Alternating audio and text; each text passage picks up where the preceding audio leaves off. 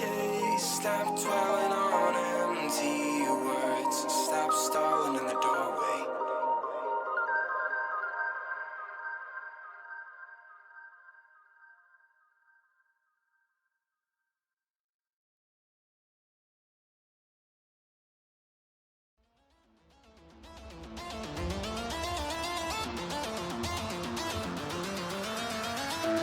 Wizard, what do you see as you twist the tiles beneath our feet? What do you see?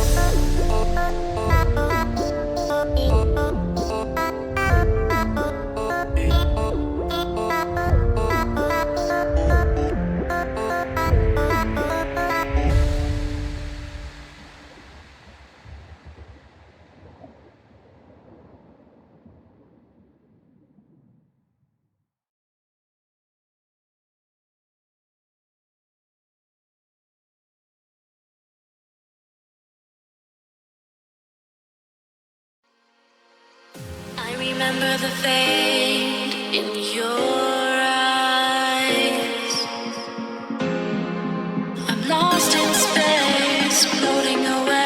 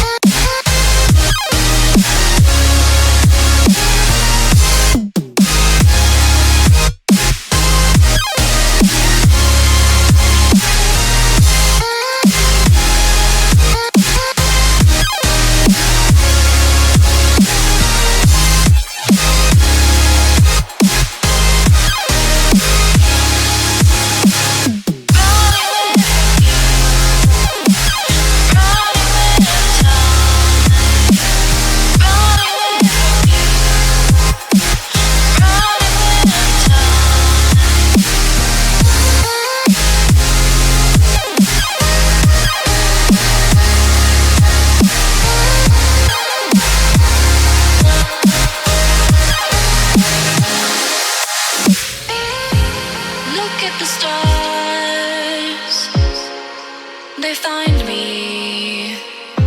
You shine so bright, it haunts me. I'm lost in this thick black sea of hopes for you and me. In the night I see you walking my way, sailing on my soul for your light. Come find me, I'm reaching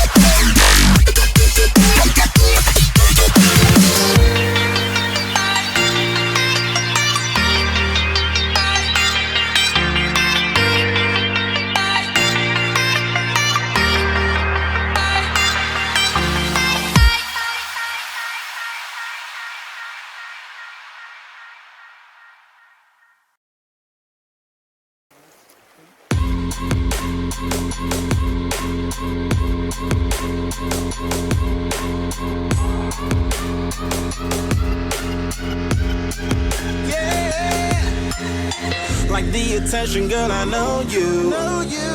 But you're everything I want in life. We're fighting danger like kung fu. The love I feel is deep inside. The others don't matter.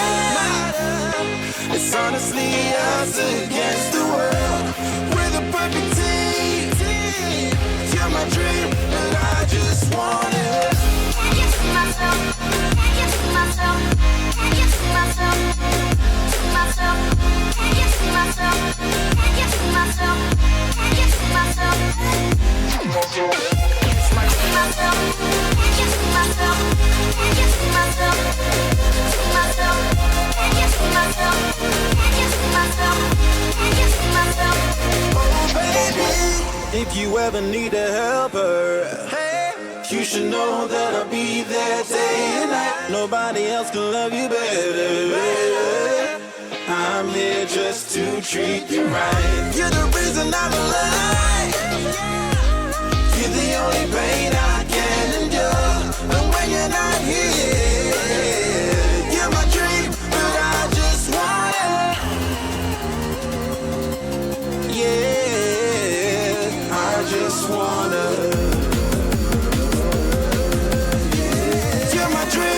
I just want it. I just see myself. I just see myself. I just see myself. See myself. I just see myself. I just see myself. I just see myself. See myself. I just see myself. I just see myself. I just see myself. See myself. I just see myself. I just see myself. I just see myself. But I just want it. Inside I knew from the start, you my bunny, I'm your Clark. From now to eternity, I give you all my heart. We are meant to be, it's clear to see. My love is bigger than I thought. I got everything I want when I hold you with my arms. The others don't matter, my love and my pleasure, the key to my treasure. Whatever's the weather, day up and out with you till I die. How many times for you I'ma try? Want you to notice the one and I know this. Perfect soulmate, I wanna show it. My best friend, she saved my life, my happy end in hard times.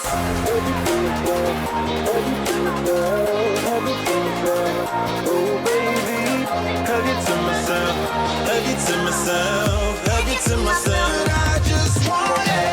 Hug it to myself, hug it to myself, hug it to myself, to myself, hug it to myself, hug it to myself, hug it to myself. I just want it. Hug it to myself, hug it to myself, hug it to myself, to myself, hug it to myself. Oh baby.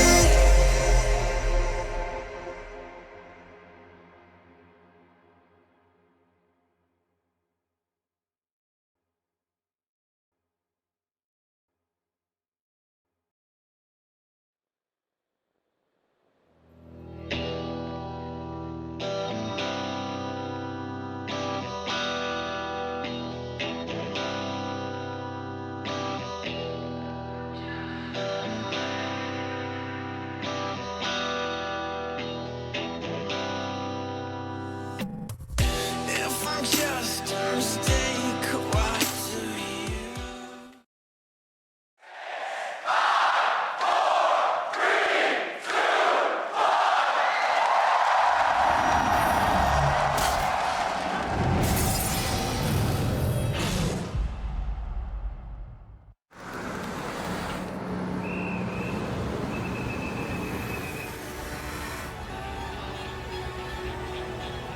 While we have nothing to lose, we have so much to win. And I think if we play our hearts out, we can possibly make history.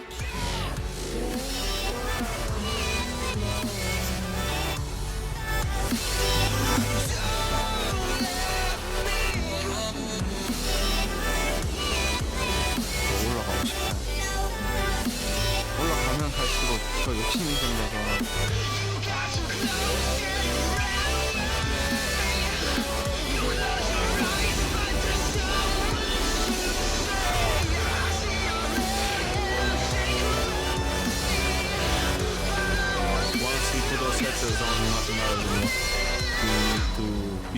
team than we've ever been before.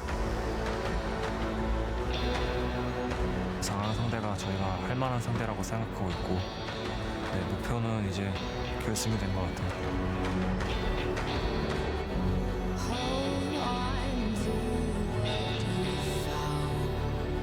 약간은 작년보다 좀 어려워졌다고 생각해요. 왜냐면 락스가 지금 있는 팀들 중에서 가장 잘한다고 생각하고 결승전에서 만났으면 했었거든요. 그래도 무조건 넘어야 될 상이라고 생각해서 열심히 해봐야 돼요.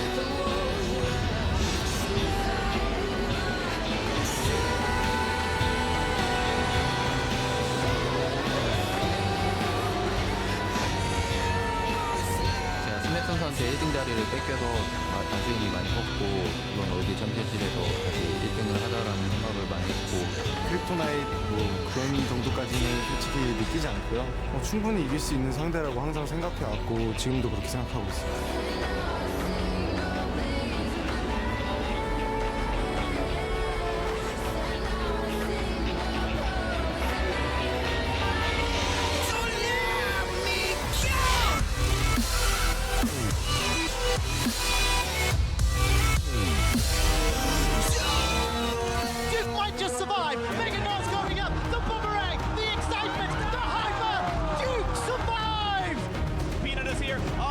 The chase in for Bray. First blood. That's 2 for Peanut. This time round, he's in trouble. Fake looks for the piercing arrow. First blood to SKT. It's going to be the rematch of Worlds last year. ROX hoping to get revenge on SK Telecom T1.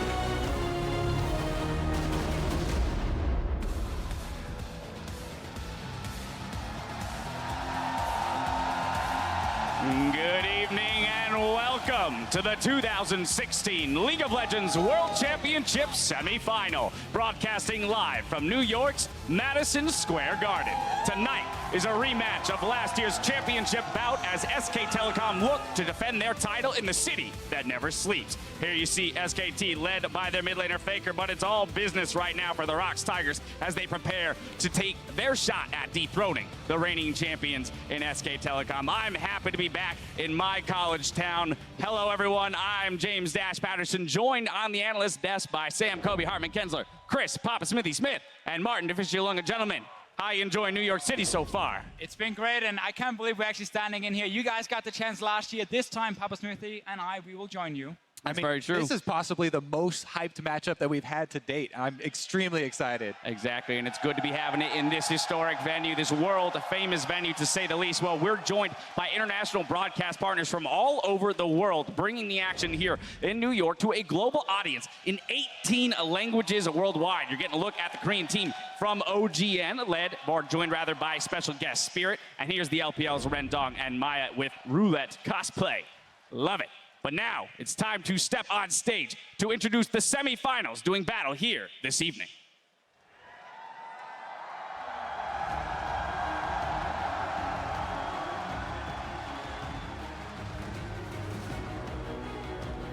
Hello, Madison Square Garden! Are you ready for League of Legends action? 4 teams remain after 16 have been tested on the world stage. And tonight, 2 more teams will take to that test. As last year's finalists take to the Rift to settle a score and find out who moves on to fight for the Summoners Cup.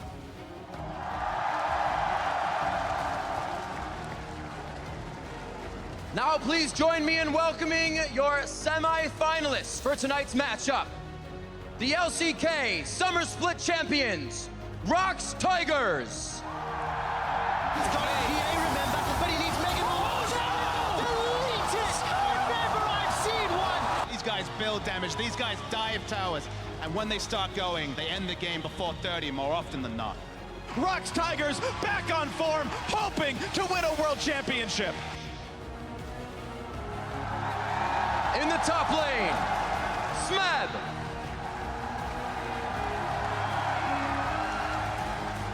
In the jungle, Peanut.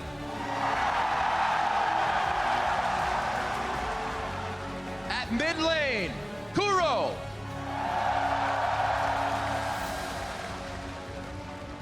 At AD carry, Bray.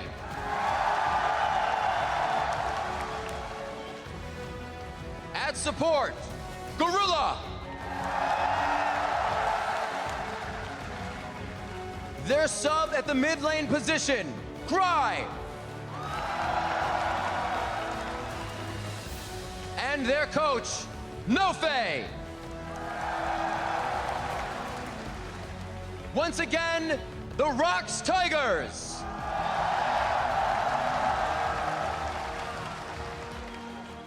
And their opponents in tonight's semifinal matchup, the reigning world champions, SK Telecom T1. Side steps. Now all of a sudden Orange routers. This is going to get messy. Duke's got 1, 2, looking for a third. Not going to be enough because Faker's got himself a double. SKT just have so few weaknesses.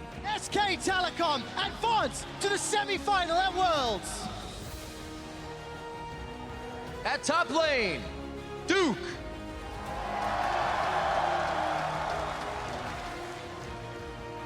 Starting at jungle, Bengi.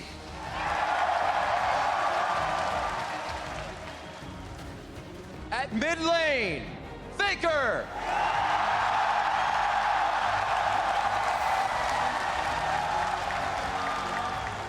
At AD carry, Bang. Supporting, Wolf. Their sub at the jungle position, Blank.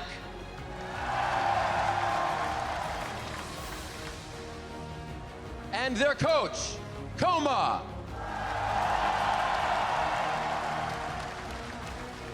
Ladies and gentlemen, SK Telecom T1.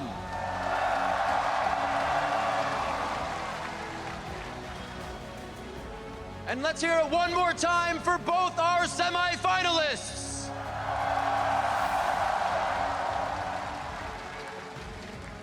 Gentlemen, please take your seats. The ROX Tigers versus SK Telecom. Kobe, you already mentioned it, one of the more hyped matchups to date. We have to remember, this was last year's finals being played to move on to the finals of this year's Worlds. I mean, nobody really expected them to meet up this early, and that's why there's so much extra tension for this semifinal. Definitely so, and I mean, it is the situation. They got drawn into the same side of the bracket. Honestly, it's all about winning now, get onto that final, and be one of the big favorites to win the whole thing. Exactly. There's not many people that would disagree that the winner today comes in heavy favorites at the final, whether it is ROX or SKT. So playing for that, playing for everything. Exactly. One of these teams will head to the West to compete in next week's final. If you want to join us in person as we crown this year's champion in Los Angeles, Coca-Cola, well, they've got you covered. Check out CokeWorlds2016.com for information on viewing parties taking place in hundreds of locations across the U.S., Canada, and Europe. Grab your friends and watch this year's battle for the Summoners Cup on the big screen. That's what's coming your way. Now let's take a look at how we got here. SK Telecom defeated Royal Never Give Up, while the ROX Tigers took down Edward Gaming. Of course, on the other side of the bracket, Samsung Galaxy, they swept Cloud9. H2K also swept their series, taking down Albus, Nox, Luna. Today's semifinal is another in a long line of matchups between these two teams, and historically, SKT have always found the edge. I mean, that's definitely true. There's been 3 matchups between these two teams since the inception of the ROX Tigers 2 years ago, and it's always gone the way of SK Telecom. 2 games picked up by ROX Tigers in 3 best-of-5s lets you know that it has been domination on the Korean and world scene in this matchup for SKT. And it's very important to look at why SKT have been winning these matches here. Like, two teams are kind of different that way, how they like to play, especially early and mid-game. ROX Tigers, they want to force a lot of plays, they're very aggressive, they want to tower dive, they want to gank a lot. Where SKT is a more reactive team, they look for your mistakes and then they punish you. But was that the story in 2015 when 2 of these matchups take place? You might say no, Defisher. Remember, when Hojin was in the lineup, ROX Tigers were a much slower team. They took it to 35 minutes and appreciated playing in the late game. It's only this year with Peanut. Only 1 of those 3 matches has Peanut been involved in. That was his first best-of-5 in his career. Didn't look great in the spring final. now's his chance to redeem himself. And he has been one of the biggest parts of why they are such a proactive team now. Peanut has been killing it this tournament. I mean, he's been stealing Barons, he's been making proactive early game plays, he's been setting up counter ganks, and he's been racking up the kills as well. For the first time ever, we have a jungler with the most kills of the tournament. It's just unprecedented.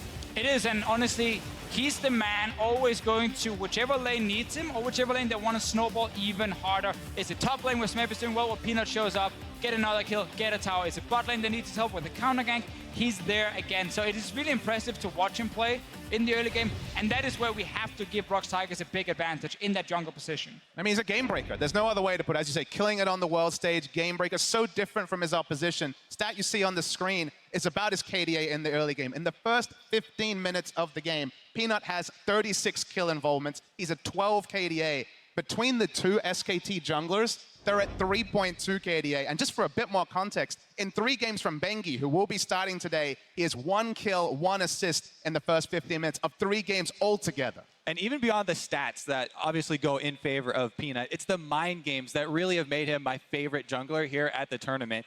He plays off the expected behavior of his opponents very, very well. He's been one of the best at profiling the enemy junglers and even misleading them by giving some information away, maybe exiting down into the fog of war, one side of the map, and then coming around for a red buff steal. It's just the layers that he has added to the jungle game have been very intriguing and exciting. And while talking about Peanut and the ROX Tigers early game, let's dive deeper into it. The ROX Tigers is the team with the highest early game kills plus deaths of any team at Worlds, meaning there's lots of action pre-15 for them. But they land 9th when it comes to early game gold leads as a result. Yeah, we have to remember they had a pretty rough start to the tournament in the group stage. They drafted a very late game, and then they actually did fall behind early on. We also have to remember when you are playing very proactive and like very fast, you tend to sometimes overextend, make a little mistake here and there. Often teams can't punish it enough, but SKT is good enough to punish these kind of mistakes, and that's where the more reactive early game with a jungler like Benki, who focuses a lot on vision and tracking the enemy jungler, can come in very handy for SK Telecom, because ROX Tigers will make some mistakes early on. And reactive almost sounds like a pejorative. It almost sounds like a negative. It's a praise, honestly. It is praise because SKT read the game so well. It's more about being in the right spot, reacting to aggression. You know that they sat down, they poured over the quarterfinal that EDG and the ROX Tigers played in, and they worked out what they needed to do to adjust. Because you look at Peanut and you're like, okay, this guy is going to rule the world. Well, they have done that many a time before. Well, as the official also brought up, having Bengi and Blank on the roster for SKT is a big boon for them, just because one of them, Blank, the more rookie of the two, gets to sit with Coma, with the coach, watch the first game, and listen to the comm. So he's prepared if they decide to switch him in with some extra intel, and a game plan heading into the match. And then following that up, we have seen Blank come in game 2 of a series just as recently as quarters. Suddenly, you're bringing a double world champion as effectively an extra coach, because he would have actually read the first game he was in, have a very good idea, the lay of the land, and then get to be that extra smart voice in the comms. But here's the thing, we've talked all about ROX Tigers' ability to push the early game and have that kind of active, bloody early game. SKT, on the other hand, we saw in that graphic there, 12th when it comes to the average amount of action in terms of that that early 15 minutes. Can ROX accelerate the game against them, or will they be stonewalled essentially? I mean, we're definitely going to be looking at the mid lane for that, right? Because a lot of the games that ROX lost were centered around pressuring Kuro or, getting Aurelion Sol and roaming away from Kuro. And typically, Faker has had the upper hand in that matchup. Yeah, definitely so. I mean, Faker is a much better player, like much more skilled individually. But I do think this meta actually fits Kuro just fine. Like, he can play his Victor in there. He has Aurelion Sol as a bit of a pocket pick. We saw it in the quarterfinals being super effective because you can go and snowball the other side lanes. I think SKT will just remove that pick, however. So we might actually see Kuro being forced onto skill matchups. And that is where in the past they have struggled versus SKT, because this mid lane matchup, it's not in their favor. And that's the thing, is they've shown answers. The Aurelion Sol did seem, they adjusted their playstyle, they played around mid a little bit more in that game, and it seemed like the Aurelion Sol loomed as an answer, but that can be banned, and Kuro's effective champion has always been on the smaller size. On the other side, Faker has a champion Ocean, so we only know we can only imagine what he's been preparing for this match. You know, a player that we haven't talked a ton about would be Smeb in the top lane. Probably underperforming due to expectation coming into the tournament, as people were putting him as the number one player in the world. How much does he need to step up in order for ROX to come away with a victory here today? I mean, I think Smeb needs to play at 100% together with Peanut. I think these two guys are the most important ones. I think the bot lanes are going to be fairly even against each other. But I think top side, with the way Duke was playing in the quarterfinal, I see an advantage for ROX Tigers and Smeb. He has picks like Jace he can pull out to try and win the lane. You know Peanut can play around that lane as well. So I think there's a high chance, if Smeb shows up big time, that he will become one of the big X factors. All right, well, with all this information in mind, it's time to move to that prediction statement. Put your guys' reputations on the line. So starting with Kobe, who's moving on to the finals? I mean, you're blasting Duke over here. I feel like that was just the first game, and he was able to recover. Okay, a couple of games. But as you said, you know, Smeb hasn't been 100%, you know, this world-dominating top laner so far. And I have to say, you know, SKT, they beat him in spring finals. They beat him 2-0 both times they met in summer. And as ROX kind of had a little rocky early group stages here, I am going to go with SKT to take this one. All right. As much as I do love Tigers and Peanut, I just feel like SKT are the more disciplined team. And in this long best of 5, I think they'll have the edge. You want to throw games on that? I will go 3-1 to make it even more. The safe one. Even more. All right, Papa Smithy, what you got for me? Look, I'm going to agree with part of what you're saying. I think that SKT come in favorites, especially on history. A lot of kind of the intangibles go the way of SKT. It's all about their adjustments, the fact that they read the game so well, VOD review, develop over a tournament. But you're not asking who the favorite is. You're asking who I'm predicting for this game, and it's going to be the ROX Tigers. I think the ROX Tigers, crowd seems to like the ROX Tigers too. Big story with ROX Tigers. They do have a game breaker. We're in the standard lanes meta. The most important member is your jungler, and Peanut was on fire, spitting fire in the quarterfinals. So I have to look at him and what he can potentially accomplish. I think Blank's going to be second to everything, and that means that they're going to be second to the win today. That is a strong endorsement. Yeah. Deficio, you are the tiebreak here. What do you got? Well, I mean, I'm going to agree with almost everything you said, Papa Smithy, and disagree with Kobe over here. Nice. Because I think ROX Tigers is going to win as well, 3-2. It's going to be close. And yes, this is the first time these guys play each other after 6:15, standard lanes, the big mismatch in the jungle. We're going to see it today. And I think we're going to see the mismatch in top lane as well. Smeb is going to have a much better performance than Duke. And those two factors will make up for Koro losing in the mid lane. So I'm going to say ROX Tigers will take this. All right, well, it looks like all three of you have thought out quite well. So I'm excited. Can't wait for 5 games. Now, ROX fell to SKT in last year's championships, but the Tigers are back with a new force in the jungle, and he's got his eyes on the Summoners Cup. The best pressure jungler in the world. I think changed the way jungling was approached, which is why he really transitioned the ROX Tigers and was instrumental in taking it to the next level. 제가 약간 작년에 이렇게 죽을 쓰면서 혼자 솔랭만 계속하고 했는데 이제 슬슬 작년 막바지쯤에 이제 실력의 자부심이 약간 생겨서 점점 자신감도 올라오고 이제 그 결과도 더 좋아지니까 그때부터 자신감이 엄청 생긴 것 같아요. Peanut was on Najin last year, you know, a team that had been around Korean esports since the start. He played some games but didn't really fit in with his team. At the time, ROX had decided they weren't going to keep Hojin. They needed a personality fit and a style fit for the team, and they found both in Peanut. 재작년에도 나진에 있던 형들이 많았고 그래서 전 종인이 형, 프레이 형 빼고는 다 알고 있던 사이라서 피넛 선수랑 굉장히 친해서 피넛 선수가 이제 뭐 숙소에도 가끔 놀러 오고 이제 밖에서도 뭐 밥 먹고 그러곤 했었는데 그러다가 이제 그때 이제 좀 이 친구 괜찮구나, 이 친구 좀 우리랑 잘 맞을 수도 있겠구나라는 생각은 했지. 피넛 선수가 이제 게임적으로 이 친구 잘한다 좀 그런 느낌은 크게 받은 적은 없었거든요. 그래서 이번에 올해 이제 피넛 선수가 들어오고 이제 같이 게임 해보면서 그런 게임적인 부분에서 이 친구 정말 잘하는 친구구나 좀 이렇게 느꼈던 것 같아요. 피넛 선수가 약간 되게 공격적이면서 자기가 주도하는 역할이 되면서 저희랑 그 탑 서폿이 약간 공격적인데다가 정글까지 좀 공격적이게 되니까 되게 공격적인 팀으로 불리하던 게임을 역전을 하는 팀이 아닌 유리한 걸 계속 이끌어가는 팀이 됐어요. 그래서 그런 면에서 피넛 선수가 아마 저희 팀이랑 잘 어울려서 잘 되지 않았나 생각하고 있습니다. Now Mako also rooted up against the wall. A double kill for the ROX Tigers jungler. It's 4 for 1. Not even a problem right now. 일단 게임 속에서는 일단 저랑 좀 성격이 비슷한 것 같아요. 좀 이제 어느 거 하나 좀 실수 없게 하는 걸 원하고 그리고 계속 성장하고 싶어하고 게임 밖에서는 이제 재밌게 형 동생처럼 친한 형 동생들처럼 지내는 것 같아요. 제가 이제 작년에 호진 선수가 이제 팀에 있었을 때 제가 동생으로서 형한테 이제 친한 좀 그런 게 있었는데 이제 피넛 선수가 제 역할이 돼서 피넛 선수하고 저하고 시너지가 좀 좋은 것 같아요. This time last year, nobody knew who Peanut was. This time this year, everybody knows Peanut is the king of the jungle.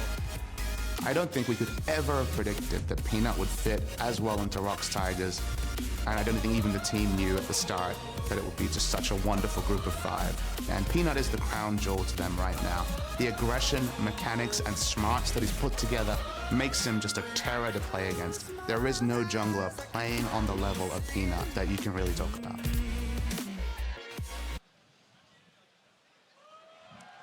Hey everyone, welcome to the caster desk. My name is David Freak Turley. I am the sheen of this Trinity Force of amazing casters here with Mitch Krepper-Vorspools and Joshua Jat Leisman. Which ones are you?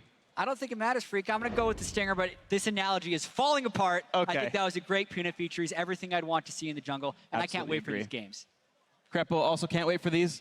I'm ready. I'm just like, I'm just figuring out which build path of Trinity Force we're talking, the new one or the old one. That's true. Let's get ourselves into the starting lineups then because the game is about to begin. And let's talk about ROX Tigers first up, starting in the blue side. Their top laner, hailed coming into the tournament as the best in the world. Smeb in the jungle is Peanut, an absolute monster. Kuro in the mid lane, Prey at AD carry, Gorilla on support, and their coach Nofe. Yeah, we're up for a banger of a matchup because they're going up against SKT with Duke in the top lane. And that's going to be a fantastic matchup right there. Jungle will be Bengi, Faker's in the mid lane, Bang and Wolf are still the AD carry and support, and Koma is going to take SK3 to this best of 5. Yeah, and it's such a weird setting right here because everyone was expecting this to be the final. This was the final last year, but they're drawn in the semifinals, and they have to take it right now. Even if this is the hardest matchup, you were going to have to go through SKT or ROX anyway if you wanted the title, and these teams are ready. They absolutely are, and it's so fun to watch these two teams. I feel like we talk about how the teams are favorites, maybe the 2 best in the world, likely to be the case here. Even player for player, you've got ones who are probably the best in the world. Smeb, best player, at least very much the best top laner in the world. Peanut, probably the best jungler, period, to be had. Faker over on SKT was the best player in the world, maybe is again, but easily the best mid laner. You've got, down to the AD carry, both Prey and Bang, who are at worst top 4, maybe just the top 2 AD carries. Like maybe there's some competition for the Chinese AD carries, you know, playing over there. And you've still got also Gorilla and Wolf, who are exceptional in their own right, also probably top 4 in their role at worst. Exactly, and the situation, as I love the analyst desk touching on this, is much different than it's been in the past. Last year, it was SKT who was undefeated at the time of playing the ROX Tigers and then beat them 3-1. But this year, it is the ROX Tigers who are the #1 seed in Korea. And while not as dominant as SKT, have been able to come into this tournament as the favorites. And we didn't know what was going to happen in this pick and ban phase. Already some stuff flying through. Yeah, we expected a lot of mid lane bans here, honestly, because the mid lane champion pool has shaped up to be very distinctively tiered. It's Syndra at the top, then Ryze right below, and then Aurelion Sol if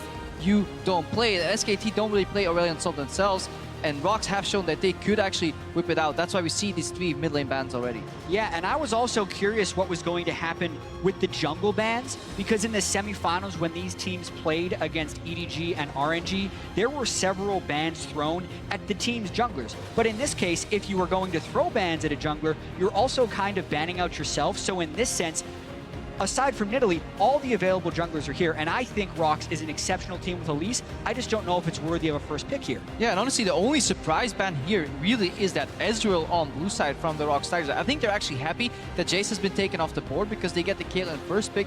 They're trading it for a lot of power picks. There's so many strong picks left. Even think of a Kennen right now on the 3rd rotation in this pick and ban because there's so many must-haves like a Zyra, like an Olaf, early on as well for SKT. And that's the thing when you're looking at these two teams' champion pools. They share so much. And I would say throughout the quarterfinals, Caitlyn really emerged as one of the dominant picks since being able to get priority in the bottom lane was so high. Here, you wouldn't be too surprised if they do pair Caitlyn with the Karma, but they can wait on that since SKT has already locked in their support in Zyra. And this is so surprising to see the early Poppy from ROX, because you expect Smeb to be the carry. He could lock in an early cannon, an early rumble, and try and dumpster the top lane. However, if he takes away the one high-tier safe pick in that Poppy, then Duke has to dig in lower tiers of champions to find a counter. Yes, he could play the Trundle, but in a tournament metagame, this is actually a good steal. I actually think that's a very interesting strategy by ROX, and I know a couple of weeks ago, Smeb said how much pressure he was under to be hailed as the #1 player in the world coming in, and he's refocused into figuring out how to make his team the #1 team in the world. So the Poppy pick definitely speaks more towards that strategy. Yeah, absolutely agree. It's one thing that I absolutely love about people that have been the best in the world. A player I like for this is Pawn way back on Samsung White 2014, who was, I thought, the best mid laner in the world at the time because he could play so many different styles and being able to hard carry on a cannon. We saw the highlight reel earlier in the day. Also, this Poppy, who's a great tank, great flanker, great engage tool, and bringing out both of these styles coming in for Smeb should be a treat to watch. Yeah, and I do like the fact that Duke has picked Trundle most likely for the top lane because that is a matchup where Trundle will win in an extending laning phase, and it takes away the pressure from that lane for the ROX Tigers aside from teleport. It is the expected pick into Poppy, but it is a pick that has seen barely any play in the tournament because there were so many of the likes of a Rumble available. But we have to move on because this pick and ban is going so fast. And we see an Ashe here all of a sudden, a champion that hasn't been played at all. If you would expect an Ashe pick in the ROX SKT matchup, you would expect it on Prey, because he's a fantastic Ashe player. But it does seem that ROX has done their homework with the Ezreal ban. It does seem like SKT is not leaning towards Jhin as a standard counter pick to Caitlyn. Which is kind of remarkable, because Jhin has a pretty strong laning phase when you're considering it into Caitlyn, and the Zyra Jhin is just exceptional synergy and kill pressure. But obviously SKT has some other things in mind. They do like to mix things up fairly often in the first game of a best-of-5 to kind of feel the opponent out and almost give them a lot of the things that you would be fearful of. And they're definitely mixing things up with that Ashe. And one great thing that comes with banning 3 mid laners out in total, 2 on the side of ROX and then the Aurelion Sol forced to be banned by SKT, is that the mid lane champion pool gets pinched. And the more you pinch the mid lane champion pool, the more likely it becomes for Victor to be able to get through the power trough in the early game, which is the 1 through 6. Faker has to offer an answer here to this Victor, and it's going to be a relatively slow scaling pick in the Orianna. So that's fine for Kuro to survive in lane. Yeah, it's a very interesting pick and ban phase here for SKT. When I'm looking at it, it wouldn't be Worlds without Orianna, and Orianna is actually one of Faker's most successful champions as far as how many games he's played on it of all time, so not too surprising to see it come through here. But I was expecting a pick with a little bit more teamfight presence like a Cassiopeia, but that's just not what we see. Yeah, and if you're wondering why we see Ashe back, Ashe has always historically been a good matchup into Caitlyn because she has poke advantage, she has a decently high range herself, doesn't really get contested too easily by Caitlyn. Combine her with Zyra, we've seen this lane matchup time and time again in the past. Season 3 was all about Ashe and Zyra all day, poke you 24/7, super annoying to play against. And honestly, with the resurgence of Zyra, we can actually see more and more Ashe come back as well.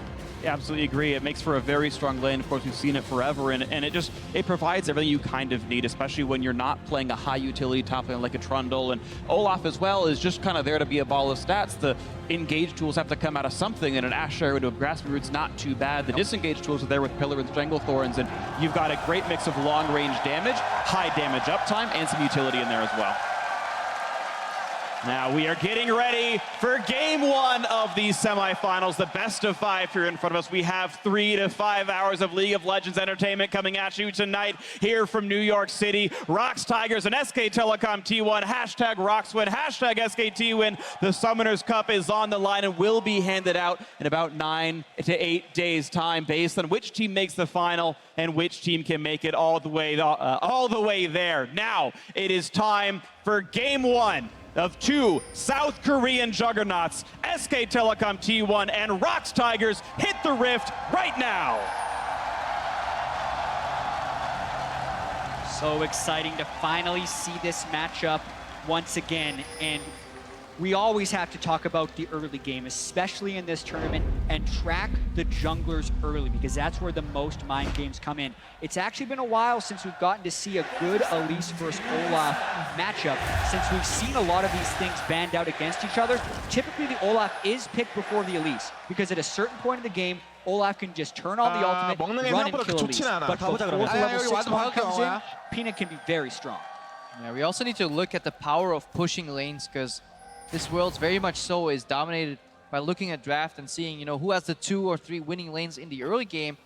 If you look at that, SKT is not doing too shabby in that regard. Ash Dynamite can always challenge this Karma Caitlyn. Will be a skill test though. Really nice plant spawns there for Wolf. Gorilla's going to be fine. He'll regen it back up, but obviously he's free gold. And these guys are just posturing, because the first one to get to the minion wave, that's what matters. Hitting those creep as early as you can without taking too much poke back. Very important. Ooh.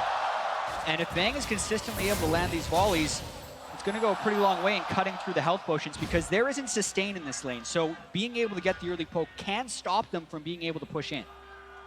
Here we are, laning phase begins. We're watching the bottom lane pretty heavily, and Prey actually using his first Q not on the minions at all, but looks for Bang, who dodges it away. And it will still take until the next wave for the level 2 to really come through, but you're seeing that ROX especially, they're focusing their damage output on the champions themselves. They're not really interested in wave clearing so heavily right now. It's all about the second wave when that happens. Yeah, and we also have to track if a lane does get a shove advantage, if they can get a deep ward in the jungle, because as soon as one of these teams know where the jungle is tracked, they can completely change the way they play the lanes. But you can look at Wolf, he was fine taking all that damage early on, because his priority was just to get the lane push. SKT have slightly more control in the bot lane right now, but not much will happen here. It's all about tracking the junglers and see where they strike first, because they're going into different directions. Yeah, and there's a lot of mind games that go on here, actually. Peanut has historically been incredibly aggressive on Elise, so Bengi is actually very worried about an Elise coming to kill him at his red buff, which is why Faker is scouting the Raptors right here, and he actually hasn't seen Peanut because he skipped to red buff. So there's a good chance they think he's somewhere else. Yeah, small mistake from Faker on that steal right now too. Peanut skipped his Raptors too. He doesn't reveal, so he could technically go bot lane. He looks to be pinging the dragon, so he wants to repel over the wall and bypass a potential ward. Exactly, this is so clever for Peanut. Right now, SKT thinks Peanut is topside. They Not see him anymore. on the ward, they have to run. And here's the escape. He knows he's been spotted by a ward at this point, watching Bang and Wolf run around and say, okay, there's a ward somewhere in that bottom delta of the river. Keep that in mind for Peanut. And yeah, he's going to take the Scuttle as his prize. And he could take Gromp if he knew it were up, but instead it's actually Bangi who now has the Fog of War advantage. That is one thing about Peanut though. He doesn't waste time looking for ganks. If it doesn't work on in the first 5 or 10 seconds, he bails immediately, keeps the uptime. He's a very high tempo jungler. Yeah, and I also want to compliment the ward placement of SKT right there, placing it up in the river instead of in the tri-brush, because they were expecting if Peanut could make a way in there, that he could traverse the dragon wall. So actually very well played by SKT, even though they didn't have knowledge until very late.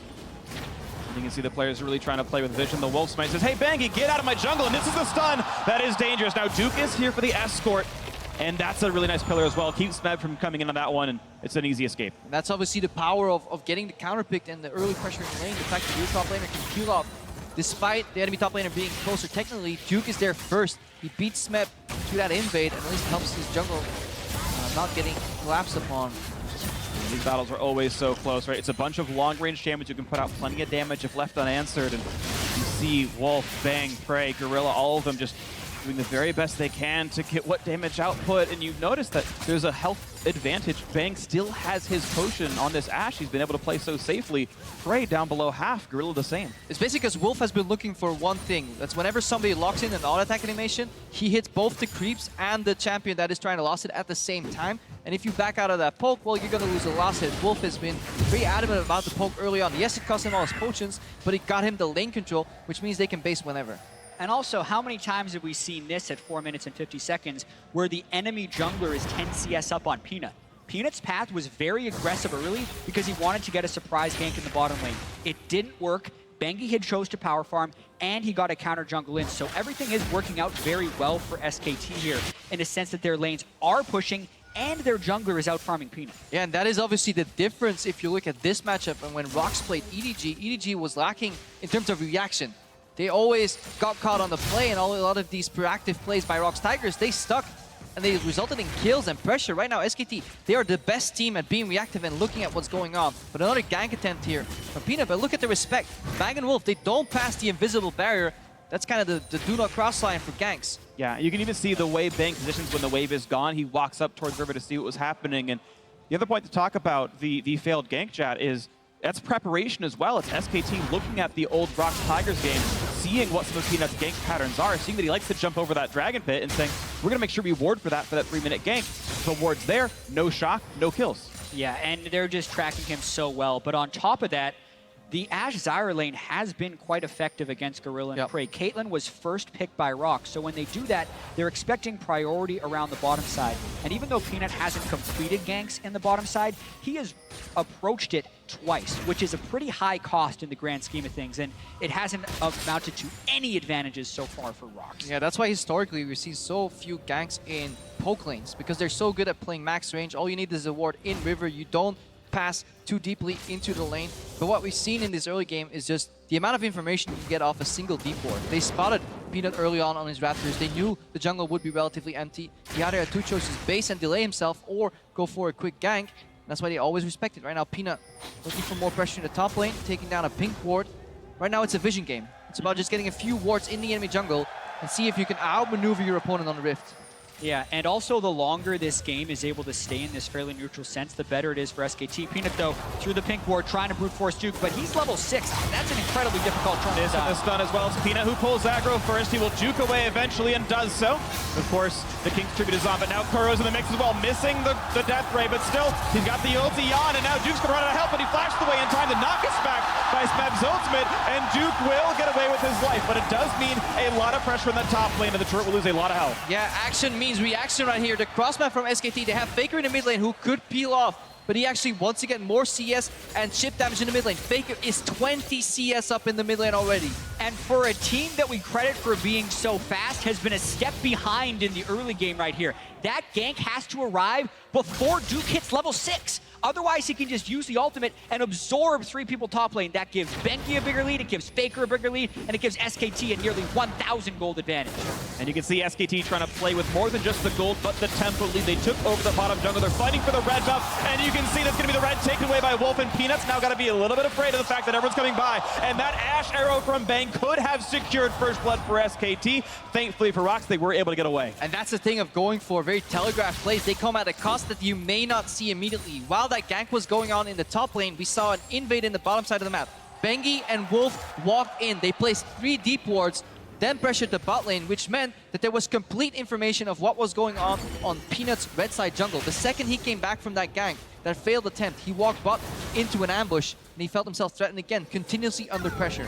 And this is allowing Bengi to do a lot of work on the map. Who expected Bengi to be doubling Peanut's CS at 8 minutes and 30 seconds? That was unthinkable based on how they've been performing so far in this tournament. It's the power of pre-game preparation. SKT saying, we only need 1 ban in an early round Olaf. We know you'll go Elise, and we know how your release works. We've read this book. We know the story. Page 3 is you gank bottom, and we're ready for it. But it's also the power of in-game adaptation and using a little bit of information and then extrapolating so much more from it.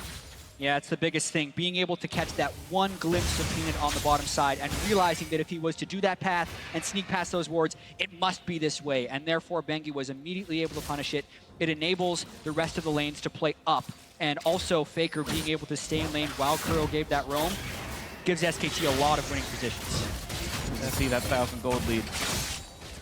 Bottom still pushing in. Both AD carries got reasonably good recalls. They've actually got practically identical items, but now you're seeing the turret start to take some damage. SKT have the wards. They need to feel comfortable now that Peanut's not going to sneak in quite as easily. And that's the thing. Because they were able to get deep wards in the jungle of Peanut, he completely loses the element of surprise. We heard Kobe talking about all the mind games he's able to play. He can only execute those if his team has pressure. That's what's been giving ROX Tigers these amazing games in the LCK, is because so many of their lanes play aggressive, they can take over the map and allow Peanut to run around in secret. But that's not what's happening right now. It's also very dependent on draft. Nobody would have actually predicted there to be a lane that could challenge, I think, a Caitlyn lane in push. After she gets early locked in, this Ashe Zyra is a bit of a surprise here. Because usually Caitlyn Karma should be able to handle the push in most matchups, even if there's a Zyra present. But good by Bang, and he's playing very well on this Ashe, and you've got to give a ton of credit to Wolf as well. The early pick Zyra, we know right now she seems to be the queen of bottom lane supports, and Wolf playing it very acutely. Yeah, and SKT with the Orianna mid and this Ashe Zyra that they're very well practiced on in the bottom lane have 2 pushing lanes, which allows them to take control of the bottom side of the map. The natural counter to that was what ROX did. They were just a little slow. You send 3 people to the top side and you snowball Smeb. But credit to Duke and the rest of SKT for absorbing that gank and allowing the rest of the map to win early on. And honestly, the fact that Duke survived that meant so much for this game. Again, bot lane vision, we talked about it earlier. We can now start looking at these comps a little bit later as the game obviously slows down. There's a lot of river wards. Junglers are generally tracked. Nobody's going to really overextend. SKT and ROX are both playing a comp that likes playing 4-1, so the winning side lane is so important in that nature, so having a Trundle later on versus the Poppy is super important. Yeah, even if Poppy were to get 20 or 30 CS up on Trundle, by the time the late game hits, Trundle will have that pushing lane, but that's why Smeb's roaming in. Got this coming in, the flash to push him back, but it's not going to be the Cocoon, and the Shockwave buys all the time Faker needs. 1v3, easy escape, 2 summoners down, but he's okay. And that is the second gank that SKT has been able to absorb. 3v1. 3-man ganks are very high rates of success, but they've been able to stop both of them. Yeah, credit to Faker for doing exactly what he needed to do, but we also have to criticize ROX. Usually when you surprise an opponent 3v1, there should be a scenario that leaves your opposing mid lane with 0 escape options, even if it is Faker. I absolutely agree with that one. It almost feels like ROX is playing a little bit jittery. They're trying to make these plays, but SKT is just sitting there. And Bengi needs to be able to take this CS advantage and transition it into a larger lead. So often we see SKT with a 1,000 or 2,000 gold lead and think, the game is over, because they are so good at playing with these leads. We'll see if they can do it against the best opponent in the ROX Tigers. And then we definitely have to track how did they do that. Well, step 1 is obviously whenever somebody reveals himself, deep wards, 2 deep wards in the jungle, pressure in mid. They're not here to kill Kuro, just here to move him away from the turret and keep chipping away. This mid lane turret already so low, 13 minutes in the game. 2 wards in the enemy jungle. SKT continuously playing forward. Against a Victor, no less, who especially once he gets Hex Core upgrades is incredibly difficult to push in towards. Getting 3/4 of that turret now means 1 small misstep in the mid lane would mean first turret, and they're trying to get that misstep with this Ashe Arrow. Trying to make the steps, not going to land them just yet. ROX able to tiptoe around them without too much problem, but it is Faker pushing up now without any summoner, so a slow and a lot more damage into the evaporation. First blood in for Smeb, and the fight continues. Bengi throws the undertow, but he's running for dear life. Smeb with immaculate timing lands the knock of the follow-throughs there. 2-0 for ROX. And ROX never quit trying to make the play. They consistently sent more and more people at SKT, and even if they failed the first 2 ganks, because SKT wasn't making proactive plays, eventually it worked for the ROX Tigers, and now they have the lead. And this is exactly why ROX Tigers is considered a tournament favorite. They keep the pressure up even through failure. Look at Faker get so down on nowhere, then bang into the wall. Follow Smeb here as he gets the perfect timing on Bengi out of that Ragnarok. Right now he gets out and he gets knocked up. What a good predict there. And then honestly, they get an elemental fire dragon after it. Infernal goes down and suddenly the game is even again. That's the funny thing though, it's 2 for 0 in kills and the game is only even in gold. SKT have been so good at absorbing the pressure and trying to bring it a little bit later than 2016 ROX is seemingly comfortable with. Another shockwave now into Kuro, half HP on him, the shield's gonna time out and Faker looking for just a little bit more, and he's not quite gonna land it. Nice sidestep getting away from Cocoon, out goes Kuro. You can just tell how good Faker's at sidestepping things. He's moving his mouse so close to his champion model right there. Immediate reaction from Bengi too. He knows the mid laner's out of the fold. Even if that play fails, the goal is just to chunk the enemy mid laner and create pressure on this turret. SKT is attempting to win a war of attrition right here by consistently just getting the lanes pushing, even though ROX is throwing gank after gank at them. SKT is hoping to take control of the map via their lanes and then have a very solid and structured team fight composition. Yeah, pressure top lane, bot lane, and in the mid lane. Faker aggressively using his spells just to send Kuro back in the base, allowing for Bengi to move in, leverage that CS advantage.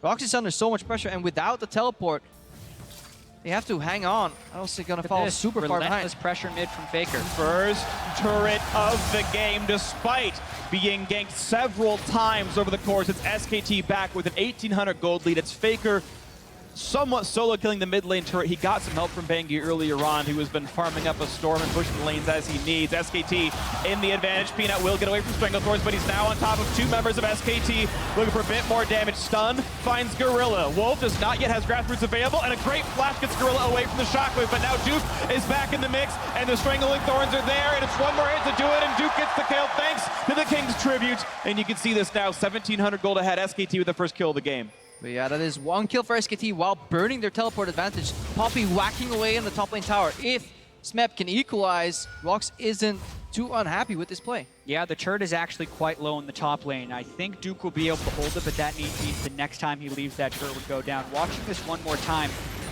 they just catch Peanut on a ward, and it's again because the vision control are able to start. And they're just challenging it. No people want to challenge for that pixel brush. It is the first step in vision control in the river. Peanut had a really good repel though that he soaked up 2 ultimates, and Duke comes in swinging, but this is all for support. 2 flashes burn right there. Yeah, the timing might work out okay though. Of course, the dragon was killed not terribly long ago, so it's a reasonably long respawn at this point. You can see Duke back in the battle with Smeb. They're equal level. Smeb takes a sidestep to grab the shield, keep himself as healthy as he can, but look at the damage up that Duke can have. Of course, plenty of an 8 sustain on this Trundle. He should be pretty healthy when they fight again. Yeah, he still doesn't have his ultimate though, so he has to be a little bit careful. I think he felt safe aggressing there because Smeb was fairly low on mana, and because he has Bengi waiting behind him. They actually are probably trying to bait a gank of some kind right now. He will be able to sustain up if he gets to stay in the lane, but he was kind of putting himself in a position where the gank would be appealing for Peanut. And look at Faker. He pushes out mid lane, helps his support get vision in that Tribush, killing away the pink wards, then moving out again, back to mid. Push out the lane, deep vision again, rinse and repeat. Keep playing that war of attrition that Jat mentioned until somebody breaks. Yeah, and with the mid lane turret being down, the next turret you would expect would probably be the bottom lane, since that's where SKT has devoted most of their attention this game. And there's also a small synergy we do have to mention with the Olaf. A lot of times you think it's weaker if you don't have the Karma to synergize with it, but I think Orianna is somewhat of an enabler for Olaf, especially in team fights, to help speed him up even more and make him even more tanky. Definitely agree, and so far it's been so good with Bengi working alongside Faker quite well. SKT have continually tried to find subs for Bengi. Last year it was Tom, this year it was Blank, and in the big important matches, Bengi still seems to show up and play very well right now. In this game, he's doing excellently against arguably the best jungler in the world in Peanut. So far, Bengi's been great, and it is still SK Telecom T1 holding a solid lead in this one, 1,800 up. Yeah, solid lead. Let's follow how they extend that lead, how they close out the game. SKT very often praised as a team that you cannot give a lead too early. They started with vision on both sides of mid lane. They lost track of Kuro for a second though. Looking to use that spare time to equalize the turret lead here. Yeah, this is interesting. They're going to hope to push him off the turret right here. He would have ultimate, which would make him hard to dive, but with the turret gone, they don't have to worry about it. That was never meant to kill. It was a very strong roam. And even some of the plays from Kuro, you saw him waiting in the Tribush a little bit longer. I think they might have been baiting some kind of gank defense. Maybe Bengi shows up there to defend that turret for a bit, and they say, surprise, 2-on-2, we'll kill you anyway. Looks okay. But this is also where SKT has been devoting their attention, down the bottom lane. Bengi trying to go at Peanut, but Gorilla roams in. And Faker's coming though. They know Faker's there somewhere. That's why they're not committing to this play. Again, action means reaction. Kuro moves top, which means SKT moving the bot side jungle. ROX and Peanut in particular are doing their damn best to keep the vision out as best as they can, because they need control of their own jungle first, because then they can move to proactive plays. Getting rid of Bengi's Ghost is actually very important as well. And ROX are also trying their best not to get pushed in the bottom side. Note the very early QSS on Frey, because the Ash Arrow would be what SKT would try and set up a kill with. They're actually positioning Frey in front of Gorilla, meaning he would be the Ash Arrow target. If it happens, he would QSS, get sped up, and be completely safe. Yeah, it's very interesting watching how all the plays happen as well. Even thinking about the action to reaction, the top lane gank and the bottom lane jungle control that was coming in. ROX were able to time that push while the red buff was still after you take it, but hold on, it's Gorilla. A nice flash by Wolf getting away from Peanut's cocoon. That could have been death for him. Also, Drake's would have been aggroed and Bengi is on it. But this is another play from SKT where the goal is not to kill, it is just to wound. Get them low enough on HP, get them out of the area, and hopefully force and rush an objective right here. But SKT decide to turn. Oh, Peanut comes in! He's in a pretty dangerous spot, stuns up in a bang, but now getting chased down by Bengi. This could be enough damage to trade one back, and they will find the ROX Tigers jungler. Now it's Duke running for a Shockwave, not quite gonna land. They're missing plenty of CC, but it's still 2 kills picked up, and Duke is just too tanky.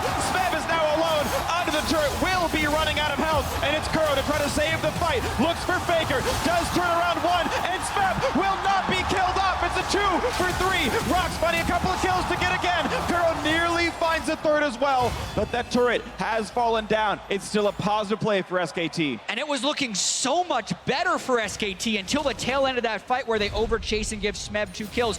As Krepo was talking about, the wounds eventually accumulated into some kills. Bad repel there by Peanut. Yeah, bad repel. He's too far up. We just see misalignment within the ROX squad. Look how far Kuro is away because he was dealing with that mid wave that Faker had already pushed up. If SKT retreat right here, they win out so big, but Kuro, luckily for ROX, on the back end, deals so much damage. Right there, they were caught trying to kill Smeb with the turret, and they weren't actually tracking Kuro's roam, thinking the fight was completely won because they had obliterated the first 3 so quickly. But Kuro definitely showing some strength on Victor. Nice flash to get the flashes out of Bang Dude. But another play in this game that shows you the value of lane priority, which means whoever pushes first gets to make the first action, leave the lane and do something. Right now, ROX, they don't want to play the pushing game anymore. That's why they just group as 5. And even though they're down 2,000 gold, the second Infernal is so important. Ultimate's just now coming up for SKT. We're going to see a fight. Duke in a good position, but Gorilla caught in the front, gets okay behind the wall. Now the re-engagement of Engie popping his ultimate, 1,800 health on the Drake, and Peanut is still taking it. And then Smet takes an arrow to the face of the shutdown in favor of Bang. He's got it! Peanut lands the smite, so it is a loss. Oh, who warded that? Why would you? Wolf gives Peanut the escape by warding over the wall. And Peanut had maybe 0.5 seconds to click there. He was spamming over the wall, hoping somebody for dear life would place a ward. There is an opportunity of counter Baron though. Smep is dead. Peanut is chunked here. There is vision. Maybe they can use it as a bait. Zyra does help take the Baron, but they got to be careful, especially if Wolf goes down. Also gives 300 gold to Kuro.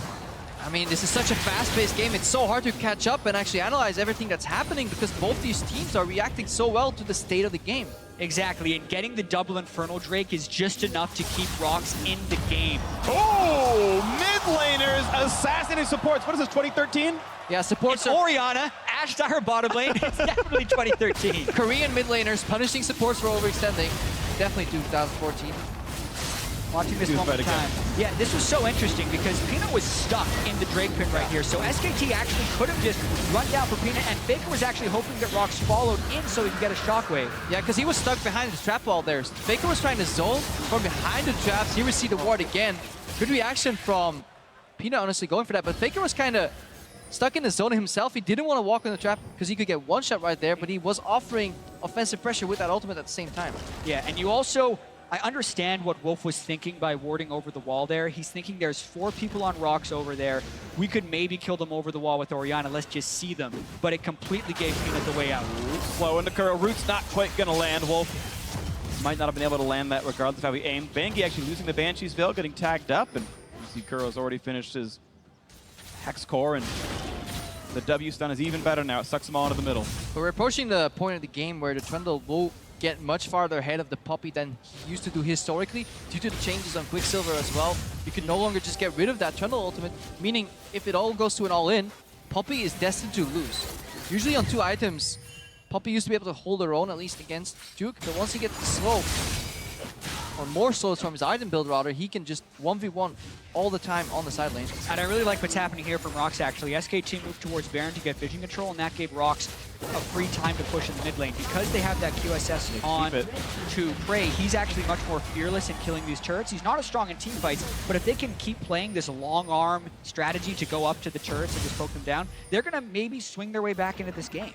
And what's really important is what ROX Tigers have done up until the point where Duke eventually does outscale Smeb, because even if this Poppy is squishy, the utility is always there, and so the finesse of navigating the fights properly can still help ROX Tigers. And the biggest thing we have to track in the mid game here is farm distribution, because many of these teams were playing 1-3-1 throughout the entirety of the season. It's very easy. Your mid laner moves to the side lane eventually, your AD carry goes mid, but when you're playing with a Victor and an Orianna, both these champions like being mid in the mid game as well, which means they're contesting their AD carries for farm, or they're playing in a suboptimal lane on the top lane. That's why we see a Victor Orianna top. This is a site we haven't seen in absolute ages, and it's very delicate and much different to play. Requires good adaptation for the teams. Exactly, especially because they're down some summoners right now, so they're kind of just waiting for the team to roam up there, and then they'd be able to turn a positive play. I actually think it was very dangerous for Faker to be up there, since he didn't actually have a turret behind him and they had very poor vision control. That's why he's pulling back right now. And that's exactly why these champions just love the safety of the mid lane, but you can't leave an Ashe or a Caitlyn on the side lane either. Even worse for them. Yeah, not with a melee, without a melee support to potentially protect them. These range supports don't peel that well on the side lanes. Yeah, I think because of that, we're much more likely to see this develop into a 4-1, where they kind of trade who gets to see the last hits, whether it's the Caitlyn or the Victor in the mid lane, or the Orianna and the Ashe, and you wait for SKT to have Duke pushing down the bottom side. I think the reason ROX is sending Victor up there is because they know SKT wins the 4-1. So even though they have a composition that would normally be doing it, since they lose that 1-1, they're going to try and make it the 1-3-1 we were talking about. And the precursor to a 4-1 is always, you got to fix your side lanes. It's important that you still respect that lane. You don't play on it endlessly, but you leave whenever you can. But these teams are so good at not getting caught in the mid game that they're just basically trading lanes in the top lane. It's one of the few lanes where you want to be catching instead of pushing right now. Look at Kuro. He wants to receive this as close to his turret as he can because he can get picked out. So at this stage of the game, it's honestly important to track the wards and the teleports. Both Smeb and Duke can suddenly surprise the opposing team if one deep ward gets snuck into the jungle. Absolutely. The ganking from Smeb and Peanut is huge in Fog of War, whereas SKT wants to try and land an Ashe Arrow for a pick, because the pick at this point either gives you Baron or that third Infernal Drake that's about to spawn. That could be a very important thing to watch for. It's only 1 minute away, but Krepa, you mentioned the ward control and playing for that as well as the waves. Well, look at what's happening. SKT pushing in mid first, easily pushing in bottom first as well. So this bottom jungle's lit up red pretty easily, and the top river's also mostly SKT controlled. So in all these fronts, SKT are ahead on the play. Yeah, it's because they're leaning both on their draft, which got them the favorable side lane, but also on the early game, which got them the gold lead and the control of the game here.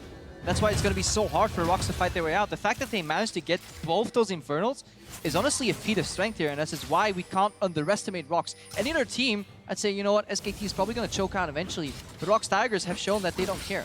Exactly. It's been quite remarkable because SKT has had the pushing lanes for a lot of this game. Getting Faker's flash this early when he's running extremely low magic resist against Kuro means the teamfight's going to be very hard for Faker to enter.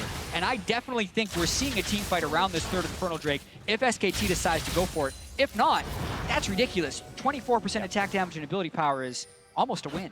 A lot of stats. Victor and Caitlyn definitely want the extra ability power and attack damage. Those are the two primary carries of the squad. And it's Gorilla getting caught out with a chain of crowd control, and Wolf deserves the last hit for setting up that play with the grasping roots. Meanwhile, Duke's split pushing finally does pay off. SKT the first to get all 3 outer turrets, and in a 5v4 potential, could be very easy to get more. But it is just a support, and the opposing support has used his ultimate, which kind of renders him useless anyways.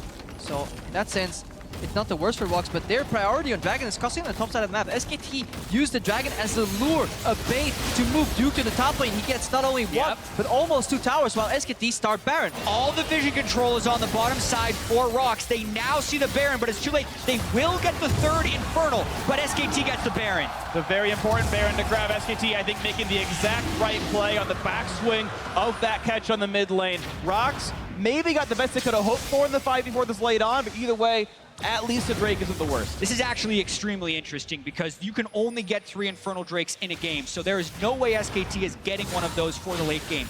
That means that with this Baron buff, they have to make this an important Baron power play because of the raw stats ROX is going to have in the late game. But they believe, because this wasn't an accident, this wasn't just a haphazard Baron, this was planned, it was a bait and switch. ROX was leaning so much towards the side of the Dragon that SKT peeled away their laner from the bottom lane. They put Duke top, he took 1 tower, pressured the second, and then SKT just swept in and took a free Nasher. Just in that microcosm, sorry, Freak right there. No, it's okay. The 8% bonus versus the Baron buff is definitely worth it. The Baron buff is absolutely better. These minions are going to be huge. And look at the power spikes they've got. Bang is on 80% crit chance. Faker's got a death cap and a void staff. The 2 major carries here, the mid lane and AD carry for SKT, are super huge right now. Plus Baron pushing, they can get so much.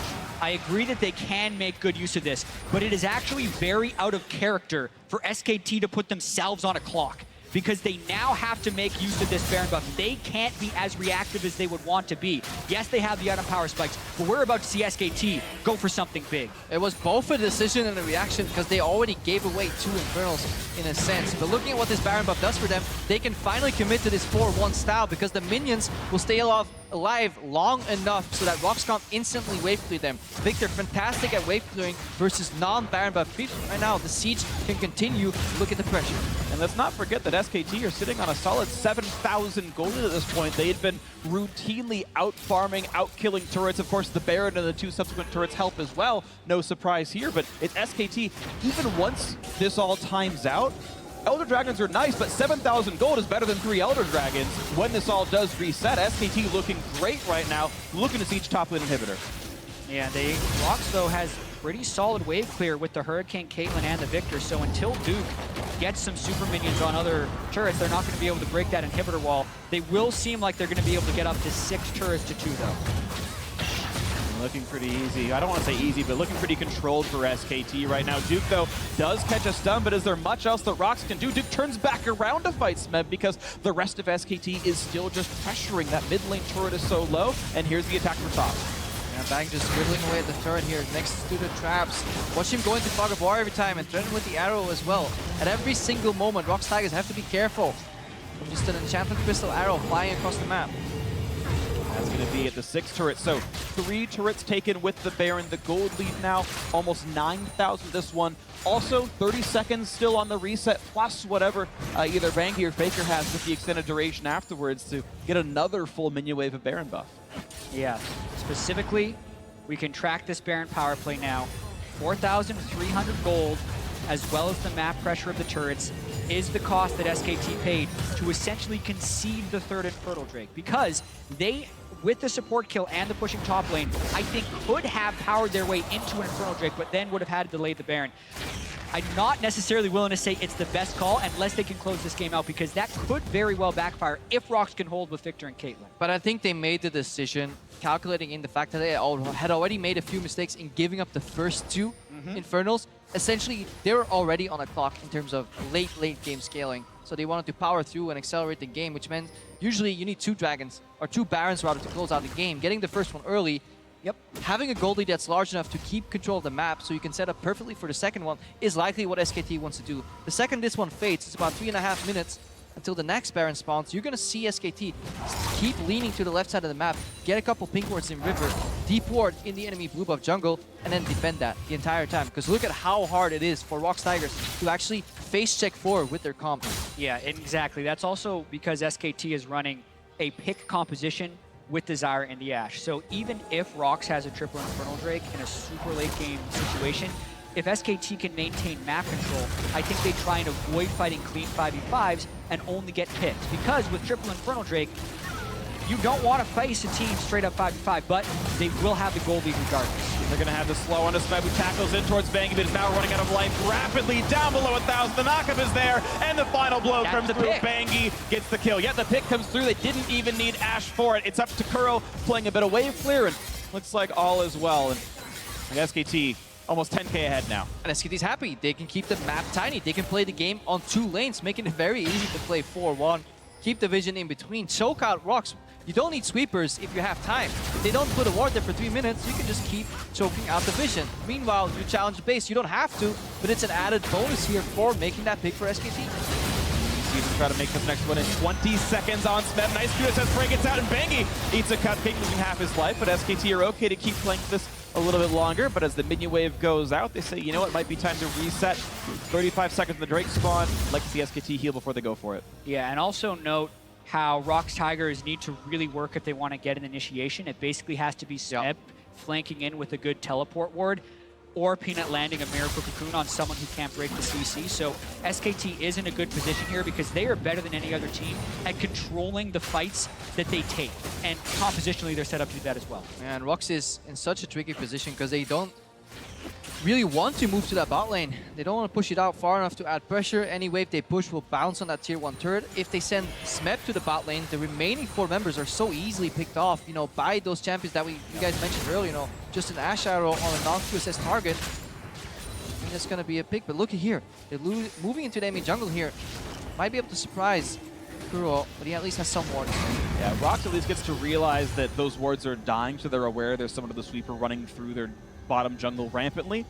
ROX should be smart enough to know, okay, this is all warded, they've taken control of this, and I think ROX should have to cede at least that territory. Maybe they come down to the river, but they're fighting, okay, 3 Infernal Breaks versus the 9,000 gold lead, and it's SKT saying, we own this territory, and ROX don't even bother trying. They're playing for topside wards instead. Yeah, SKT with another little bit of a bait and switch. They yielded the Baron area, give the vision up to get a free dragon. I don't think they value the dragon itself so much, but they don't want to give a potential of a 4 Dragon Elder to the ROX Tigers. Yeah, and also the three Infernal Drakes will give ROX an advantage when they hit 6 items, because that pushes them over the item cap. For now, when you're talking about the items that SKT has versus the items and the Infernal Drake multiplier, you can still say SKT is winning because of the raw gold and power they have right now.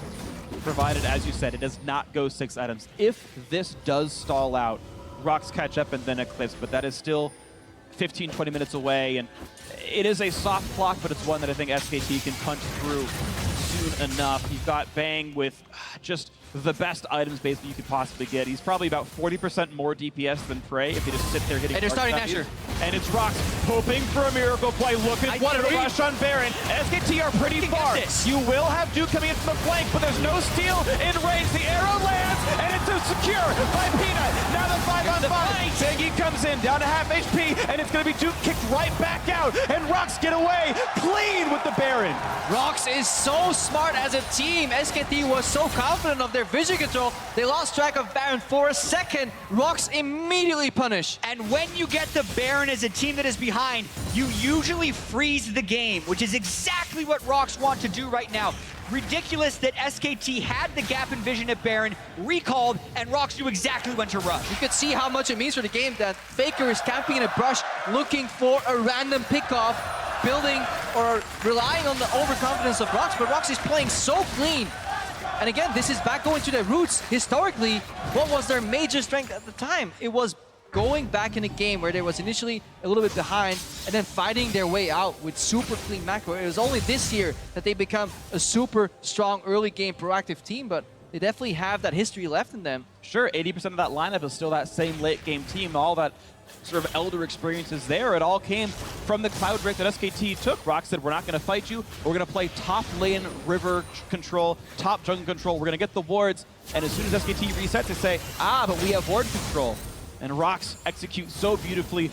They had a 20-second window, and they went right through it. Now it's ROX Tigers saying, what gold can we get back? There's still an outer turret to take in the bottom lane, but they're saying, no, it's top jungle that we want. Red buff is spawning. Can they fight for it as Bengi aggroes it? And late game, it's all about dodging damage in these team fights. The one weakness to Orianna is the fact that her ulti is flashable.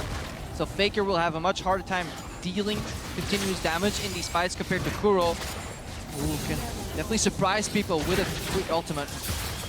And especially with the pace of this game right now, only being 5 kills to 8, the frequency of the big team fights is low, which makes the flashes be off cooldown when a fight does happen. So it makes ROX, it gives them the ability to outplay and potentially still win this game.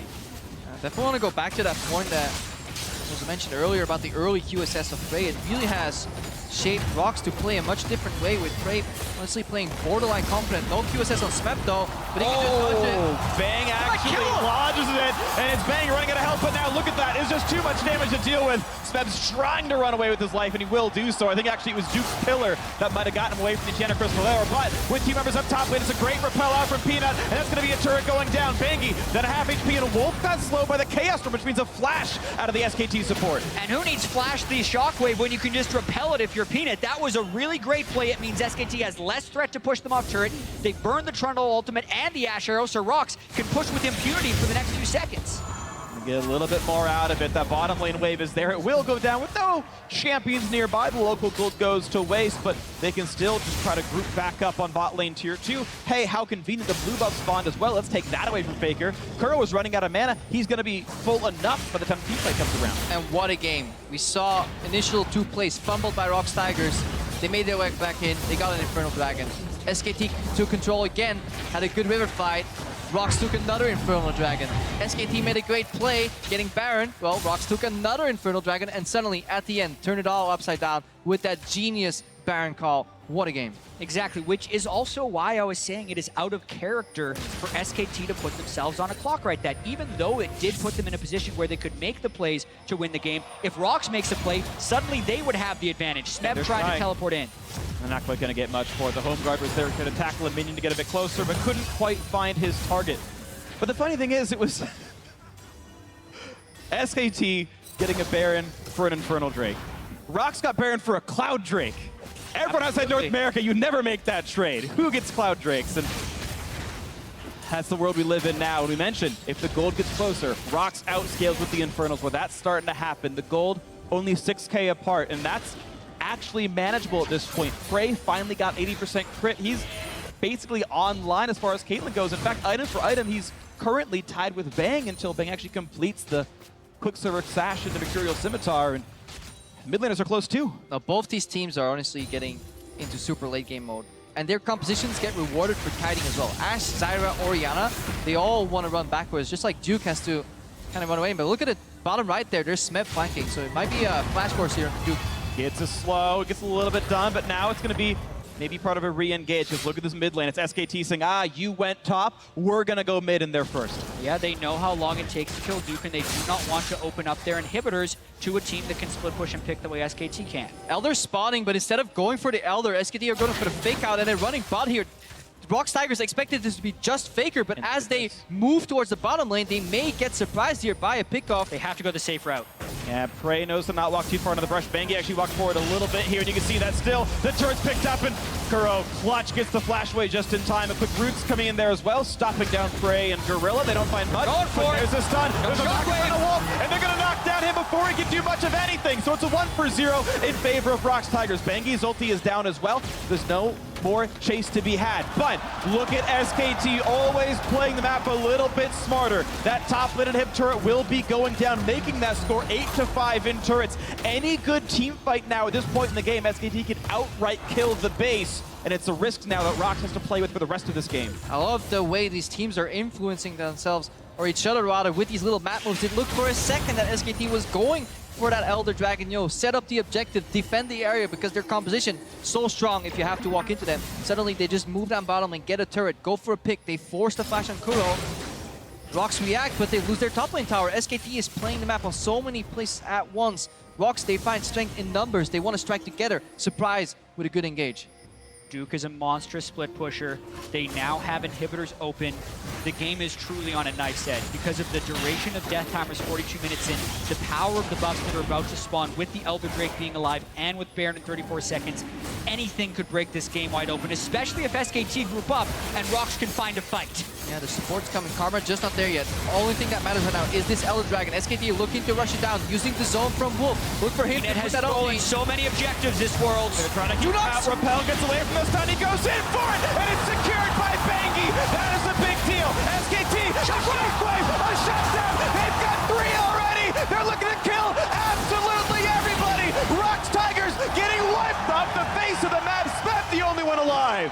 SKT burns Kuro's flash in a previous fight. Faker gets him the next time. Bangi is clutch with the smite in the jungle, and that's most likely the game for SKT. Yeah, ROX get lured into the trap. They tunnel so hard into the objective that they forget that they're running into an Orianna Telecom. Once near the pillar, it was the perfect ultimate from Faker, and that's it for SKT. They get the kill, they get the objective, and they run down the mid lane. And poor Smeb can't do anything. The recall is stopped.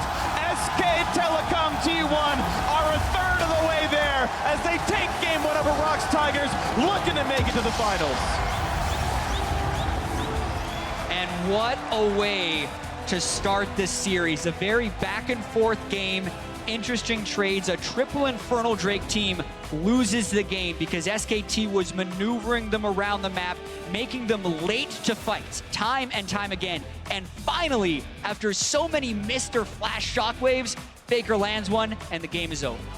And it was really beautiful. So many clutch points where the right decision had to be made. And that's not always the case that it was. I think there were some trades opted into that maybe could have been chosen differently. But either way, we had an amazing game, 42.5 minutes in length, where you had ROX Tigers fighting through a gold deficit almost the entire time. From the laning phase, Bangi was always half SKT's gold lead by getting all the farm that Peanut wasn't getting because Peanut's ganks weren't landing. You had just general laning phase leads from Faker. He was up 20 about 10 minutes in, knocked down the first turret as well, practically solo. And this was this slow, methodical control. SKT kept getting farther and farther ahead. ROX were tacking on some objectives, and they had the one good comeback, but this was SKT, in a way, playing many of the elements of their game, saying we're going to stay in control the whole time, and largely they were. Yeah, but we have to question Peanut's early jungle pathing. They're going for an early gank bot lane when River is usually warded, whether you're Elise or not. Then the second phase where they all three went mid failed as well. This is ROX Tigers looking very jittery on stage. Maybe the game one warm-up combined with the fact that they had mini comebacks within the game will make for a much better early game for them in game two. I can easily see them sweeping the early game and taking the tie, honestly. Absolutely. I think it's going to be an incredibly close series. That was only game one of maybe up to 5. It's going to be beautiful. Stick with it. But for now, let's toss it down to the analysts to break that one a little bit more. Thank you very much, Freak. And gentlemen, it looks like we are in for quite the series, given the way that it just started there. Back and forth and coming down to the wire there with SKT edging out ROX Tigers. Yeah, that's why I'm like, honestly, it's great to cheer for your teams in your region, but cheer for great League of Legends. That's what we got in this game right here with ROX Tigers and SKT, like the highest level possible. That ward over the back of the... I don't know about the highest. Okay, close to the highest level. It was game one. They were a little bit nervous, maybe. And while Cloud9 didn't make it to the semifinals, there was a bit of Cloud9 flavor about what SKT were piloting in the bot lane. So before the tournament, when I asked about Ashe, because of course Ashe saw some nerfs just between patches, between playoffs and now, people said you can play it in one scenario. It's kind of decent against Caitlyn. And what we saw here was the Ashe Zyra that Cloud9 were famous for running way back in Season 3 when they came to the LCS. And it actually halved lane against a Caitlyn lane, Caitlyn Karma, which has a very big pushing power most of the time. And I think it's notable because suddenly, now that they've shown something that actually does quite well against the Caitlyn first pick that we saw this series, that we saw a lot recently, might be called into question. Exactly. That other form of engage is going to be really important. If the games are going this long, one of those catches does determine the entire thing. And you're talking about Prey can play it also. You know, if Ben can play it, then Prey can also play it. Definitely so.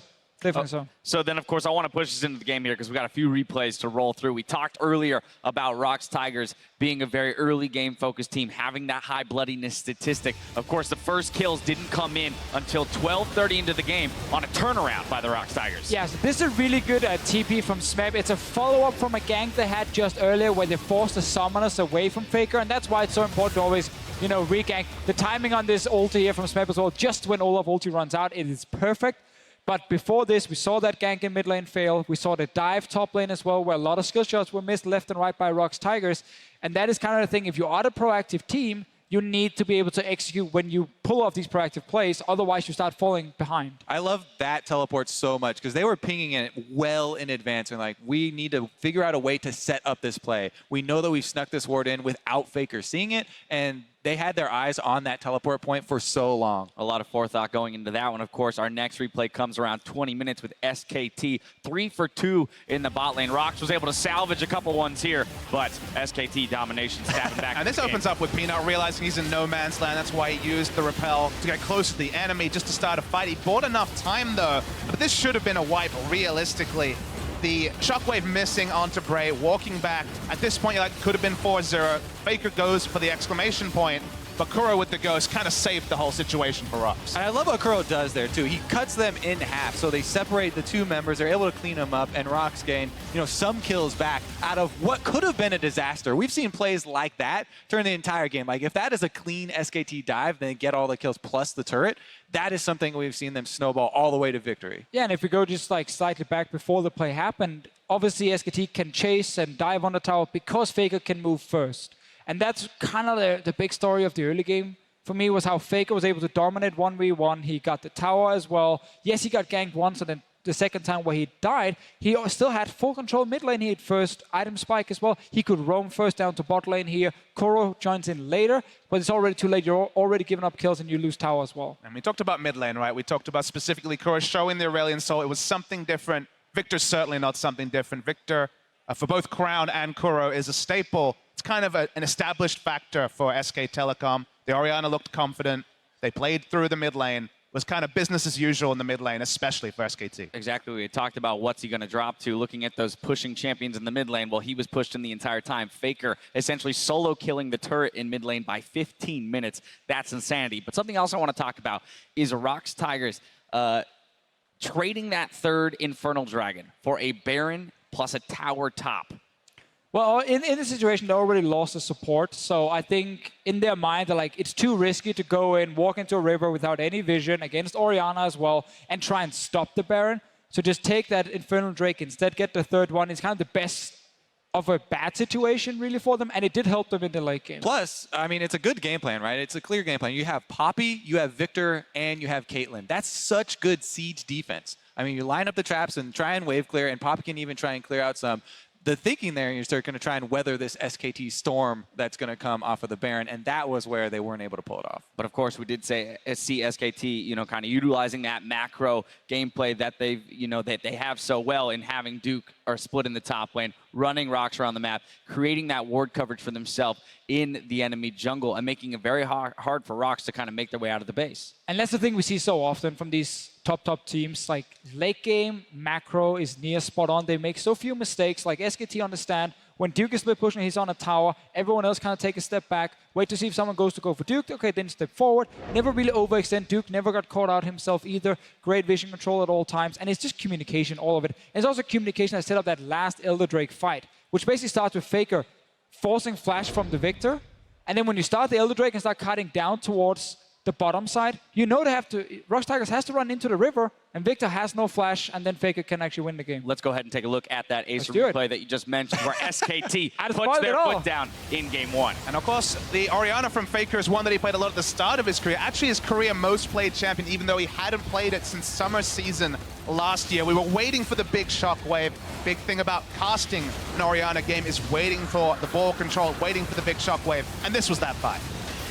And this is why I put so much emphasis on clutch players. Faker and Bang. SKT have shown on the biggest stage they are reliable and they can come up with these plays. That's why discipline was such a big factor for me. Also, before that even happens, to get to that point where Faker can win the game, Banky has to hit this smite versus Peanut, because that would be a 6 Infernal Drake basically team if they're able to steal that smite, if Peanut is able to take that one away. And he's on Elise, who has execute damage. So 4 1/4. Banky, or 4.5 rather. 6 billion if you count in the true damage as well. A lot of AD and AP.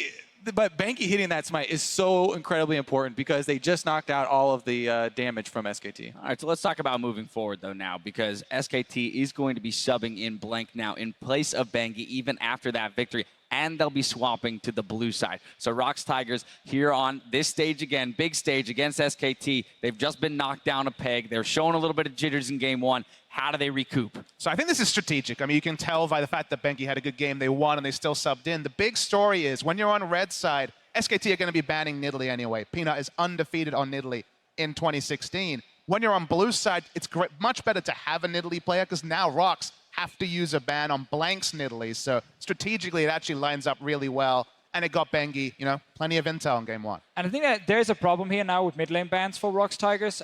First game, they banned both Ryze and Syndra on blue side. They didn't want to first pick it. They wanted to first pick the Caitlyn very specifically. SKT, we know, can first pick Syndra if they want to. I wonder if ROX are sitting and looking at too many mid lane options here and being like, we need to get rid of Ryze because Faker is a monster on it. Syndra as well, because we don't trust Kuro to take that skill matchup in the mid lane. And then, of course, the Nidalee you mentioned. That might just be the 3 bans locked in already. And then SKT will have a lot of options. Either if they want to go Caitlyn, which they probably won't. Now we've seen Ashe come in against it, but you can go for your preferred jungle choice for playing as an option, or maybe the best top lane available like Jace. Zyra, I think, is going to be extremely important as well moving forward. As you're talking about the ADs for the bottom lane, the supports determine so much of those matchups. All right, well, just a few thoughts on what ROX can do to stab back here in Game 2. Worlds 2016 continues in just a few minutes, but before we go, we all know the pain of watching a win slip away on the Rift. And in this series, 5 League legends share their strategies for turning the game around. They are playmakers.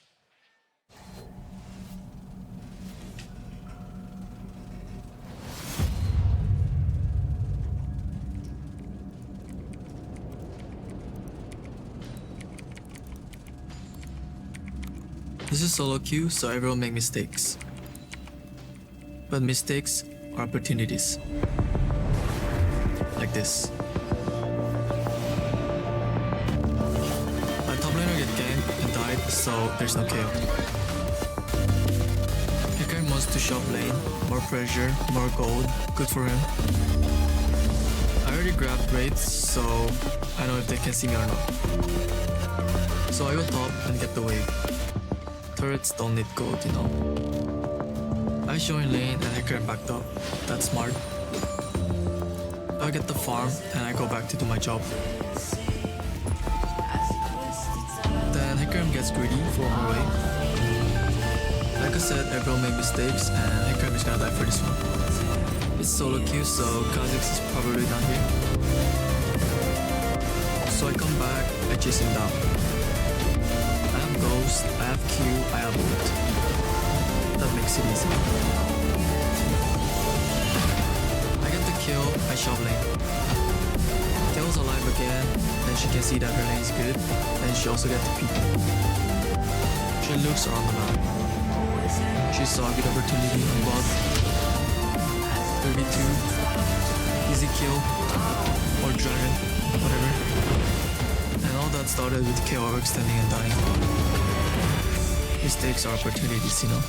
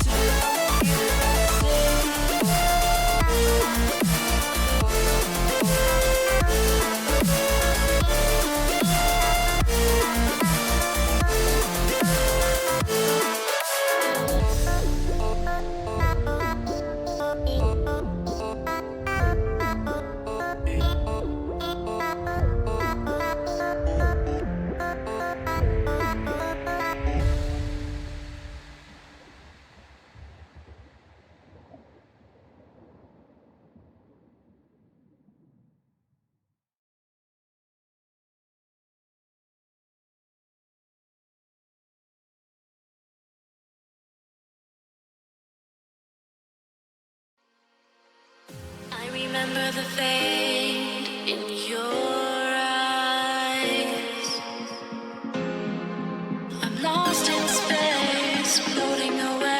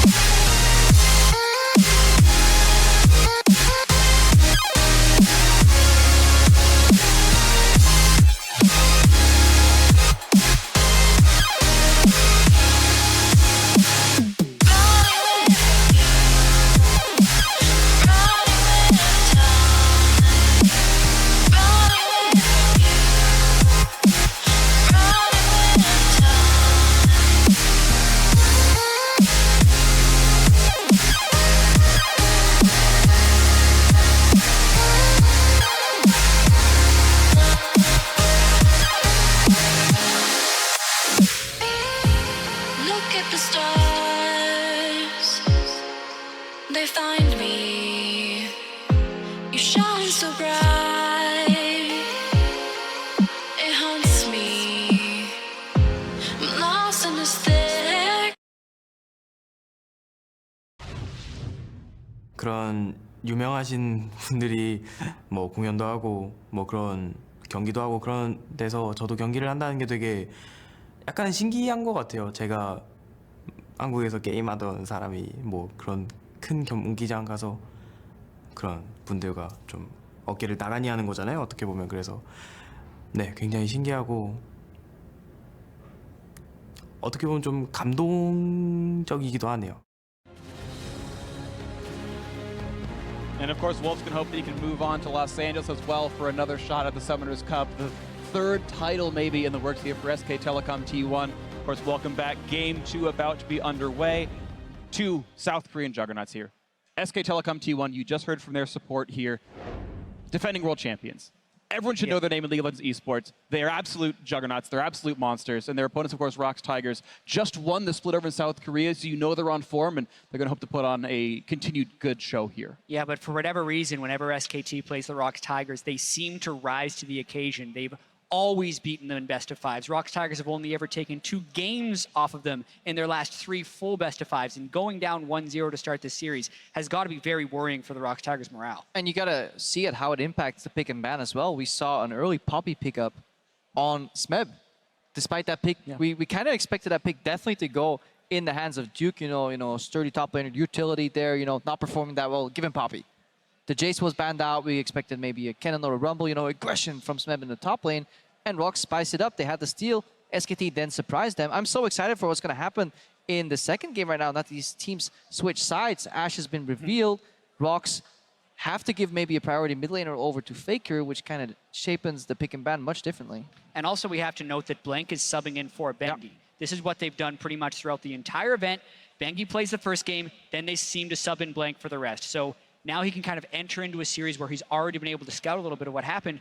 But it was super interesting last game because Peanut fell way behind early. He was negative 25 CSD at 10 minutes, his greatest deficit of the entire tournament. Then they sub in a different jungler, but I mean, you can tell it's part of SKT's strategy. It is just interesting because, yeah, what SKT had been doing was working, but they're going back to the formula that won them the mid-season invitational with Blank here in the jungle. SKT get choice aside for game 2. Of course, they have chosen blue. I think every team has so far this tournament, and we have the 2 mid lane bans we expect to see probably this entire series. Yeah, let's get quick explanations for every ban. Aurelion Sol, it's against Kuro. Faker doesn't really play it himself. Syndra, top tier pick. If you can first pick it, do it because it gives you so much pressure.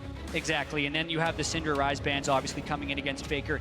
Yet to play Ryze at the tournament is Faker, but it is Faker's Ryze. You know you need to be able to ban it. He's been practicing it so much. Unreal win rate in solo queue. And ROX is obviously fearful of giving Faker a champion that can take over the game. Yeah, and then we'll look at the Jace, strong top laner pick, especially in the hands of carries. Maybe SKT don't want to sacrifice the first pick here and hand it over to Smeb. Smeb expected to kind of pick up the Cannon or maybe even later on the Rumble, but he went for Poppy last game. And Nidalee actually does get banned away. I found this point actually quite interesting. In the regular summer split for SKT, they banned the Nidalee themselves in 76% of their games. Blank has not been the most Nidalee affectionate sort of jungler here. And ROX is actually one of the teams that have left Nidalee up this tournament, actually. They've left it unbanned in 3 of their games throughout the group stage. Either way, it goes away. Olaf is the first pick. SKT still trying to knock down the jungle pool a bit, and the Ashe comes back in for Prey.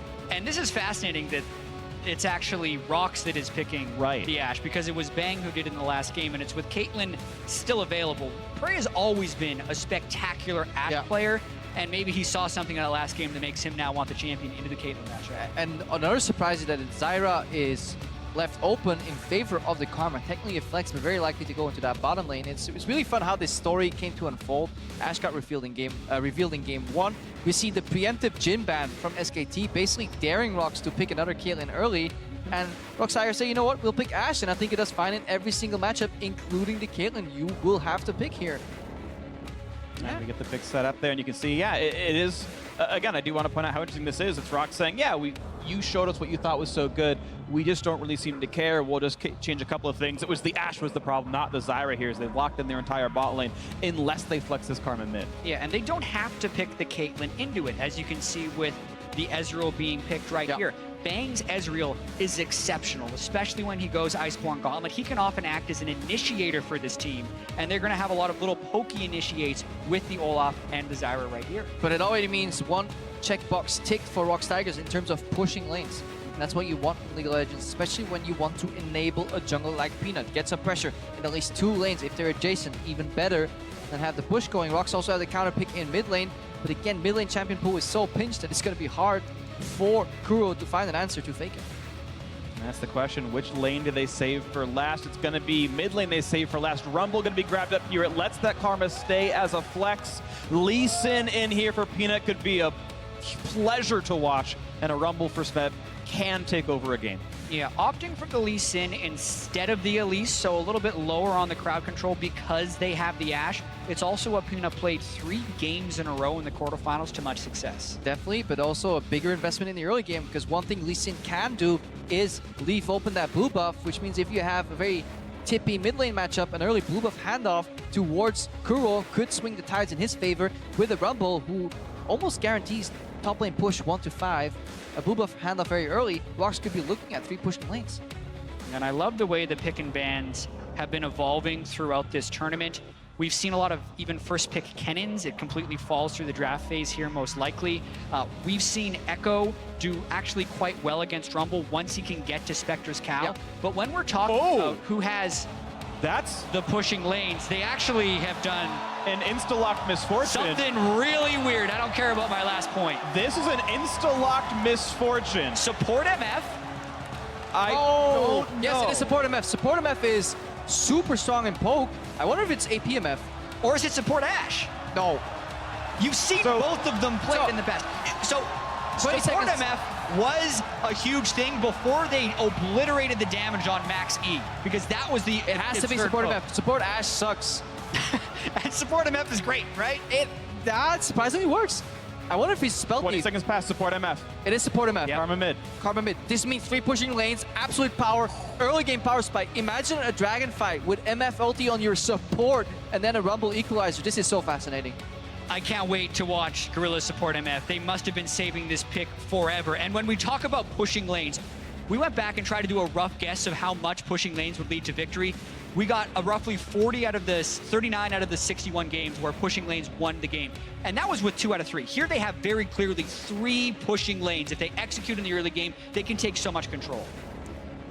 I'm just still shocked by the fact that support misfortune is being played in the semifinals of the World Championship. I don't care if someone tells you to pick a meta game champion. When you're Gorilla and you're fighting for your tournament life here against SK Telecom T1 and you say, hey, it's time to play support misfortune, you tell your kids about this one. Get on Twitter, tell us your favorite moments. Mine is support misfortune already, but tell us hashtag world's big plays what yours has been so far. Here we go, game 2 of the semifinals, support misfortune.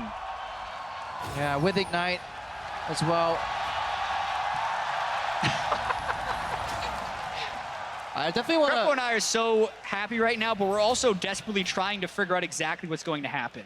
The Spell Thief is very easy to proc with the Make It Rain, obviously. You get incredibly early shove when you go E on the Misfortune and Volley on the Ashe. So there's a couple of things that speak in favor of a Misfortune. The passive works very well because obviously once you switch targets, you get added damage for a single tap. You can get that tap off by E-ing first. You get the Spell Thief proc right there. That's all 3 Spell Thief procs already, plus 24 gold. More importantly, specifically in the Zyra matchup, she spawns a lot of plants, which puts her at risk of actually getting double up by her own plants. Because very often she hides right behind them. It is minor. It's only base damage. This is a very early spike. And more importantly, once we hit 6... And look at this. Wow, forcing an early flash out of Wolf with the chain slows. Once you hit 6, it is so easy to get blown up. It takes 1 arrow into a Misfortune ultimate plus Ignite, and you're just dead. Yeah, not to mention you can layer the Make It Rain on top of the Ashe arrow to give longer time caught into the damage over time. So a lot of things could work, but we also haven't seen it because it can be very vulnerable when you're running essentially a double marksman bottom. And then there's one more interaction, then I'm done ranting. When Zyra opens up on a snare on Misfortune, she can actually answer with the ultimate, because by the time the Zyra ultimate pops up from the floor, bullet time's already done. It's about the same second, it's about 1.5 or 2 seconds channel, which means you can actually just blast Zyra in the face whenever she goes for you. 3 seconds long is bullet time. Stranglethorns takes plenty of time, even after the cast animation. You will get a lot of damage out. Gorilla running ability power quints for more make it rain damage. It scales off AP. Yeah, already see ROX pushing. Regardless of what support was going to be in this lane, they would yield the push. This is not a surprise. We need to look at Peanut. What is he going to do with this early information? And was he spotted out by a ward early on? It doesn't seem like it, even though SKT had quite a few members there in the river. Yeah, and Blank did a blue buff start, skipping Romp to very quickly go to his red buff because he doesn't want to get killed at his buff by Peanut. Peanut would have to take a very peculiar route to be able to get to him at this point. So at least very early in the game, Blank is able to get his clear. Yeah, both junglers got a leash. So nice hawk shot, they just found him at red. Yeah, because they knew he had a leash on top side too. This is totally expected here. SKT likely have a great idea of where Peanut is on the map as well. Yeah, and Kreppel, you and I also talked about how much these teams can do with a deep ward early. One of the benefits of this Ashe pick is you get a very quick look of a ward deep in their jungle when you send Hawkshot through. And now that they saw Blank there, they can infer so much information about the rest of the game. Yeah, double up Blank. Look at it. Faker, or Kuro rather, has to lean to the left side in mid. Ghost burn by Blank. Lands a slow. How much more can they get? An empowered W to heal him back up. Kuro's okay, but Faker lands a bunch of damage. Nicely traded in by SKT's mid laner. And we saw Duke in the top lane as well immediately push out because he knows the Olaf path to the bot lane and he can't walk up unless he shows up. Right now, we have Peanut going for the reactionary top lane camp. No more camping around bot lane passive 2v2s with range supports. Peanut is setting up for the counter gank on top lane. Not to mention, Blank burned his Ghost in the mid lane, so if this counter gank does arrive, there's no escape for Blank if they turn on him. 2 versus 2. How far are they going? And it's going to be for Duke first. Look at the damage onto him. Nothing to do at all. And he's going to land the Sonic Wave for a quick punch in the back of the head. The audacity of Blank to get a gank off mid and then run straight up top without knowing where the enemy jungler is, that is a major mistake you do not make against a team like the ROX Tigers. And you have to blame both Duke and Blank for that one, because if it was going to be a 2v2, they were going to straight up lose it. That's now 29 CS to 10 in the top lane. Smeb acting beautifully. Should be on Broadway. Yeah, right into the brush. Makes it super easy. Duke chases all the way in blind. You can't do that at this level. And again, this is the power of information. They spotted Olaf on the red buff early. He knew he spotted out. Both these teams know they cannot gank double range support bot lanes. It just doesn't work in League. So the only reaction for Blank left was a gank mid. It was great. But then, instead of farming more, he ran to the top lane, Peanut lane waiting, and honestly, this is a mistake from Blank. Don't go for those plays. Yeah, not to mention, they can now give the early blue buff over to Kuro. He hadn't necessarily been pushing Faker in early because Blank made the visit with Ghost, but when he gets this blue buff, goes back to base, this will be the 3 pushing lanes we talked about, and it allows Peanut complete freedom to try and go and make plays. This feels like the perfect ROX Tigers early game. Smeb's on a carry. He's ahead. Peanut's ganks worked out. Kuro's fine in the mid lane, gets a blue, but now it's turning a little bit sour. He has to flash away from Blank. That upsets what was looking almost perfect before. Still a lot of winning elements here for ROX Tigers. Yeah, Kuro was waiting on the right recall timing. I would have liked to see him go back a little earlier, get a little bit more immediate power and punish with that blue buff, but now he's a little bit delayed in his power. But it's okay in a sense. You can lose your flash when your jungler supplements your lane with vision. You can lean to one side, lean towards Peanut, and save your shield.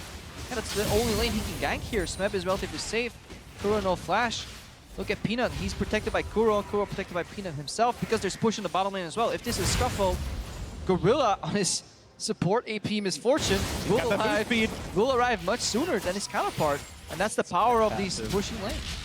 And look at that, Peanut. He already took the Raptors away. He's taking the Krugs out as well. But now it's a flash engage. Faker wants the blue buff back, and Kuro stayed mid for far too long. But now it's Peanut maybe staying too long. The route is perfect by Wolf, and it's now turned around, and SKT pick up 2 kills. And it is so hard to punish SKT, but that is also total disaster thus far. ROX is trying to make it up. They have double TP. Kuro could come as soon as he responds as well. Gorilla's a bit low. They got the slow on the Wolf, and there's the equalizer. Flash, heal used as well, but he's got the harpoons. He's got the kill, and Wolf is hunted for his skin. Bang now under the turret, and Smeb really wants this one. Puts the fire to the backside, and that's a kill for Prey. Now Smeb, how does he get out? Prey's gonna die to the turret. He's dead. Oh my gosh. I guess they live. For now. Oh, Blank is coming. One Olaf, a single he can't run in by himself. Let's go. Be a man. Get him, Blank. Kuro says no. That play is successful with the kills, but it takes so long. Look at the lanes for SKT. They're pushing back. Watching this one more time. Double TP, trying to get in on them. He lands the harpoon post-flash, which makes sure that he's able to secure that kill. Then they just look to speed themselves in because the Karma back at the turret gives the rest of the team some speed, and they just go straight into the second-tier turret and get him out too. Look at this. This is teamwork. Honestly, this is good communication. To pull that off on world stage, to go for that bounty of a play instead of just letting him die. Because imagine if you fumble that play. That's such a big mental hit right now. And they didn't lose that much because they pushed up their lanes adequately before. Would you actually trade? I guess you'd trade those two summoners for a kill? I think feels weird. You just want to get him back in base ASAP, have him back on the roll. Really don't want him to die right there. Don't give more power to the bot lane. They're starved as well. This is a 40 CS tier Ezreal, 20 CS down, no summoners. If you visit him one more time, he's dead again. You just really don't want to give him any kills. Yeah, it's going to be a while before he can actually get to some powerful items, and the teleport cooldowns really aren't that long in that context. You can already see Kuro and Snem have the ability to make a double TP play. They're always going to have that lane shoved. They're hoping to get deep vision within the red jungle of SKT, and I absolutely think that's their game plan, is to try and dive that lane over and over. And the pain point is about to happen. Once Prey and Gorilla, look, they're parking this lane right here. They're done pushing. They want to hit level 6 and then have the zoning threat of a Misfortune bullet time after that E. Because you E on Misfortune, you slow him down. It's the easiest arrow of your life to hit. And then, like, Prey doesn't even need that. Like, he can hit any arrow anyways, and then you just follow up with your ultimate combos and they're dead. And keep in mind, as you mentioned, trying to tower dive champions, there's now a TP advantage for SKT. Duke has it, Smeb does not. Kuro cannot match either. His teleport is down, so SKT can pile drive bot lane, generally speaking, easier, assuming all else stays equal. And it's something that ROX should have to play around. And I love the emphasis Peanut is putting on these Scuttle Crabs here. Safe ward over the wall. Look at it, he doesn't face check to get the optimal ward over in that little brush right there. Safety and face check super important. He gets the Scuttle Crab for his bot lane, which means they can play safe and play aggressive. Ash arrow. Arrows land on the Wolf, and it's just going to be too much damage too fast. Teleports be damned. Who cares? A 2-on-2 kill for the ROX bottom lane. How do you beat Zyra? Poke! You outrange it. Blast the Misfortune, make it rain, arrow in her face, she can't escape. There is nothing Wolf can do because the summoners got blown earlier in that double TP trade. And specifically, they held the lane on their side, so by the time they hit level 6, they would have access to SKT. Beautiful play by that ROX duo lane. Yeah, chipping rather the turret down afterwards, flank goes in. Gotta be real careful. He walked in to grab a Q. I guess he's all right with this one. There is not that much threat. Spina had his ulti after all. And they play it beautifully. They amass the wave on their side, let it stack up, and then they use that massive minion wave as they go for an aggressive play. If it works, they poke them out of lane and they get free chip damage anyways on the turret. This is very coordinated ROX Tigers. We also have to point out that they're running a support MF, a mid lane Karma, and a top lane Rumble. They don't have the insane late game scaling. This is the type of aggressive play they're going to have to continue to make. And they can't have those mini plays where Peanut gets caught in the jungle or Faker gets a solo kill onto Kuro. Those things can't happen if they want to snowball this game. Yeah, that's why you see those 2 teleports in the bot lane. They want to get that tier 1 tower down ASAP so they can unlock the Infernal Dragon. They want to keep taking these breaks here. That's how you, in the current meta, can draft an early game team. We know real late game is you just stack objectives. You get 3 dragons and a baron, and then you beat whatever power disparity there is in gold or in scaling. Yeah, and how many Infernal Drakes are we going to see in this series? This is now 4 out of 5 dragon spawns have been Infernal. It feels a little scripted. We knew this was going to be a fiery matchup. Peanut, Papa Smith, he's talking about him spitting fire before this game. He was alluding to it. We wrote him that line. That's how it works. And the cutie pie was right all along. Prey's going to crit next attack. Alright, Bang right now, 68 CS. He is down over 30 right now in this matchup, and he is constantly afraid, and he can't actually go QSS early in this matchup. We saw it in the previous one with the Caitlyn. Ezreal already has a build layer in the tier built in, so he can't go for an early QSS. So the next arrow from Prey is going to be a potential threat or a flash burner. Yeah, and the kill distribution for ROX is also super ideal. Having 2 kills onto Prey already. When we talk about them not having spectacular scaling from the mid lane and jungle position, Ashe with the mid lane Karma can actually be a very strong late game hyper carry, and he's well on his way, not only with the 2 kills, but also because Bang's build is so delayed, and the ability for SKT to deny farm on Prey is extremely low. Yeah. You have to switch the narrative a little bit though and look at SKT as well. How did they get back here? They they have some things going for them. Duke is hitting the breaking point of this matchup. When he gets Merc threats in addition to that Smecker's Cowl, he will actually start out trading Smeb. Doing it right now. Peanuts. Blank's actually coming up here to try and get a dive, maybe. And it could be the turning point. Smeb has teleported. He needs to use the teleport on the map in a 2v1 or 1v1. He is losing. Has flash, has ulti, decides to ult the wave and say it's only Blank who can chase him, but that's still a ghostable Olaf, and that requires the flash out of this one. Not much turret damage going to be had because of the ulti. So does the best he can. Another pain point for ROX Tigers is Faker in his mid lane. He is towering up in CS as well. That's exactly why Peanut is pressuring. This tier 1 tower is so important to take down. Ooh, splits the uprights. No kill to be had, but it does mean a lot of pressure on this turret. Peanut's going to stay there for a bit more damage, but Frey actually switches back to hitting minions. They will need at least one more wave. The question is, how good is Bang and Wolf's wave crew? They burn Stranglethorns on it, and he is going to do that to try to buy a little bit more time. Ooh, but here's the flash engage. Peanut flashes to land the Q, and now it's Wolf on the wrong side. He's spacing out so he can land the kick if he needs to. That's all the damage they need. Wolf goes down. He saves the summoner spells, and it's also the first turn of the game going to ROX Tigers. That is a 3,500 gold lead, shored up slightly by top lane, going down. SKT finding some movements back in, but it's ROX ahead a lot. And it adds to their game plan. They're going to keep the 5 people down here, trying to get as much power right here as possible, then transition that squad to different lanes after they can secure the second tier turret. However, they are losing turrets on the rest of the map as well. Top lane is gone. Faker well on his way to chipping down that mid lane turret. And total turret damage gain that actually might be in favor of SKT. The question is which breakpoints are landed, because first turret is obviously a whole bunch of extra gold. It was also a completely finished second turret on the bottom lane as well, so it is an immediate influx of gold, but Faker will answer back mid lane outer, so really the only major difference is the fact that the first turret gold itself and that kill was handed over. It still cost Med his teleport, and it still cost all of that farm in the top lane that he did not get his Duke pushed in. But there's such a stark contrast in scaling in these two team comps, something we haven't really seen this Worlds, where there's such a distinct early game or mid game spike on ROX Tigers and much better scaling on SKT, almost unheard of in the current meta. I absolutely agree with you right there. And having 2 turrets down in the bottom lane this early creates another very peculiar situation, because will Bang be able to get the farm, or will ROX be able to completely ward up that side of the jungle and starve out the Ezreal even longer? Because these are the things that are going to dictate this game. Whether or not Bang and Faker and Duke can hit the late game point before the ROX Tigers completely gain control of the map, take all the outer turrets, and starve out the game. You see another reason why taking down those 1 or 2 turrets is so important, because then ROX can switch to a 1-3-1, especially playing double teleports on the side lane.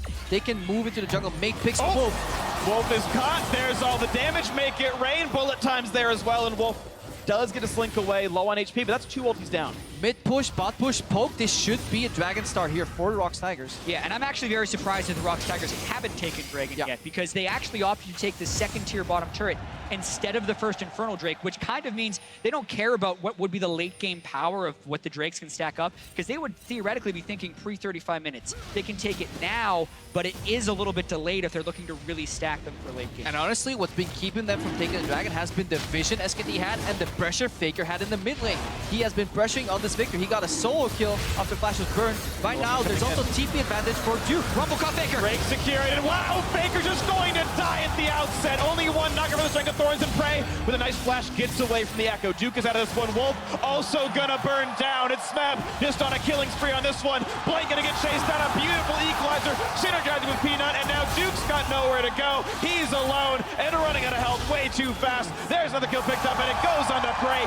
9-2 ROX Tigers. What a fight for the ROX Tigers, and Smeb found the pocket of vision where SKT couldn't see them, and SKT walked right into it, which is incredibly rare from SKT, who is normally a very measured team. But Smeb getting to open with Flamespitter in melee range of Faker completely changed the game. ROX completely set it up as a bait. They start the Dragon there, and how do you beat teleport advantage? Well, you simply walk down. Another arrow, good shift by Bang. You simply walk down to the objective. Smeb completely surprises, just like Jack mentioned, out of Fog of War. Nobody expected him to be there. All eyes were set on Duke in the flank. Look, suddenly he unleashes on Faker, low mobility champion on Victor. Nobody on the side of SKT was ready for there to be a rumble in that brush, and then it all starts collapsing downwards. ROX Tigers really leveraging their lead in the bottom lane, opening up the map that way, and then safely committing to the objective. They didn't start it until they were absolutely sure they could win that fight. Yeah, and you can just notice the domination of Smeb in that fight. He killed both Wolf and Faker with 2 flame spitters and 2 cycles of his harpoons. Then he had the ultimate afterwards to try and help with the 3rd kill. That is exactly the mid-game power spike they wanted. Notice a supportive build by Kuro as well to try and supplement Prey's 3 kills. I like the items coming in, because how many times have we seen support Karma competitive? Literally never? Great. So Gorilla finishes the Ice Stone really rapidly. It's funny, he's earned so much more money off of that than Wolf has. Zyra's notorious for how much money she gets from a Spell Thieves, and it's literally double the amount of money that Gorilla's earned from the triggers, because Make It Rain is so free. But then also, whoever has gone first item Executioner's calling on support. Well, turns out dealing physical damage in an AoE to apply Grievous Wounds, pretty useful against Olaf and Echo. Yeah, there's already 900 gold on that support item for Gorilla, just by continuously making use of those passives. Literally. Literally making it rain. It's perfect. How have we not thought of this before? Right, the thieving bonus is real. As a support. They want to steal this. Ooh, no, it's going to go to the blue team. That is SKT. Blank gets that with his life, and I believe he is the one wearing the buff as well. Eagle's going to go up to the side. Can he land the kick? No, Duke jukes away, and now Peanut's out of help. SKT with a beautiful disengage. Nicely played. And even though ROX has an extremely large early game advantage, it's mistakes like that that could cost them the game if they keep making these things. That's twice now Peanut is overextended. It is the nature of their style. They continuously go for high tempo, high aggression plays where sometimes there's a risk of failure, but over a large sample size of these plays, it generally works out for them. That's why they keep sticking to it, and that's why nobody minds them going for these plays. But the matchup like SKT, they gotta keep committing and delivering. Duke heavily injured. He's also got all the healing debuffs on him, but his health bar holds up long enough, and Wolf's able to zone the rest of the team away. But it's still a huge wave coming into the top lane. The shields are there, so they tank it up, and that will be another turret picked up. This will be the 4-2 turret scoreline, I think, here for ROX Tigers. If they can hold on with this wave, they are getting ships down, and yes, they will have to wait it out just for now. The stun's not going to let it down, and oh, Duke is rooted. He can't ult in time, and Kuro's getting the kill credit, the turret as well. Look at the lead, 5,000 ROX Tigers. Duke didn't even have his ultimate. Why was he going in right there onto his parallel convergence? But they are going to try and set up a play on the bottom side. Peanut, he knows. Trying to run forward to get out. Running left. He's got Swifty boots because he has something to jump to. There's a ward. It's really hard to catch a Lee Sin here. Well, he's faster than Faker, and Prey's arrow, it's a zoning arrow. Makes Faker turn around, Peanut gets out. Makes it out somehow. He knew the gank was coming here, and most importantly, the tower's not chipped because the wave has disappeared here. So SKT kind of skirmishing for kills. They're not taking objectives. ROX always tie their kills to objectives right now. That's why they're amassing such a large gold lead. And it's going to keep going. It's interesting because SKT has actually opted into fighting more than, honestly, I would have expected. If we're talking about a ROX Tigers comp, that's going to get outscaled. I think Infernal Drake or not. And SKT's like, yeah, we'll fight you for Drake. Ooh, 4 for 0, maybe not so hot. Because the setup looked so good. It was a complete teleport advantage. Like, if you're a pro team and you see a TP ward in pristine position, you have TP advantage on an Echo, on a flank, on 2 low mobility targets like an Ashe and a Misfortune support, out of all things, you just gotta go and pull the trigger, and that's why it was so impressive that Smeb snuck in at the right time. Yeah, now we really get to see if ROX can close here on a giant stage, because they are up 5,000 gold. We know they're on a timer.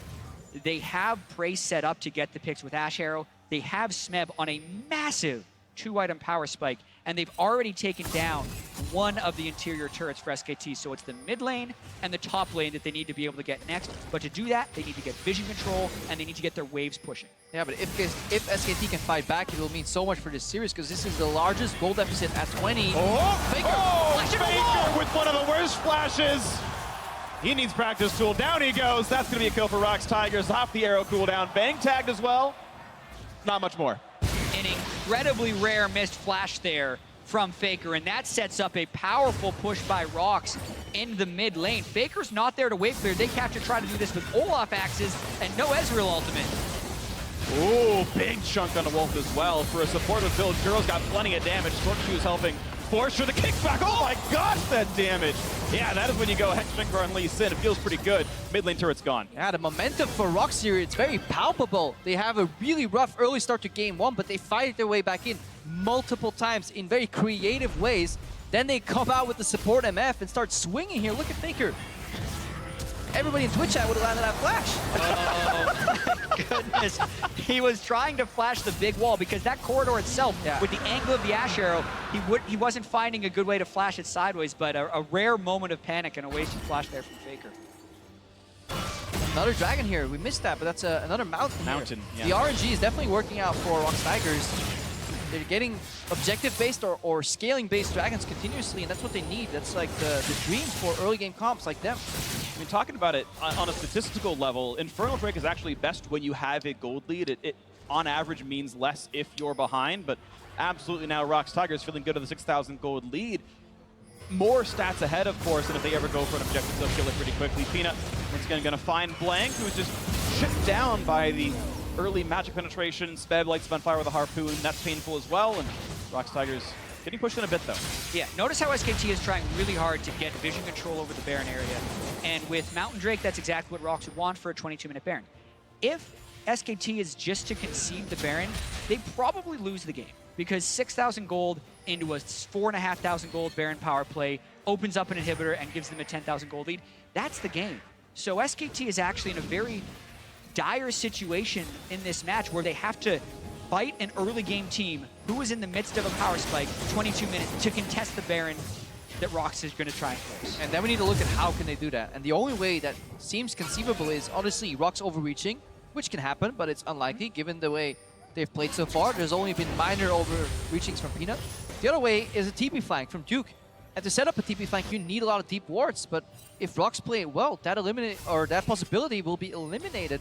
And that makes it incredibly hard for SKT to walk into this comp with a Rumble and Ashe and Azira. I agree, and I also want to talk about the Rift Herald that SKT got for Duke, because they're hoping that they can stall this Baron long enough by having good pressure in the bottom lane from Duke with the help of the Rift Herald, and then just delay ROX as much as possible, or force them into an odd-numbered fight. Or if they can get division control when ROX sends 2 people for Duke, then they could potentially get a pick. These are the few ways that SKT could stall, although ROX Tigers clearly in the driver's seat. Definitely in the driver's seat, and also playing much more to their identity, you know, putting a carry on Smeb, very early aggression, mixing an early game aggressive jungler with strong pushing lanes here. It all ties together, and ROX get rewarded for their choices as well here. Complete surprise here with the Misfortune, allowing the Karma finally to be flexed. So often we had Karma support. See this duel. Another battle. Duke should feel pretty good fighting Speb. Equal level. He's kept up with that one pretty well. And Speb not even fighting during the overheat. Just doesn't want to punch for that extra damage. He knows he's going to lose that trade. Yeah, 0-3 Echo versus 4-0-4 Rumble. Still wins the duel. So it definitely tells you so much about the matchup and how there is still a timer on the side lane. And if there's one matchup that you want to win, it is always the side lane pressure one in competitive league. And it's twice in a row now that SKT have picked top lane second, found a matchup that seems to be pushing better later on as the matchup unwinds. And it's the price ROX paid in Champ Select for saying, hey, we're going to hide this Karma as a flex. We're going to pick top line so we can hold it for a little bit longer. And SKT gets a counter pick, and it's paying off at least a little bit. And I can't stress enough how important it is that ROX can close out this game for their chances in this series. They've pulled out the surprise. They've had a great early game lead. And if they were to somehow fumble this and allow SKT to come back and go down 2-0 after seeming like they had SKT against the ropes, I can't imagine them actually winning the extended series. So ROX Tigers definitely have to grasp the opportunity in front of them right now. Yeah, 2 blue trinkets burned there, but the face check wasn't punished. They need to be in a position where they blow up the first target that they see. And also, Smeb just wants to join with teleport. That's what we're looking for. If you are the ROX Tigers right now, you want to rob any of the vision in the river. But the problem is, their setup is just inadequate. They don't have enough pink wards to accurately make it work. They need more river pinks. Just sweepers is not enough. Instead, they're going on the offensive. That's defendable. It's actually, I think it was Faker who was able to land the last hit on the blue buff. I thought I saw the gold over his head. And yeah, even the contest for blue buff is not working. The side lane has no pressure. Duke is winning that. The mid lane is not getting pushed in because it's an Ezreal and Victor. They wave clear for a living, basically. And ROX aren't getting a lot done. Messy plays. ROX right there. If that axe comes a second earlier, 2 of them base, 2 of them get caught. That's a Baron loss right there. Their Baron setup that they committed it so hard, multiple members there, was just done poorly. Yeah, and you look now, SKT still has pretty strong vision within their own jungle, which is where they could get caught. And there's no turret here for Kuro. The top side, pink wards go down for the teleport. What else can they get? Kuro trying to heal up in time, and he can't. Blank gets the shutdown, he gets the kill. What's Kuro doing there? Why is he there? He's pushing a side lane with no river vision. He just had 4 of his teammates back in that brush, if not 3. This is another mismatch of ROX. They're losing their late game finesse. Absolutely, and that's the second time Kuro's been in a bad spot right when it seemed like ROX was going to take control of the whole game. There was very early on when ROX got a bunch of advantages. Faker solo kills him in the mid lane. Here, everyone else recalls while SKT actually has decent vision control, and he not only dies, but burns his flash while dying, which completely diminishes the pressure Oh, he gets. arrow on the bank though. The damage is here. He's able to flash away in time, but it's still Peanut on the chase. Gets a kickback, but doesn't quite get enough for it. That is still Bang missing all of his summoners now. A reveal, and ROX Tigers hoping to take control back to the top river. Yeah, but Smeb didn't go back to bot lane. ROX want a hard force because there's no teleport on Smeb. They may even just commit to the Baron. Yeah, no teleport on Duke rather. And they're going in because here's Kuro with his teleport. Smeb a bit low, takes plenty of damage, but has no equalizer to cast either, and the Make It Rain doesn't do much. This may be the moment. They burn Faker low. He's out of summoner spells. They have Smeb here. Duke would be running in. They either need to get a pick here and multiple kills, or they need to secure the Baron because this gold lead continues to shrink. ROX trying to go right now. And they're on top of the Scuttle Crab, so this information is known. SKT looking for the play. Faker coming back in, and the other four right here. Smeb is low. No ulti on him. No arrow just yet either. It's Blank popping the ulti. 1,000 health on Baron. What's it going to be? The shutdown of the Olaf, and the secure for Peanut. The re-engage for Faker. He's going to pick up one. So far, it's a 4 versus 4. Baron buff still on ROX. Prey dodging away from the CC, but he could get back. He could get shut down, but he trades it back, and Prey stays alive. Duke makes the big play, shuts down the AD carry, but he will get kicked down, and he will get picked off. 4 for 2, and the Baron secure for ROX. The instantaneous communication, realizing they could turn this fight. So many teams would have just left Prey to die, but they realized they can turn it around. And ROX Tigers knew they needed to go now. I love the focus when Blank tries to move in for the first steal. They all go to damage Blank before the Baron can be in smite range. And from there, Faker goes in. This is the moment you're talking about, Kreppel, where they recognize they can turn it around. I mean, they could easily secure 3 buffs here. Prey flashes defensively, goes for stun, and turns like... This is so unexpected to get out of that fight. Winning shouldn't be possible. What a great call by the ROX Tigers. They knew they had the early game advantage, and they've had some slight missteps throughout the mid-game, but that Baron incredibly crucial in their quest to try and win this game. They've killed most of the outer turrets. They have to push in for inhibitor turrets here. And again, it was by a really good decision by Smeb to not match bot for bot, even though both teleports were down. He knew Smeb burned, or he knew rather Duke used that teleport earlier on the pick on Kuro. When the Echo was in the bot lane, Smeb just joined the fight, basically telling SKT that they were playing 4v5 on the left side. That's why ROX was so brute forcing on certain plays, almost seemingly overextended, because they always knew they had a 5v4 and they didn't have to kill. They just had to wound, send them back to base, and then go for the aggressive Baron. Really well thought out by ROX. This is a play that started minutes in advance. Just like the previous game, it's still ROX in a bit of a time. Oh, he killed him. Scale is still there. Wow! That's all the damage. Peanut needs mid inhibitors down as well. 5v4, keep on going. Peanut just exquisitely synth play right there, burning the arcane shift with his first Sonic Wave and then killing him on the second one. That was just perfect, and it's exactly what ROX needed to continue to push in. Dirty plays by Peanut. Back in his element. He definitely shook off the game 1. That was an arrow expecting a minor juke on reaction from Faker. Faker shook off that failed flash.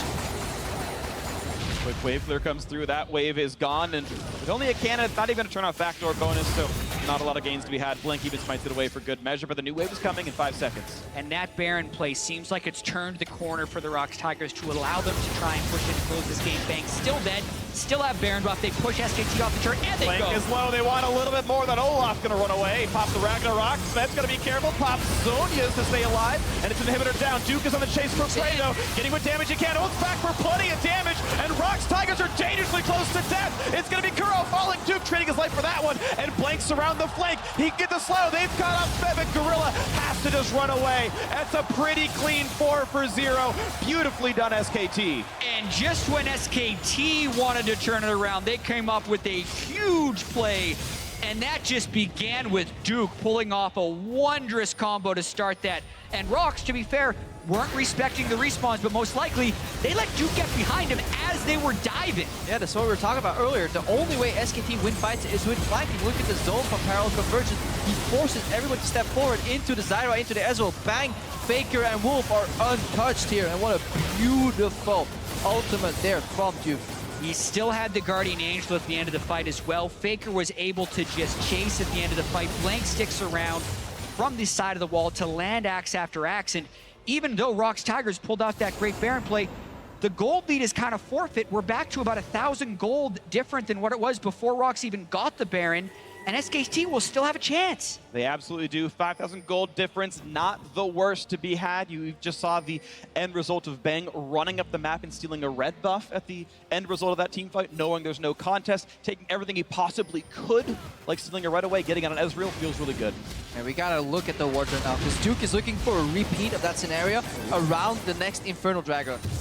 That's the one that's gonna spawn. Both these teams are already setting up for the Dragon. Yeah, setting for Dragon, but also making what plays they can. Peanut was in a pretty dangerous spot, but thankfully wasn't really spotted. Still got an Olaf chasing, though. He could get surrounded. ROX is in a really weird position right now, though. Prey and Gorilla are both shoving the top lane, so SKT know that ROX can't get the backup. This is going to be dangerous. Peanut's going to keep running. Wolf's going to look for the... Oh, not going to get the root, but the Strength of Thorns will land. The kickback doesn't mean much to Blank, and that should be a kill onto the ROX Tigers jungler. But he's just buying time. Yeah, pushing the bottom side. This is what SKT is trying to punish. They're going to get the inhibitor. Gorilla putting down 5 damage auto attacks, doing what he can to keep mid lane alive because top inhib has been killed, and they even got the pick off on Bang. ROX doesn't actually have to stop pushing right now. They can delay the recalls. The arrows. Look at the arrow. Get teleport.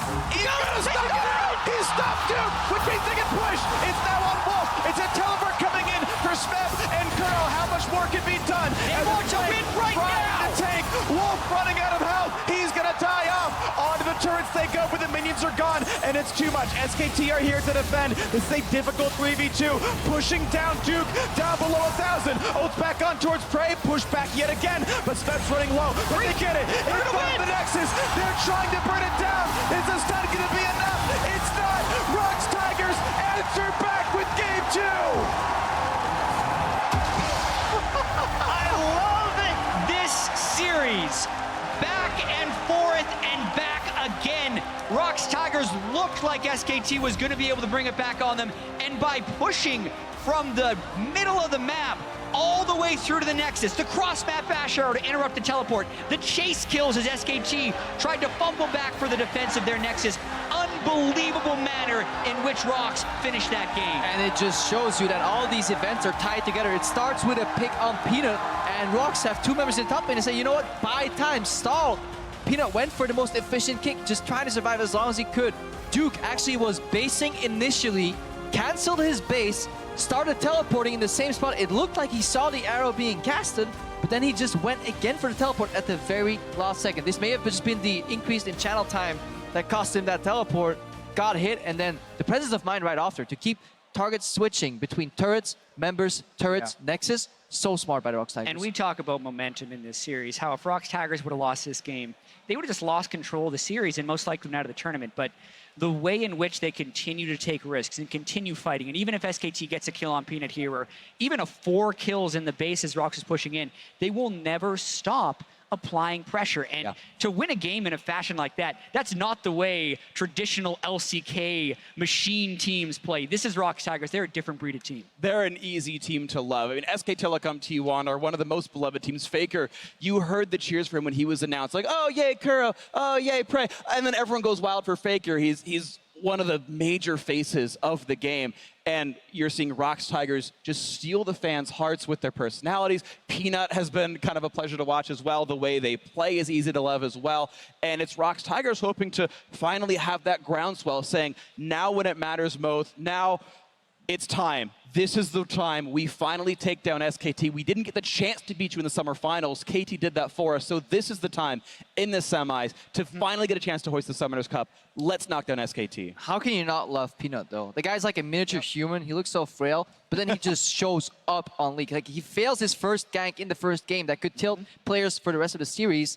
Next game, he plays super aggressive. He just overextends and dies 1 time, and the next play he makes is he gets Bang's shift, goes back in, 1v1s him in the middle of the base. Like one of the world's best AD carries on Ezreal, one of the best AD carries or Ezreals that have ever played. He just 1v1s him simply in the base as Lee Sin. This guy is so freaking good. And let's not forget, ROX Tigers just played support MF and won. Yeah. Like, let's let that sink in a little bit as this series is now tied 1-1. Yeah. We're in for a treat. We had a damage graph in the middle of the game where Gorilla was second amongst the team. Smeb was first. He was second, more than the Ashe, more than the Karma. Shocker, more than the Lee Sin. So that's fun. MF ban, maybe. We'll see, but let's throw it down to Dash and the rest of the guys for that win. Thank you very much, a freak. Our series is tied up. We have a series 1-1 now. ROX striking back big. Here's the thing. I feel like we can skip over Champion Select because nothing really interesting happened there. Am I right? I mean, we have more than a series. That was by far my favorite game of the entire tournament right there. There's so many highlights. Before we even get to Prey, I mean, there was Peanut styling on Bang with the basically making him flinch and arcane shifting first, then connecting it. I mean, there's so many great ROX moments in this. Smeb also, huge play. Oh, what a beast in this game. What a beast. There's so many players from ROX just performing. It looked kind of crazy, you know, suddenly in the end they're caught left and right, but the communication then is top-notch and they managed to actually even win the whole thing. But the elephant in the room is the Misfortune support. A lot of people now questioning whether they should play solo queue tonight, seeing Gorilla win a game on Misfortune support. Big takeaway point, it's a laning choice. It's to lane against Zyra. It's to punish Zyra's range, because of course Make It Rain has a very long range. And the moment they hit level 6, target selection was easy. The flash is down on the Zyra, just Ash arrow the Zyra, combo in, Wombo, dead, and that was just what they did. They tried to lead the game, and as the casters were hitting so often, this was definitely mid-game or bust for ROX Tigers. And the best part is that not only do they pick this, but they play around it with everything they have. Multiple double teleports down to the bottom lane to make this MF support work and make it work well. That's why the summoners kept being down. Smeb was down there. Kuro was down there. I mean, Kuro was just like, I don't want to play against Faker. I'm out of here. I'll take teleport and play a support. He's like, take my tower as well. Just, you know, you're gonna be a carry. I'm just gonna build full support on this Kama, and that's fine. The other thing about this MF thing, like, it's because we have this meta where you can just play 2v2 lane all the time. People don't even lane swap after 5-6 minutes anymore because they learned it's just too risky. You lose your tower too often, so it's always full laning phase, setup dives. Their build, however, was even more surprising. So he went obviously standard support at first, and then he actually went AP first, and then he went into Mortal Reminder as his first item. So he wanted to buff up his ulti, which is physical damage, obviously, with as much armor penetration as possible. Going Mortal Reminder, though, was completely useless because there was almost no armor on the side of SKT, and he actually went for flat penetration later. Swap them, please. Go flat penetration first. Take your Mortal Reminder later. It has more value for you. One of that executioner is calling for 3 people Expert on the other on side. Misfortune support. But let's not get into the game elements of it. And let's not forget that Peanut, who was struggling in game 1, getting completely out-jungled by Bangy, this time around gets that first blood in the top lane with a very, very, very patient counter gank. Yeah, I mean, so one of the things that we did mention coming into this, and one of the big strengths of Peanut was the mental aspect of jungling that he does bring to it, right? He attempts a lot more counter ganks than we highlight. We only highlight the ones that are successful, but there's so many times where he moves into position to wait a couple seconds, you know, recalls there, or makes a feint somewhere on the map where he's setting these up. And when they do hit like this, it's such a huge advantage that they get. And Smeb, you have to also give credit to him. His bluff, you know, the amount of time he spent there. SKT bought a hook, line, and sinker. They went all in. The Ghost was already down. Olaf walks in. They checked the second brush, and the penalty was pretty severe because Smeb, one lane, got out of lane, and okay, the matchup later gets not great for the Rumble. You know, he was struggling in the 1v1, but the teleport plays were really critical for ROX Tigers to win this game. It's also against the Rift-Tailed Echo, obviously. And I know now the bot lane is going to get a lot of the fame because of the MF and the arrow in the end from Prey. But honestly, this game, to me, early game, was like Smeb and Peanut being better than Duke and Blank. And that was something we highlighted earlier coming into this, how important it is for ROX for those two guys to perform, to win early on. All right, time to get into some fights. 15 minutes in, a 4-for-0 for ROX Tigers around the Dragon Pit. Let's go ahead and take a look. Yeah, this fight was so crazy because SKT actually doesn't have vision, and look at your minimap, guys. Ezreal is at the tier 2 bot lane tower, so SKT are not in a position to fight this, and they TP in anyway. Faker gets caught first because he has no vision in that top bush. They actually walked in completely blind into the river.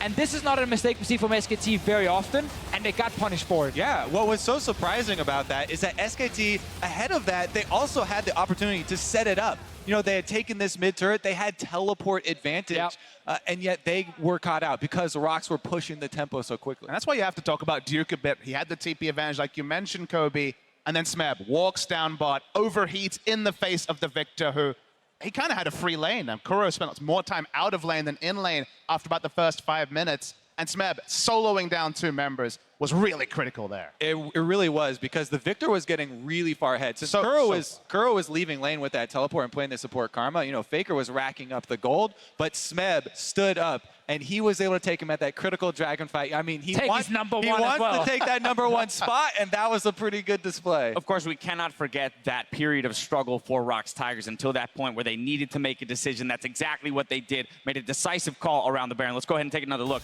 Brought to you by Acer. I mean, they have to take the Baron here. That's the big call. They had the mid-game items, even third item Ludens from the Karma. They had no thoughts of taking it 45 minutes. This is the one period they chunked out Faker. That's why he's still not at the fight. Good target selection. They take down the Olaf first. They get the Baron. It still wasn't guaranteed here for ROX Tigers. And now probably Smithy started screaming like a little girl when this happened. I mean, Prey is such a man to flash straight back into the fight. No one thought. Everyone was like, why is he not walking towards the Baron wall to flash over? No. Repositions. DPS is down Faker. Even gets bang on the side as well. Yeah, you wanted to wait till a little bit later into the game to start giving credit to Prey. He totally deserves the late game credit. We don't have to wait on this segment. Let's give credit to him right now. That arrow was insanity. The arrow was so good. Also, the first part of the Baron fight where he takes down Blake. Oh, so many things. But here's the hawk shot first. He scouts and then he shoots the arrow. Now, originally, Echo was recalling, canceled it and wanted to get there quicker, changed to teleport, and it just barely gets there in time. And just to give you guys context, it's not the first time he did that this season. Won another game in the LCK regular season. Ashe arrowing down and stopping a teleport. This guy's calculation, one of these Season 1 Ashe players, they don't miss arrows, and he won the game literally on an arrow to stop a TP. And you can just see in games like these, like why it's so hard to beat these insanely good Korean teams. Like this game here, ROX Tigers, they never threw away the lead. They just kept the goal lead at all times. The Baron setup we saw just before, we've seen so many Baron steals in this tournament. So many times teams, they mess it up when the jungler flies in to steal that Baron away from them. They just disengage at first, single out the man, kill him, then Prey has the big play after, and he has the arrow as well. Like, they're making so many insane plays built around both individual skill and communication, and it just shows why these teams are impossible to beat for anyone else but honestly each other. I mean, there's some games where you're on the desk, you're watching the game, you know, you're taking your notes, you're quiet, it's a quiet game. We were hooting and hollering all around. Screaming. This was an insane game, straight from the misfortune pick till the 34 minutes of the game. It was a delight. Prey killed the Olaf that was coming in for the smite. Prey then dodged the Zyra roots that was the main CC. He chased off the backline and then flashed over to kill Faker. Yeah, he definitely deserves a lot of credit. I feel like notes go out the window after this game. But it's all tied up at 1-1. And when we come back, it's game 3 between SKT and ROX Tigers. Stick around.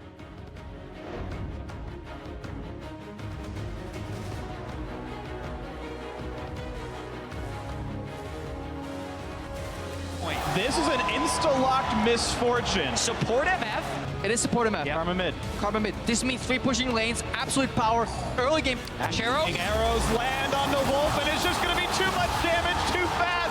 Rumble cut Faker. Break secured, and wow, Faker's just going to die at the outset. Only one knocker for the Strength of Thorns, and Prey with a nice flash gets away from the Echo. Duke is out of this one. Wolf also going to burn down. It's Smeb just on a killing spree on this one. Nice! Prey dodging away from the CC, but he could get back. He could get shut down, but he trades it back, and Prey stays alive. Duke makes the big play, shuts down the 80 carry. ROX doesn't actually have to stop pushing right now. They can delay the recalls. The arrows. Look at the arrow. He can teleport. He's gonna stop it. He stopped Duke. ROX Tigers answer back with game 2.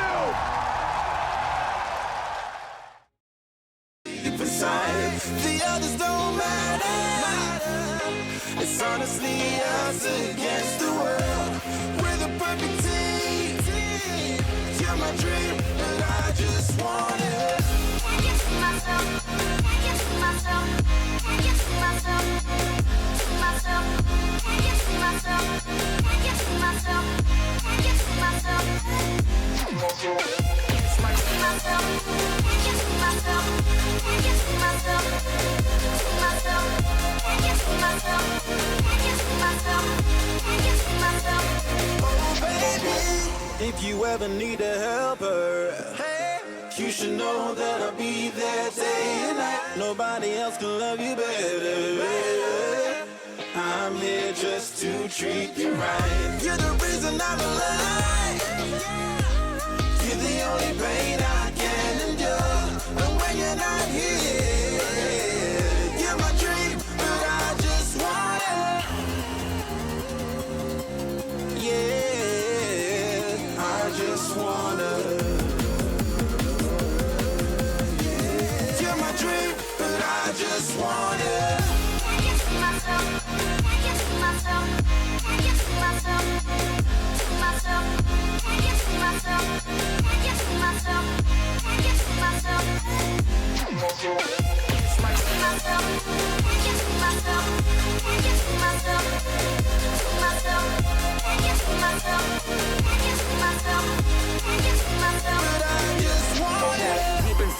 from the start. You my bunny, I'm your Clark. From now to eternity, I give you all my heart. We are meant to be, it's clear to see. My love is bigger than I thought. I got everything I want when I hold you with my arms. The others don't matter, my love and my pleasure, the key to my treasure. Whatever's the weather, day up and night with you till I die. How many times for you I'ma try? Want you to notice the one and I know this. Perfect soulmate, I wanna show it. My best friend, she saved my life, my happy end in hard times.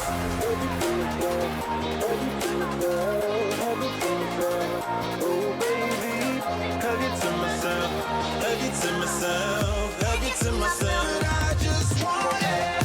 Hug it to myself, hug it to myself, hug it to myself, to myself, hug it to myself, hug it to myself, hug it to myself. Okay. Hug it to myself, hug it to myself, hug it to myself, to myself, hug it to myself, hug it to myself, hug it to myself. Oh baby.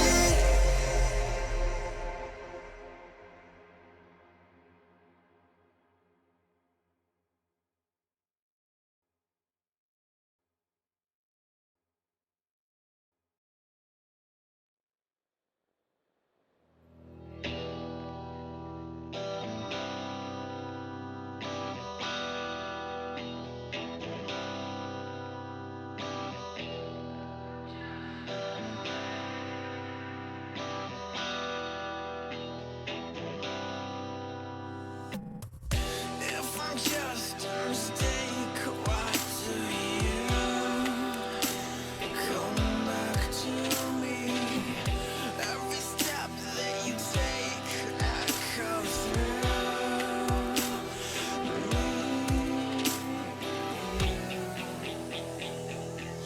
Don't let me go.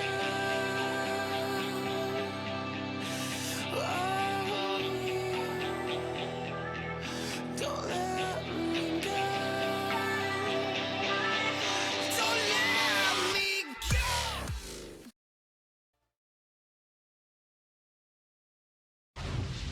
SKT가 저희한테 그런 정도까지는 크립토나잇 그런 정도까지는 솔직히 느끼지 않고요. 그냥 충분히 이길 수 있는 상대라고 항상 생각해 왔고 지금도 그렇게 생각하고 있어요. And of course, ROX Tigers have proved it here already. Even if you pick support Misfortune, you can still beat SK Telecom T1. And you have to be confident if you want to win. So even if they didn't believe that, you have to actually believe that if you want to win. So good on them. Yeah, and it was a very well-played game overall. A lot of very clutch plays, very smart coordination amongst the team of ROX Tigers here to deserve that win. So we are now on to Game 3. We always switch sides with who gets selection. Game 3, ROX gets to choose. They chose blue side. Speaking of choices, SKT chose to keep Blank in the roster, so they're continuing the Bengi plays Game 1, Blank plays ostensibly the rest here. So, no major changes really. Yeah, and it's been so hard to track the pick and ban phase because they've been so quick in the way they lock in their champions. They're very prepared, but both drafts have also been very diverse in the way they're chosen. So it's incredibly hard to get a read on what's actually going to happen in this draft phase. It does seem that the OF early pick here is something ROX really want to keep having with the way the bans play out. Also, if you have more pressure to ban out some comfort picks like the Syndra and the Ryze continuously, it's better to do that on blue side. It leaves you with more room.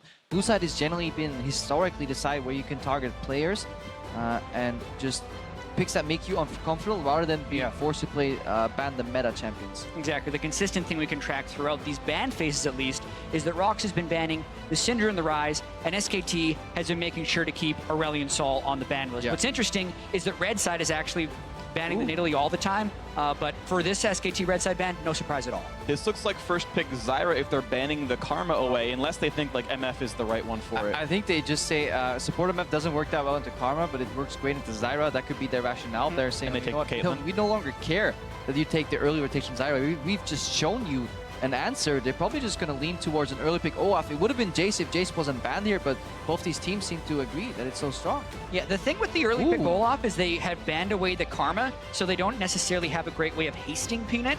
The fact that Ashe is first picked, if somebody would have told you that in our pick and ban preparation, that's for sure. If somebody would have told you Ashe is going to be contested first pick, first ban in Game 3 of ROX SKT, you would have called them crazy.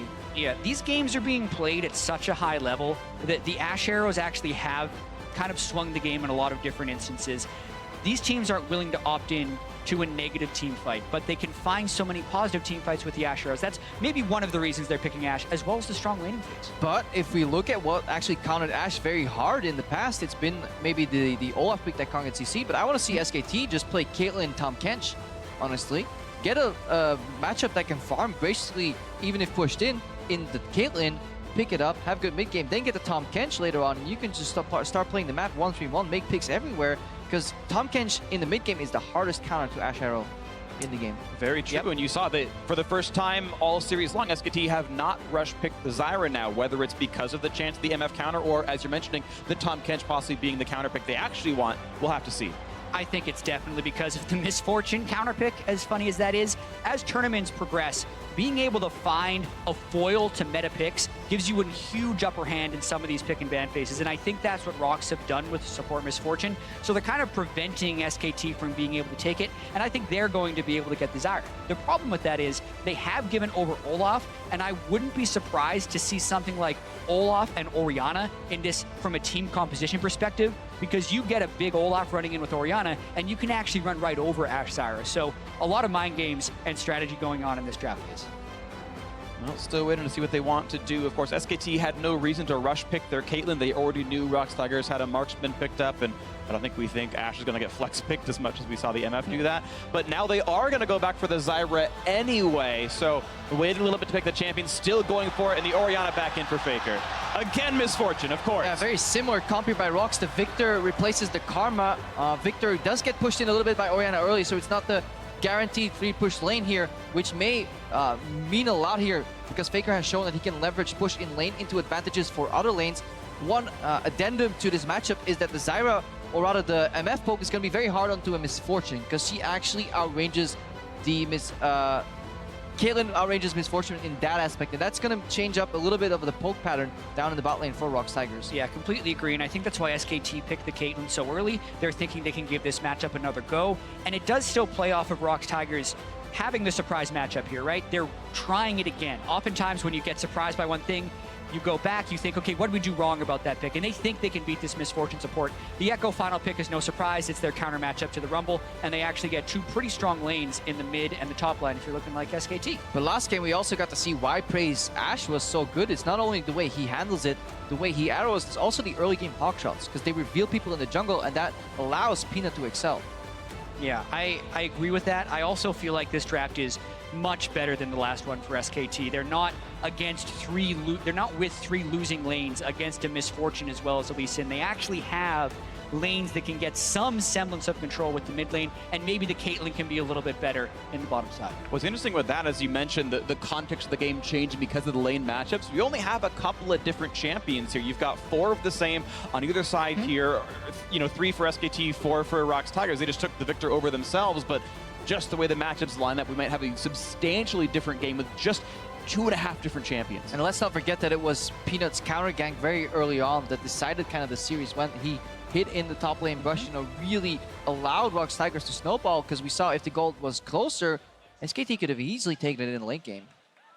Well, it's going to be a fun one to watch for, and we'll see if SKT can definitely hold on a lot closer to the early game than they had in the previous year. Of course, Kuro is back on his famed Victor, and that will be some more damage to be had, which, you know, again, helps ROX's late game chances out. But SKT looked so good when they had when they had Orianna on Faker. He's been very big so far in this series, and we have game 3 coming up. It's 1-1 so far, a best of 5 for a shot in the finals. We'll see who their opponents are tomorrow, but today we figure out who deserves to move on and who gets eliminated. Game 3, ROX Tigers vs SKT. Yeah, and the first 2 games have just been so insanely entertaining and played at such a high level. You can see why these teams are so hyped and why they are oftentimes considered the 2 best teams in Korea or the world. And we kind of just have to take a deep breath and reset for this next game, because you can't think about the past when you're in these situations, and you always have to look towards the future. How do these teams reassert their dominance, retake control of the series, and find their way into the finals? Yeah, it all starts with adequately playing the laning phase here. See Gorilla moving up, farming gold again, trying to find enemy support.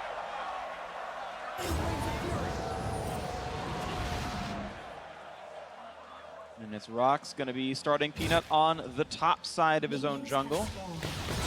So both duo lanes too busy fighting each other for supremacy to do much else. Break! Doesn't land it. One little thing this does is getting the push up early from Gorilla in the lane allows him to trample a lot of these plants, these seeds. They're not really that relevant, but it's these minor things that happen, you know, and that matter in the battle for lane supremacy. Yeah, and the Caitlyn is such a different pick here than the Ezreal. The early laning shove could be much different depending on how well they can land poke in the early game. The make it rain, not to mention the volley. I doubt we'll see Bang in a 30 CS hole like we saw in the last matchup, but it's still going to be very interesting to see how they shove each other in. Now look at both these players trying to maximize their poke, hitting both minions and champions at the same time. Gorilla, he could obviously opt for just a champion target right there because he was already winning the push, but much more even. Second wave is going to decide it all. 3 melee creeps is what separates them right now from hitting level 2. 3 melee minions. First plant comes up. Wolf actually managed to get 2 plants up, and that means a bit of extra damage. Gorilla's on plant killing duty, and level 2 coming in shortly. There's also something we have to point out about the early wards that happened in the jungle right here. They got to see Peanut taking the blue buff, and they also have another ward in with the Raptors, so they could have knowledge of Peanut all the way through his jungle clear, which gives Blank and the rest of SKT a whole bunch of knowledge about how to play their lane. Same time though, Blank did get a leash here at the start of the game as well, so both these junglers quite aware of each other's positions. The interesting thing with the leash though is you can fake a leash as a top laner unless you have actual knowledge of him. Yeah, but Olaf is so dangerous on that clear just alone. But if you'd fake it, he'd start blue buff, so it's technically possible. Blank right now. Love this. In the range support matchups, it's so strong to get that Scuttle Crab early on, because now they can move the ward up to Tribush. The only caveat is that at least Sin could technically go over the wall, but he would have to find some janky walls to really dodge that double ward then.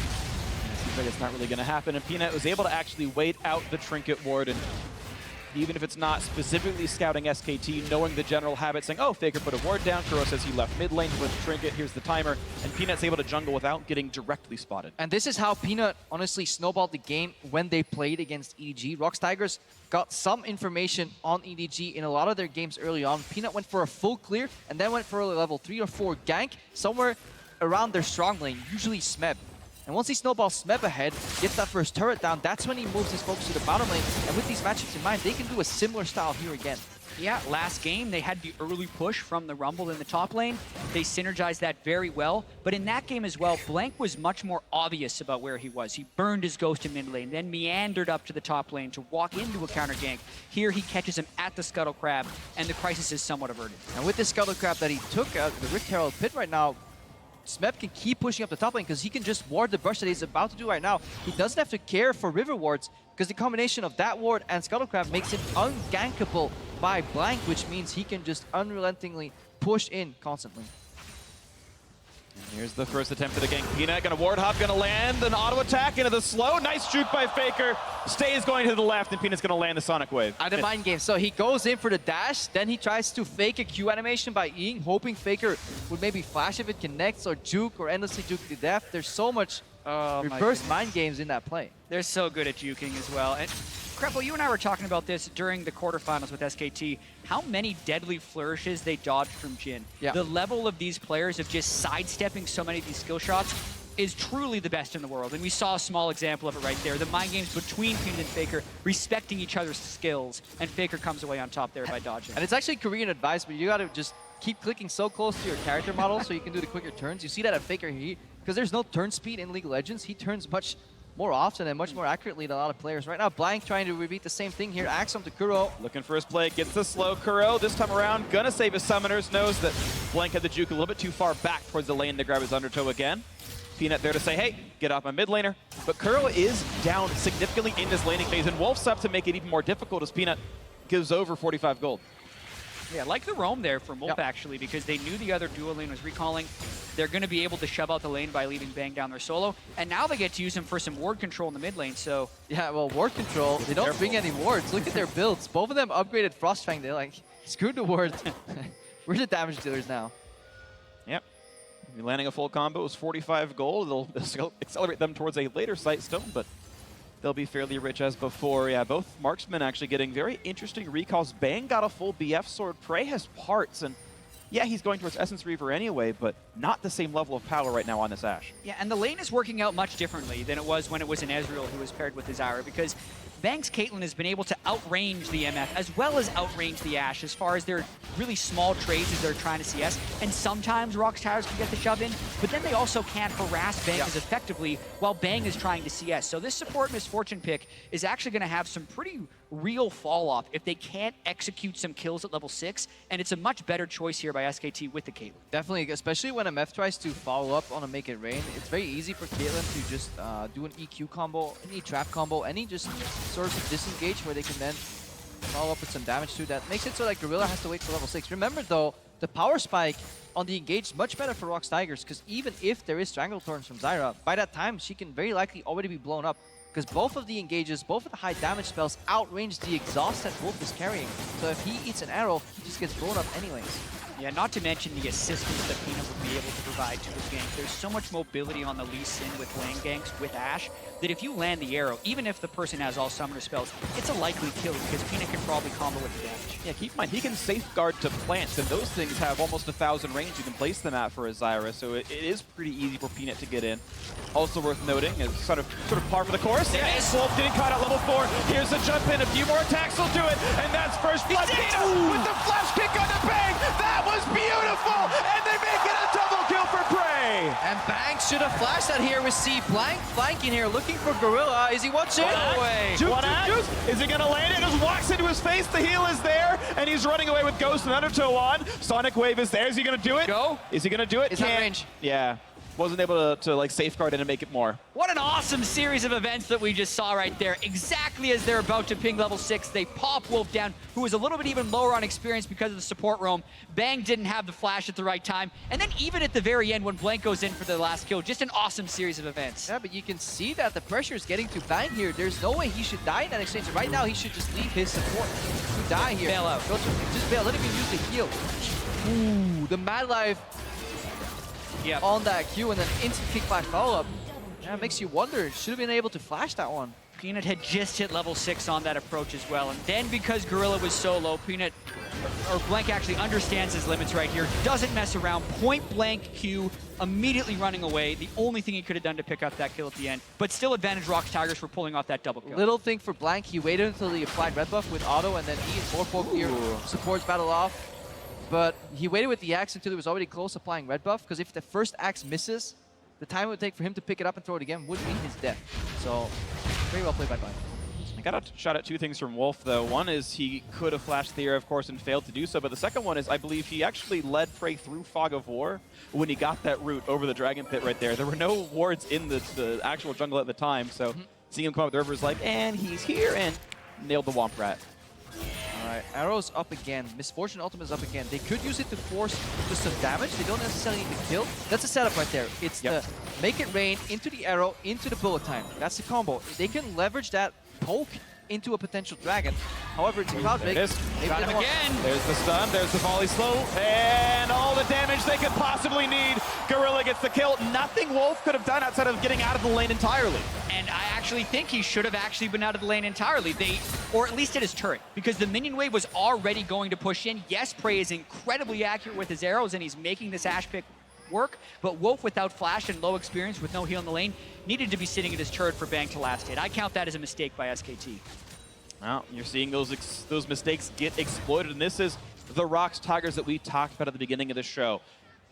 SKT are a more reactive team, which is not meant as an insult, but that's their style. They're a little bit more slow-paced. ROX is about finding an opening and taking a crowbar to it as fast as possible. And this first pick, Ashe, is that crowbar. Saying, oh, flashless Zyra, let's keep going there. And Gorilla still doesn't have any boots. He just went for the straight upgrade into 4 wards, using that strut to maybe get some roaming presence. SKT picking up the, honestly, given crowd rate here. We gotta keep tracking that Misfortune support here, because he already is playing with 4 wards on the map. That's one extra compared to Wolf. Wolf, no boots at all, Peanut. Oh, Peanut shockwave, then rooted into everything. Nicely done. SKT picked one up. Yeah, beautiful combo right there from Faker and Wolf, understanding their damage. They even got the last hit on the Raptors there, pulling that combo off. And they track the flashes. That's what you gotta do on the highest level. You see Lee Sin in the pit, probably use his shield rather safeguard on himself instead of saving it for a potential ward up. Likely ran out of wards. Now Wolf Don't pull the trigger on actually going for it. Gorilla had no ulti. Yeah, and the story of this game also kind of syncs up with the story of these two teams, whereas ROX Tigers have a superstar in the top lane with Smeb, and they play through their bottom lane often, whereas Faker is just a pressure machine in the mid lane. So it's SKT now with the 1 kill on Faker and some more control, trying to play through mid, whereas ROX trying to play on the side lanes. Not the most beautiful equalizer. Gets a 0 for that one.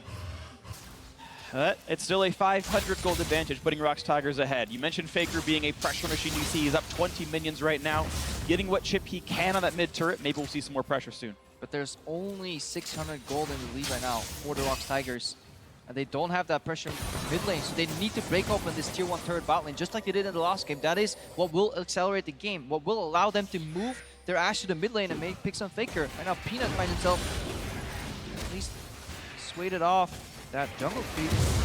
Blank aggressively defending. That's what they need to do. SKT cannot yield their own jungle again to Peanut. I absolutely agree with that, and they can't yield this bottom turret. They have to be so careful not to get caught in the combo again! The combo's there. Wolf's running out of help, but there's not enough damage to deal, really. Gorilla, if he got trapped up, might have been comboed out, so Bang putting in some proactive damage, and not a full bullet time. Look how afraid they are of actually hitting the turret. Very little chips going that way. Yeah, notice the hawk shot flew through the jungle of SKT, which I actually found a little surprising since they would have seen Blank earlier, in the top side earlier. So a bit of a wasted hawk shot, I feel. This is getting jungle timers. Just not the perfect flow of information. Honestly, very hard to do. You know, trying to micromanage this lane, talking between each other, praying Gorilla of when they're gonna pull the trigger on the combo, actually landing all the skill shots while keeping track of the enemy jungle. Very hard. But this pressure's finally working out. It's an individual 1,000 gold lead for Prey. The Make It Rain making Bang's life a little bit difficult, and 2 more autos will do it. First turret of the game, 13 minutes in. Nicely done, ROX Tigers. Watch Gorilla step in for a little bit of extra gold as well. He's not giving up any gold to his AD carry right now. He is definitely in the running for damage dealt here. And you can see Smeb trying to figure out what's going on up here. Of course, Duke waiting in the brush as well, but there's no junglers for either side. Smeb won't know the sun is coming, and he's not going to be able to juke away from it. So a nice early engage here by Duke. Gets Smeb down to half HP. And how much more can he really get? That's it. Those are the kind of mind games that really swing the pressure in the top lane, especially as... Wolf. Well, he had Blank around him. Wolf's Flash down. not having the greatest game. It's quite annoying to play Zyra into this matchup, especially when you fall behind. Like you want to get vision, but you're still a range support into a Victor. Your team wants you to play Zyra, and even picks MF. You know you're gonna die because nobody's gonna hit your AD carry. This is such a hard pick to play because if you play too careful, respecting all this engaged, you may just yield too much pressure, already making it worth it for ROX. Arrow once again. Oh, this time around he's able to juke it. Oh, the flash Q though. Pino wants it, but the exhaust is enough. And the shield in from Faker. Wolf will survive it. Because that was red buff on Peanut. He would have died if it weren't for the shield. Faker definitely coming in clutch at the end there, but Wolf with the exhaustion. You talk about, Crepo, the difficulties that Wolf has had to undergo, but that's actually the first arrow he's been able to sidestep. He now has boots of mobility to give himself a little bit more leeway with being able to dodge some of these arrows. And again, we're in this situation. It's not as extreme as the last game, but where ROX is trying to take that Ashe and Misfortune and move it around the map to advantages. I feel like SKT is in a better position this game than they were in the last. Definitely agree. It's a much closer game here on this one. SKT coming around on this one, looking for the fight on the Smeb. He's going to have to flash away from the stun, but Blank Slow is there, and Smeb has no other way of getting out. That's the kill picked up. Duke makes it 3-3, and the top lane's looking a whole lot better than it was before. And that's the difference. Last game, they had double teleport, so they could keep committing to this arrow bot lane that could just keep making picks off and get a turret, get an objective, even get 2 turrets. Right now, they were playing under a single teleport. Smeb has not found an opportunity to leave the lane as Rumble, and going even in this matchup, or even just going up 10 CS, is beneficial for the Echo later into the game. Quick slow on the Faker. You're seeing the way SKT playing this game is quite a bit different. Wolf has been out of the bottom lane for quite a while now. 4-level difference compared to his AD carry. Just roaming, trying to find plays to make. Yeah, note this Smeb had actually used his ultimate beforehand, which made this a pretty safe gank when you're considering it for SKT. They land the first axe, post-flash. Blank has actually had great patience with his undertows thus far. Oh, man. Though. That's flash out of Bang, but he's still slowed down. There's the harpoon, there's the chase down, and Gorilla's gonna make it rain. Into the bullet time, and it's gonna be all the damage he needs. Gorilla getting the kill. Because Gorilla played it smart. He flashed him for the love tap right there, then made it rain, slowed him down, guaranteeing his ulti would be up the entire time. I didn't see where the heal from Bang went up. 8 seconds left on the cooldown when he died. So very close margins there as ROX is able to pick up another kill. Still just 2,000. Oh, that shockwave was way better than it could have been. It actually slows down Peanut as well, and it means Kuro's out of that one. But again, ROX, when do they go on the aggressive? Right before the objective spawns. So this teleport essentially secured them another dragon here. So they always tie in their aggression with objectives, and that's how you play early game competition. Just kills, not enough. But kills and objectives could be enough to leverage Elite large enough to combat whatever scaling advantage SKT have. Yeah, that's the perfect balance. They have the pressure in the bottom lane, and it was clever how they ran Smev there, even though his teleport was down, but now they're looking to catch him out. Stranglethorns to guarantee the rest of it lands. Wolf goes for the 100% secured combo. Duke. It does go to Duke. Blank gets an assist credit. Sunfire Cape hit him. Congratulations there. Cinder Hulk, I should say, but arrows coming in. And of course, it's going to hit Wolf, but how much more can they get? Oh, they're going to get the kill. Feels bad, man. You go for a cross-map play, you catch the enemy top laner, you just use his teleport, everything's great, you even out that dragon somewhat, then an arrow hits you. Gets him back on the play. Yeah, the ulti was already down. He used it to get away from Prey's slows, and that's going to be the quick 2 for 0. ROX in even more control. I mean, ROX, they keep switching up the side of the map that they play on. They finished the objective in the bottom lane of tier 1, so they left Bang alone. So even though they were a member down, they were still in a numbers advantage because they had the pick potential with the arrow, because they keep moving in bigger units, like they continuously move as 4 or 5 men. Yeah, and then the question is, can you transition those kills into objectives? So far for ROX, it's been absolutely yes. They can get this turret down right now, and even though SKT was pushing the mid and bottom lane turrets, they only chip it. They don't actually convert into gold. Yeah, again here, Smev, he moves back to the top lane because his bot lane is basically saying they'll match him. He goes a bit too far. Honestly, this is Smev overextending, but the reaction immediately here. Look at where Prey and Gorilla are right now. He sends out his arrow from so far. This is like, yeah. Peanut gets spotted on a ward, doesn't care. If this arrow lands, it's good. It was the blue trinket that also helped them with the vision there. Once you get the long stun onto Wolf, it's an easy pickings for Peanut. And then Blank running out this way, you know his ultimate's down. Peanut can extend the play afterwards because he didn't have to use his kick. Beautiful counter by ROX after Smev fell. Totally agree. And that first pick, Ash, you're seeing it really pay off. Funny thing is, it's Gorilla who's the one being part of everything. 100% kill participation here on the support Misfortune. The counter pick to Zyra. So far, so good. And now it's the mid lane siege. 2-0 in turrets. And Duke's going to answer that one pretty quickly now. Top lane has just been, it's been counterpicked and it's been pressured enough that SKT are finding at least 1 point of leverage. And at this point, SKT, they need an answer because Ash is arrowing every single and time. Bang's running out of health much too quickly. And this is why ROX has first picked the Ash. They're making so many plays with this combination. All 7 kills, honestly, feel like they have had Prey involved, even if he didn't get an assist on one of them. Look at the enemy bot lane. 0-6 right now for Bang and Wolf. This Ash Zyra lane needs to get answered by SKT, likely in the draft phase, likely with a ban. Yeah, Prey has been playing Ash for 6 years, and even though he hadn't been playing it early on in this tournament, the Ash arrow's been what stayed the same the entire time. You just aim it, he knows the angles, and it's more than just clicking it on the person, because he's finding these SKT players against walls and in corridors where the likely place of retreat isn't possible unless they flash, and oftentimes he's throwing it at people with summoner spells that are down. That's the best thing about watching people who excel at champions. They know how to put people into either dodge patterns, guaranteeing hits, or they get so good at predicting how people react to it. It's the same with like Bard ultimates, it's with Blitzcrank's hooks. If you can put them next to a wall, you eliminate the dodge in one direction. You then put the skill shot slightly higher in the other direction, they get hit. They just physically can't move out unless they flash. It's such a good play. And then Prey, for Fog of War, always angles his arrow just slightly, indicating, no, I think you're going to juke into it just ever so slightly once it pops on your screen, and then it's too late to dodge. Yeah, it's always very interesting. I think statistically, more skill shot reliant champions get worse in higher tiers of play. You have famously champions like Ryze, where it's like, oh, for your average platinum player, it's 42% win rate. For professionals, every single game, because it's all targeted skills that pros can't dodge. because pros are so good at dodging skill shots. And Prey, on a champion who must land skill shots to be worth picking, is able to do so against the literal best players in the world. And you can't hype up enough how hard this normally is for your average player to land skill shots and players like Bang and Wolf. But with all that in mind, it is only, let me say only, 2,000 gold lead here. SKT do have scaling components. Their mid scales very well. Smeb right now is in a bit of trouble. He needs to get out of here. And he's able to do so, but burns his flash and his ulti for it. Smeb has been the target of most of SKT's aggression. So this is no flash on Smeb, and Duke is sitting on 2 kills already. He is the saving grace. Honestly, coming into the series, expected to be the weak point, but SKT need to rely on him right now and his side lane pressure on the Echo to drag him back into the game. I find it fascinating how SKT has had Duke in positions where he needs to be the side lane pressure for them to have the game stalled out right here.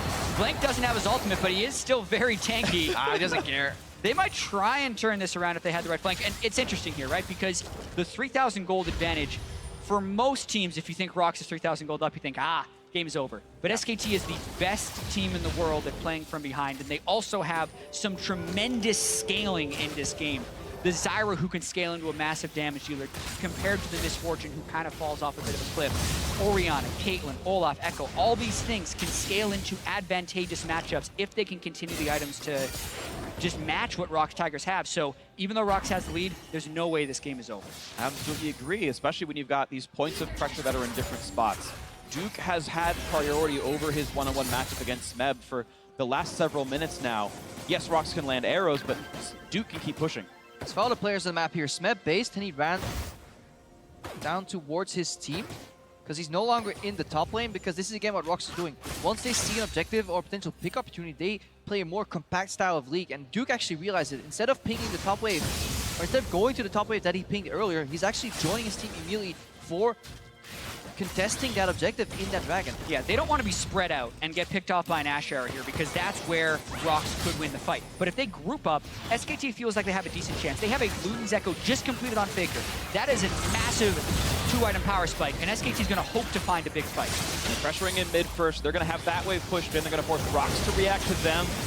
Blake can't find the slow. There's the arrow, but it's onto the tank. SKT are fine with that one, and that's one of the big tools down. So this is good for SKT. They can go in. Oh, misses! Oh, a lot of damage, and Wolf's going to burn to death already. That's a 1 for 0. How much more will ROX get? Does Peanut chase it into Blank? He does not.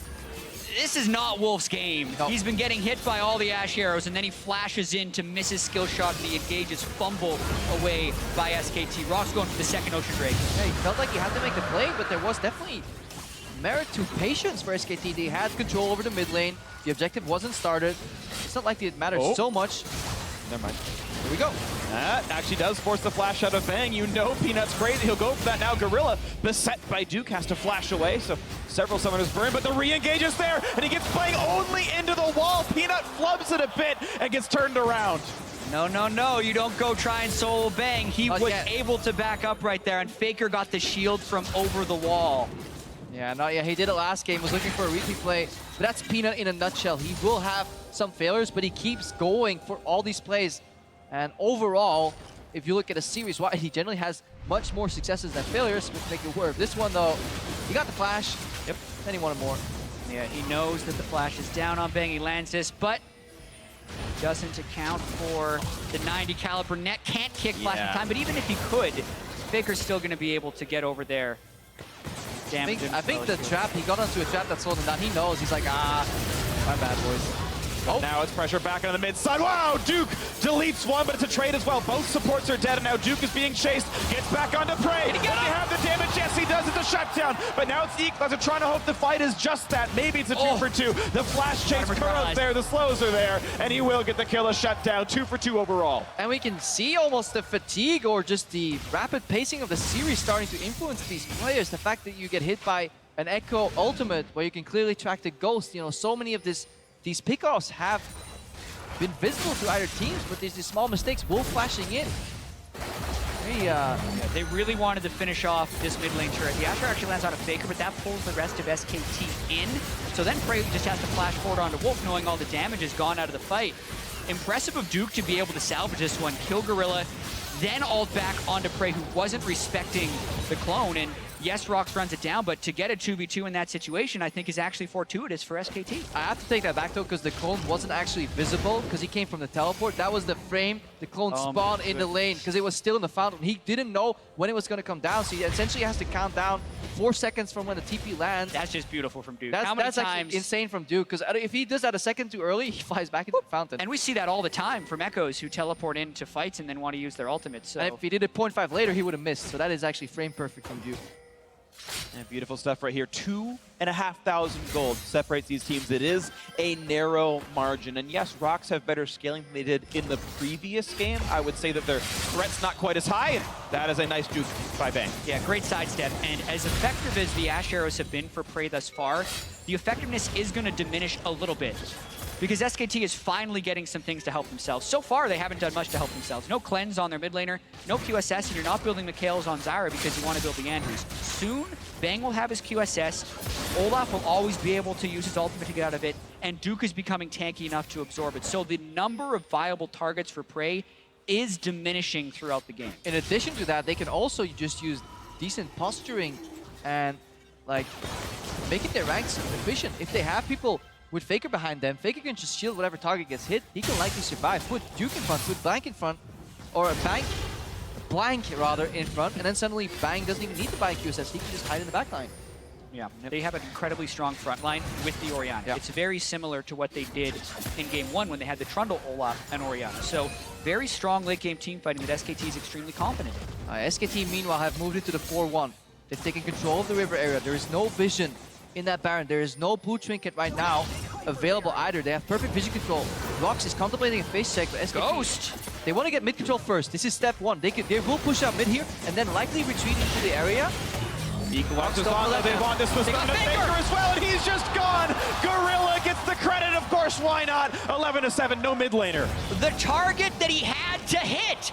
They could not just keep the tanks in front of Faker. Faker was the one who gets caught there, and this could mean a lot for ROX. It could mean a lot. Kuro's going to stop Duke from getting away from anything. Duke's going to set up for the fight, and Kuro says, you're right, that's enough for me, that's fine. Our team has control of top jungle. Let's take it over. And if ROX didn't pull the trigger right there, they would be in an impossible scenario where SKT had mid-wave clear and complete control of Baron. That was such a good trigger. But now it's a 5v4 at Baron without Orianna. SKT doesn't want to give it up, though. Baron low. 3,000 health. Blank's not in range. He doesn't have flash. He's going for it now. Can he get it? Early. No, he can't. He's just popped right away. That's a secure Baron. It should not be stolen, and it will be secured. ROX make the play perfect. And we just have to state it time and time again. ROX, they make the perfect play, but at the right time as well. Any earlier, any later, it would have been a bad reaction, but they catch the person they have to catch in Faker.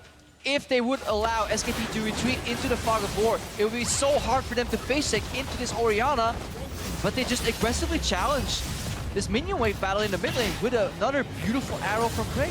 Yeah, and also, Blank really should not have been running in there to try and steal that Baron, but we have to see the pick itself. Blank burned his Ghost early, and then Faker runs up away from the Make It Rain and the Equalizer as he's just getting drilled by the Ash arrow. Yeah, we need to look at the goal of this play. SKT was trying to control the mid wave first, and then retreat back to their Baron bait that they had so elaborately set up in the last 2 minutes. They had pink wards, they had completely swept out the vision. There was no vision for ROX. If this play failed, maybe a Hawkshot could save them, but that would have been it. What a beautiful counterplay here by ROX Tigers.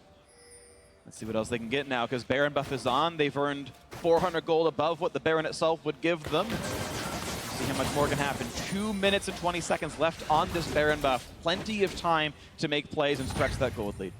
And we would also be remiss if we didn't talk about Kuro's Victor, because it has almost always been his most reliable and best champion. And even though Faker's been able to get some pressure in the side lanes, when ROX have been able to get these picks, the fact that he's picked up 4 kills cannot be overlooked. Victor has tremendous late game scaling, especially when cutting through tanks, because the damage that Victor puts out in the late game is massive. So especially when he completes Death Cap. It's one of the highest AP mid laners you can get in the game, and is the biggest difference we mentioned in the team composition. You take out Karma, you add Victor, and they have much better late game scaling with which to add to this 6,000 gold lead. Yeah, you take away of the early punch here, but you at least have a late game insurance in case it goes wrong. Stylistically, it just fits Kuro so well as a player. Relatively passive in lane, doesn't always want to push. But that's fine. ROX Tigers have been fine playing around it. Ooh, the Shockwave. Shockwave puts Prey into a trap as well, and the deletion is there. Nicely played. Duke getting a bit low, but he's finding that Guardian Angel Curl, putting a bit of damage, and actually, no, they will pop the GA. Bullet Time gets some damage. They cannot quite get blank. Then Duke revives up, but still a bit of time to play with. It's a 5v4, and even despite that, SKT's low enough that ROX continue to have control over this turret, and they knock down one with this Baron. And that's honestly the mark of a great team, knowing that while you're on a man down, you may just have the resources to still win that fight 5v4. Beautiful combo here, trap. Yeah. Prey off to the Shockwave. Prey was getting pretty greedy there, trying to get hits in near those Caitlyn traps, but also he did have flash up while that Shockwave was hitting, so thought he was out of range, wasn't quite, does get punished, but I agree with you, Crepo. Just the strength of ROX to know, even though they'd lost their AD carry, Shockwave was down, the rest of SKT's teamfight wasn't super threatening, and they could continue to stay in. And that for me was one of the best things about SKT when I first started discovering them. They would be so good even in deficits, especially around early dragons, where they would lose a member, but the opposing team would use so many ultimates to get that one pick that SKT would masterfully fight out the remaining 4v5 and win. So ROX, reminiscent of that strength here in the duel, where they may finally be able to beat at best SKT in a best of 5. And it's worth pointing out as we siege into the top Ash lane, arrow. and Ash are coming in, gonna get dodged away from. It's now just Teleport from Duke. top side. And they know Ash isn't here, so they're actually going to push really hard to try and get onto Kuro here. He's got a flash. Well, when the Kuro, he's got flash, he's got ulti, but he's not going to burn these spells just yet. He's running out of health way too rapidly, and Blake's going to pick him off. The shutdown is there, and Gorilla's now just putting bullets into Duke. How much can they really get? Ooh, Bullet Time does a lot. It forces flash out, and now Prey is here. Exhaust is on. One kill picked up, and Faker gets it back onto Gorilla. Smith running out of health and gets shut down as well, but Prey, does he find the targets? Peanut has Guardian Angel. Maybe he plays frontline. How much can they really get? Prey turns it back around. Looks for bang. Looks for it all. He's got one. What else can he get? It's going to be Blake in his sights. He's coming back. Baker's low. How much more can they get? The stun's coming in, and it's Duke with the big play. But the turnaround from Prey, turning it back in. The chase, the resonating strike, and the ace comes through for Peanut. These fights are out of control this game. ROX Tigers and Prey in particular, time and time again. When you think an AD carry might go back, Prey stays in and he comes out on top.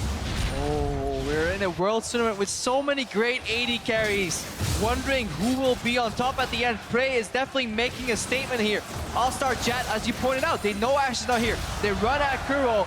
Look at Peanut. He's waiting for Blank to get the OF ulti to timeout. That's what he's hoping for, a good kick, but he stays too close, takes some damage.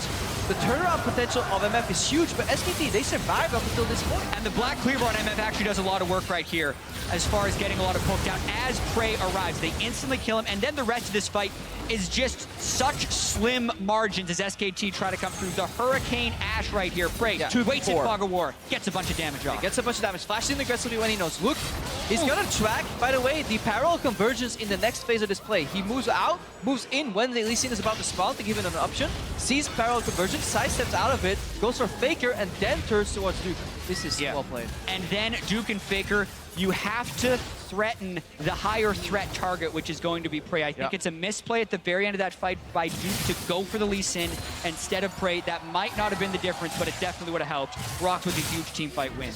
That was a 2 versus 4. At the end, it was turned around. You can see plenty of damage. So that 5,000 damage Ash of Prey. Yeah, that was absolutely huge.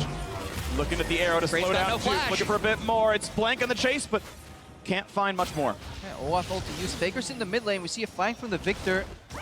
Faker no flash either. If he gets a slow apply to him, he's going to be a goner too. Uh-oh.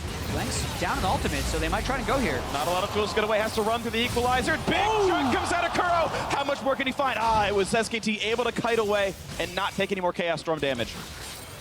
A lot of big cooldowns used by ROX. They also have triple Ocean Drake, so any poke that they land onto them will be refunded, but the cooldowns are still very real for ROX Tigers. And Baron is up in 25 seconds. SKT should have time to heal up and run out here, but they will be trying to do it without vision, which makes it incredibly difficult to harass. So if you look at SKT right now, they have such few wards into the, honestly, into their own jungle that now belongs to ROX. They have to face check essentially every single brush. They know some key cooldowns are down. They will be happy once they spot these members in the mid lane. Prey just used a Hawk Stuff. Very tense situation right here. Yeah, ROX mostly recalled their team after completely warding up the top side jungle. They can use those wards to buy themselves some time. A lot of the recalls came in. They've come back in the mid lane now with a refreshed Sightstone, and we'll see what more ROX can get as they are the team with the lead, with the ability to control the map. And control the map, they will. Prey has been so good with the Ash arrows, and Curl's also at a point now where if he gets another angle, like we just saw, you see he completely removes SKT from a fight. So ROX doesn't actually need to win a team fight, they just need to kill one person, and then they can actually force the Baron. But let's go over the strengths of SKT right now. How do they win? Well, they put Duke in the side lane and have him duel. When's the last time we've seen Duke aggressively push out a side lane and threaten the map? Honestly, 20 minutes ago it feels, because ROX is keeping the map so compact, they're not allowing him. It's even Faker that just pushed out the bottom lane here. Because the immediate threat of ROX here, they just put so much pressure on every single step that SKT takes. And that means SKT doesn't have the time to push out the side lane, and it draws them towards the Baron. Look, once again, they go straight for it. They're trying to draw SKT towards them. They're burning it down. It's dead too fast. There was no chance for him to come in. Arrow comes through, and Wallace is going to hit the Banshee's Veil. That's Blank losing an item passive, but who really cares? SKT shoving down mid. SKT's trying to cut them off right here, not fearing the Baron immediately. I mean, there's always Equalizer right here for the ROX lineup. They can always get rid of the minion waves, but they're looking for more aggression. What a beautiful Baron again by ROX. Their awareness around objectives is so impressive.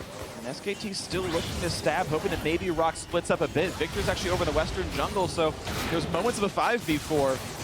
Gorilla checking with rushes. There's a chance that SKT would try and play around Elder Drake, but the play that SKT just tried on the ROX Tigers is getting turned around on them. They have a clear path up mid lane with Baron. They can get the inhibitor. The only way SKT stops them is fighting them from the rear. And they can try. Kuro has to slink around the far outside. Inhibitor turret's already gone. SKT, when will they choose to go in? The front line's in place. Duke is looking for something, but he's not going to get Prey, who plays far enough back that it's not even a problem. But now, ROX's escape is through a turret if SKT can find their way in, but they cannot. ROX out with an inhibitor take clean into the top lane. And this must be a very easy game for the observers, because with one single swoop, they can always track the entire ROX lineup. These guys are always 5 together here, combating the 4-1 nature of SKT, because they have hard CC embedded in their comp. SKT only have kind of conditional CC. It's really hard for them to target. They get Faker again! They hit arrow onto Faker. The flash chase. Peanut doesn't have enough damage. The knockups are there, but Peanut won't go down. Bang finally gets a shot, but it's only Guardian Angel down. Smeb's running out of health, and that's still not going to be a kill thanks to the heal from Prey. Nobody's dying from ROX Tigers, but it might just be that for SKT. The Chaos Storm is in. A bit more damage on a Blank. Almost gets him down, but he slinks away with about 10 HP. Still, control over this with the Ocean Drake regenning. Peanut looking for a hit Nexus turret. And the Ocean Drake is actually insane in this push right now. They continue to push. No one on SKT has died, but ROX getting so many turrets. Getting a lot of damage. Duke on the backside looking for the duel against Prey, running through some minions to get him more time, but he's trapped inside the minion wave. Playing so well for ROX Tigers. Guardian Angel gonna pop, but what else can he even do? And it's nothing. Peanut gets a shutdown on a rampage. 18-11 here. 11,000 gold up. ROX Tigers looking to push more. And their ultimates will be coming up shortly. Arrow again. Blank did not have his ulti available, but it was short enough that the stun wore off no matter what. Last Nexus turret is down. Looking to make it 2-1 in the series. ROX going for the play. Another kill comes through for Peanut. There's the Nexus, and it's 2-1 ROX Tigers. They are one game away from breaking the curse. What a game, honestly. Again, the Ashe Zyra being the pivotal 2 champions in this draft here, and allowing also Peanut to just play his game. Again, he arrives early in the bot lane, combining that Ashe Zyra with some pressure. The second that tier 1 falls in the bot lane, you could see immediately how much more pressure the Tigers have on the map. Yeah, and I love the way that the Tigers closed out this game. They actually seem to be a lot cleaner than in game 2. Prey consistently landed those Ashe arrows, and they have some swagger now. Yeah, look at Peanut. He's just jumping down. He's basically gesturing towards the crowd. One more game. It's a dangerous thing to do. Yeah, I've done it twice. I've lost the one more game multiple times as well, so I really hope it doesn't happen for Peanut, but they have confidence right now. And ROX Tigers have fallen in the last 3 best-of-5s they played against SKT. Never have they had 2 wins up in the series. They've only had 2 wins in total. Yeah, and now they have 4. So they've doubled it in this series alone. So you can see how they feel like they're kind of overcoming a demon that has been plaguing them for so long. with play like the way Peanut's been doing, the way Prey and Gorilla have seemed to kind of solve this bottom lane with the pick after pick, SKT have to change things up in this next one because they tried round 2 of the Misfortune lane, they lost again. They have to change. And the problem against these Ashe arrows, you can't even draft like a Morgana because it's just too weak in lane. So you need to get rid of, honestly, either that pick or we may see the return of the Tahm Kench because that way you can position in a lane where suddenly you play behind your AD carry, he has pressure, maybe gets the early QSS. If he gets hit, suddenly you devour him, walk the way out.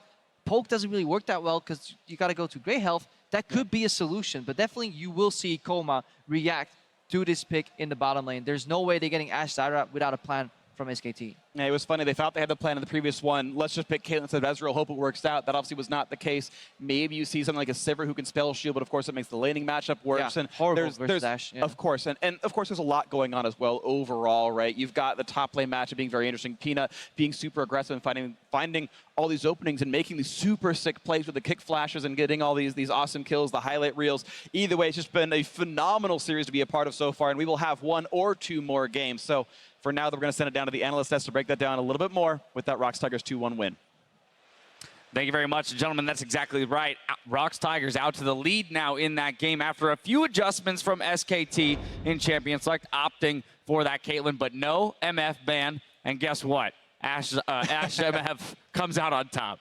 Yeah, again, ROX Tigers get this key pick. Yeah, MF, again, looks fancy. Ashe is really the key one here because Prey is playing it so well. This game here, SKT, QSSs came in very late, so he just kept firing arrows left and right. Faker didn't even get one. He also got caught later on. So this Ashe pick in itself is just winning laning phase and creating picks for ROX Tigers all over the map. Remember in game number 1, Prey was against the Ashe, and he got a very early QSS. He 12 knows minutes. Exactly. He knows the strength. And it's all about the draft because you talked about adjustments, Dash. They got 4 out of the 5 same champions, and okay, the utility from Karma is different to what Victor brings, but it's still going to be Hex Score, Rylai's. The utilities catch, not so much shields for the team, and it's ultra comfort for Kuro. He can just push the lane, and everything else was the same, and it basically went the same exact way for the ROX Tigers. Yeah, this draft from SKT is perfectly fine if they can avoid losing bottom lane.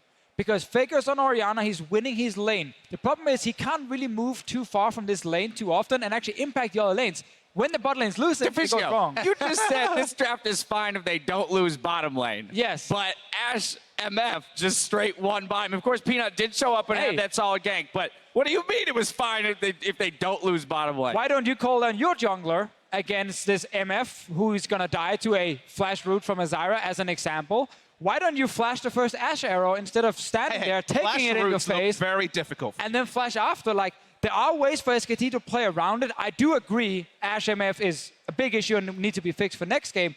But SKT's draft can win the game. The important thing is how they're playing around this bottom lane, right? They're drafting for it, and Peanut keeps coming down there, or, they have again with the double teleports, but they're bringing extra pressure to the pressure they already have because of the champion. And SKT's adaptation this game, because we said, pretty much gave the same comp over to ROX, is ganking Smeb, taking down the Rumble, but they were still winning the bot lane. By the time Smeb actually escaped lane, it still helped the situation. They got a kill on Bang, but it wasn't necessary because everyone else was playing out of their mind. And the ganking Smeb, it's a Rumble. He'll build his items and he'll be fine. And now let's just take a look at this utility that Prey provides with the Ashe. I mean, arrow after arrow hitting. I mean, only a few missed here and there. Starting off right here, this is that double kill in the very beginning of the game.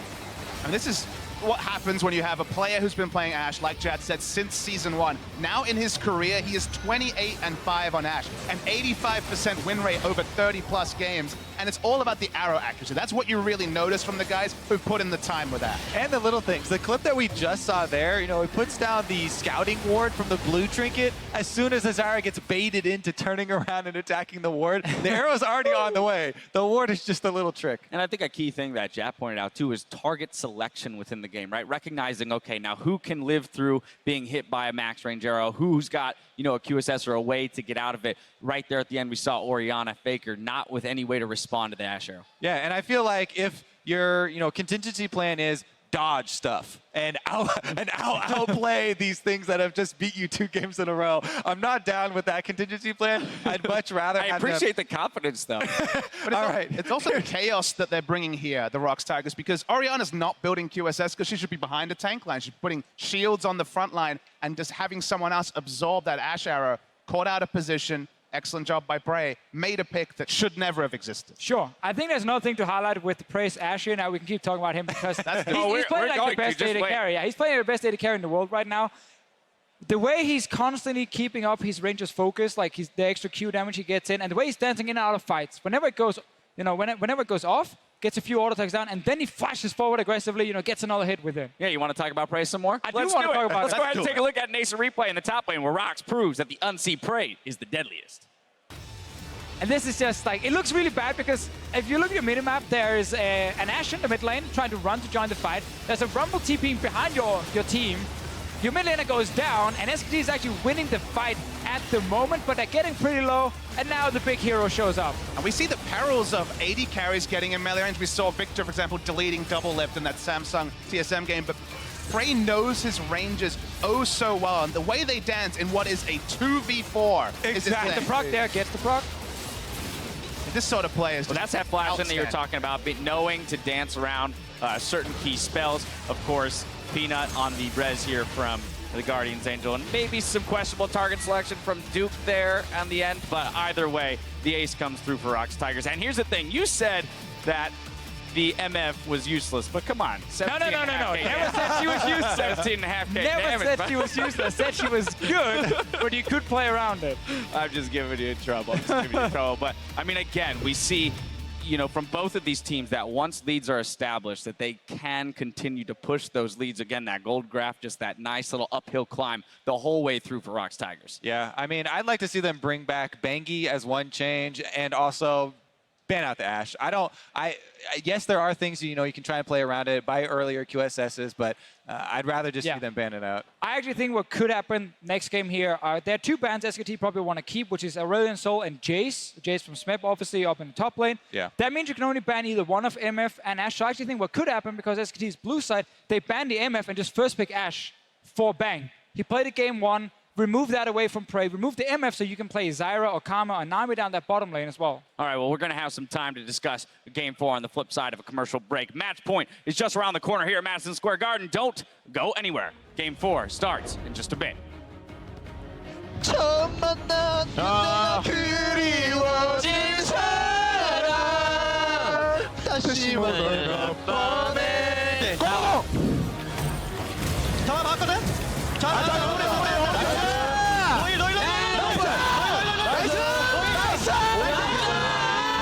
Inside, wow, Duke deletes one, but it's a trade as well. Both supports are dead, and now Duke is being chased. Gets back onto Prey. They have the damage. Jesse does it, the shutdown. And then likely retreating to the area.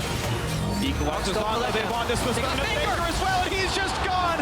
Gorilla gets the credit, of course, why not? How much more can they get? The stun's coming in, and it's Duke with the big play, but the turnaround from Prey, trying to get back in, the chase, the resonating strike, and it's 2-1 ROX Tigers. They are one game away from breaking the curse.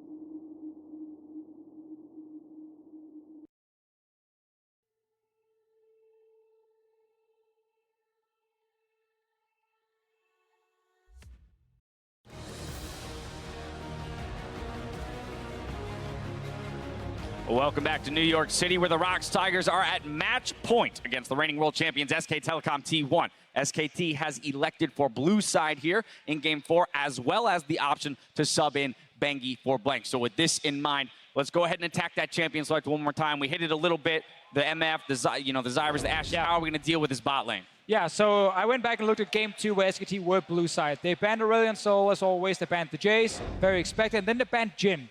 Jhin has not really been a thing in this series, and he's not important.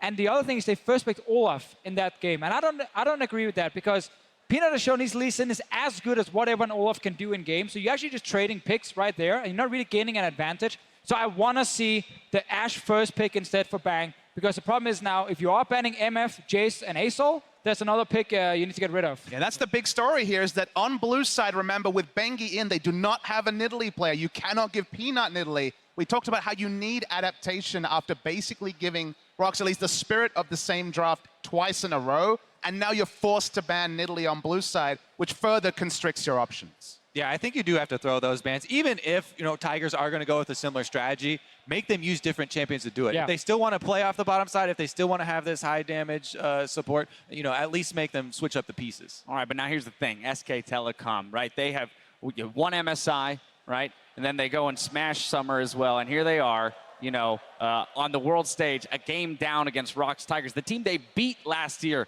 in the World Finals. What do they have to do, both we talked about champs but in the game to really come away with a victory here? It's unprecedented. Like you said, it could be the year where they won MSI, IEM World Championship, and the World Championship. Everything all in 1 year, even though it has been that up and down year domestically. So the adaptations have to come now. And as we said, on blue side, they just don't have that much flexibility. No, that is definitely a problem. But if you look at the individual players, Sure. Faker is winning his lane every single game. He's getting ahead of Koro. He's doing his job.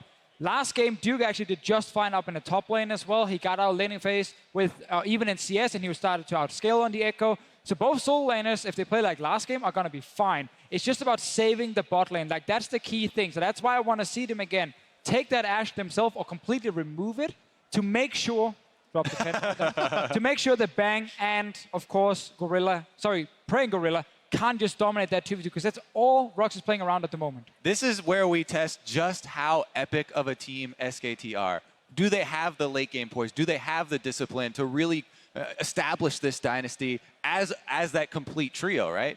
Are they? I'm going to say yes. They have. They have all of it. It's a risky bet right now, considering how the series is going, but I like it. And the flip side of this is that ROX Tigers, right, are up against a team that has had their number historically. And here they are, a game up, but on a massive stage where, of course, nerves, composure, all of these things can always play a major role in closing out a series. But these guys are singing on stage. They're sitting in front of 15,000 people. There's no nerves right now. They're just singing, having a great time. They're 2-1 as well. The amount of confidence they're going to get, it's absolutely insane. But they know this pick and ban phase will be very, very different. So it's up to NoFade, the coach, obviously, to make sure they get a good composition again and can actually close out the game. I'm talking about coaches. Koma, right, the legendary coach of all time in League of Legends. He also has to prove his worth, because he gave them the same draft 2 times in a row. He's on blue side, Bengi's in, so that makes the Nidalee a factor. There's actually a lot here for the coach also to lead the troops in, because it's a difficult balance to strike. All right, so here's the thing. I know your guys' predictions from before the show, but I want to know whether or not you guys think we're going to a 5th game. Does SKT have what it takes to push us to that 5th game?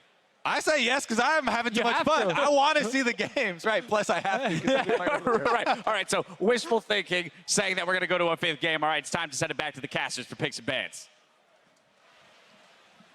Thank you very much, Dash. We are all excited here to have one, maybe if we're lucky, 2 more games of League of Legends. That's not to say that I'm hoping SKT wins. I just want more games of these excellent teams doing awesome things. Well, these games have been so incredibly close, and I think we add a wrinkle to it now, and they sub back in Bengi, the jungle, as he is so nicknamed. Yeah. And it's interesting, as Deficio pointed out, how it's going to change the ban phase, because usually when they have Bengi on their team, they ban Nidalee on the blue side, which already cuts into how would they play around MF? Do they have freedom to ban Ashe? Not really. So they're going to have to find a different way to adapt to those things. But a few small changes, even as early as the 5 to 10 minute mark, and one different pick can change the entire game, honestly, because if they don't keep snowballing the way they did earlier, there's a little bit of better scaling. Maybe there's a counter gank in the bot lane. Deficio alluded to it on the analyst test too.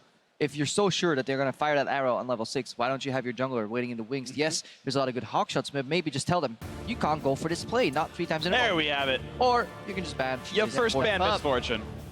Of course you first ban Misfortune. It's against ROX Tigers. You have to do this. Yeah, now the question is they probably still ban Aurelion Sol, and potentially they ban Jace as well, with the Jhin ban being what they drop. That will leave Ashe open if they decide to do that, or maybe they let Faker play into Aurelion Sol if they think ROX is going to early pick it, because that also stops ROX from being able to get a mid lane counter pick for Kuro. A lot of different strategies that Coma could take here.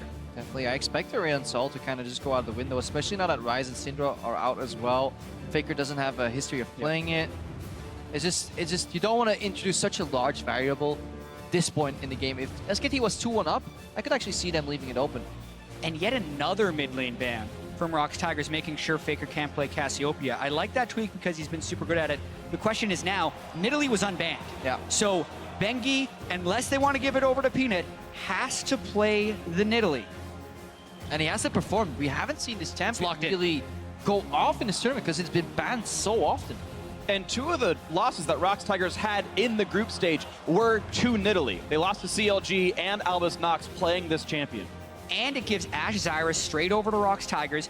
They're probably going to play Caitlyn Karma against it. But it's so interesting, too, because you wonder, how has Bengi been able to train his Nidalee? He didn't play it during the regular season. He's not known as a Nidalee player. You can't practice the champion in solo queue because it's permabanned there as well. So they would have had to be playing a lot of, or some scrims with Bengi on Nidalee to try and train this up to a point where they're confident first picking it in what could be an elimination game at Worlds. Yeah, but it's a good jungler to play into 2 low mobility targets still. Nidalee, spears are sidesteppable, but having another gap closer gives you the security to go for that play. An early gank plus a curtain call could just guarantee these spears hitting. It's just so hard to eliminate these options. And again, this is a combination down bottom that can vastly outrange the Zyra if she wants to get picked off right there. So that is the counter to that. Yeah, and it also depends how much SKT want to mix this up. Faker has played a decent amount of Karma in the mid lane, and they can easily flex that there for him as well. And it's not just that Bengi isn't necessarily capable of playing Nidalee, but it also doesn't fit SKT's style very well, where their solo lanes are such heavy farms. So a big change. I cannot emphasize enough how different this SKT team will look coming into this game 4. Wow, and the early Victor pickup. We're going to see another Victor Orianna matchup, so likely leaving the top lane pick for last because their bot lane's been performing so well.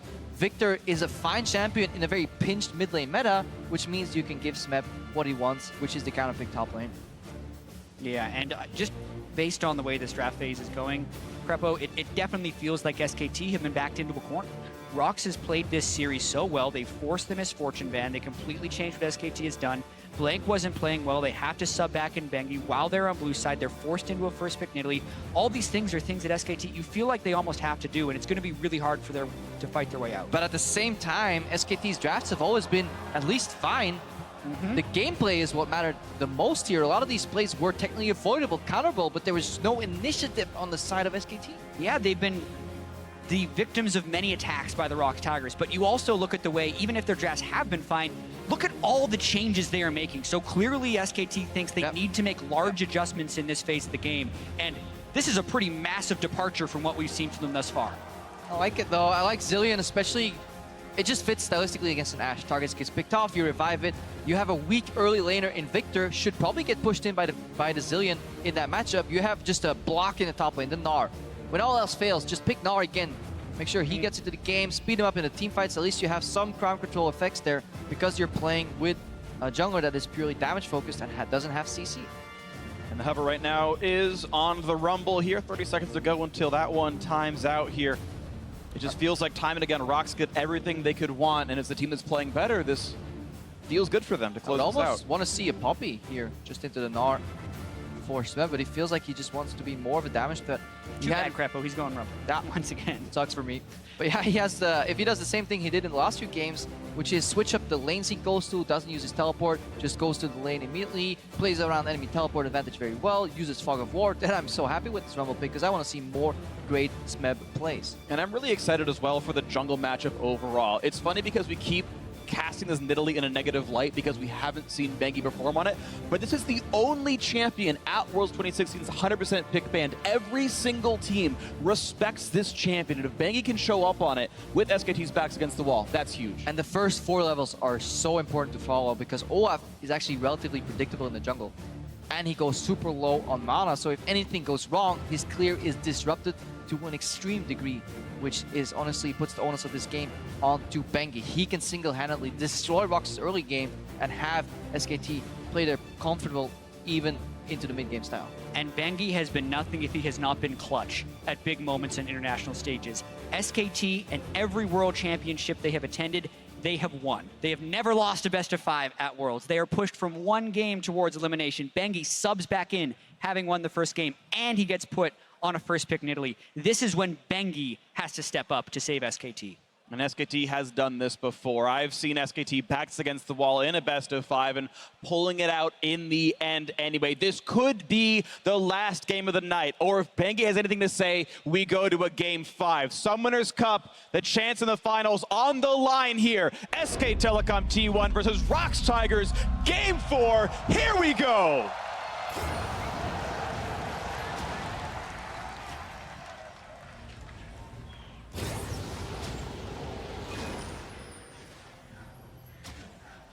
All right, let's track it here. Very condensed ROX lineup, looking for a potential face check punish.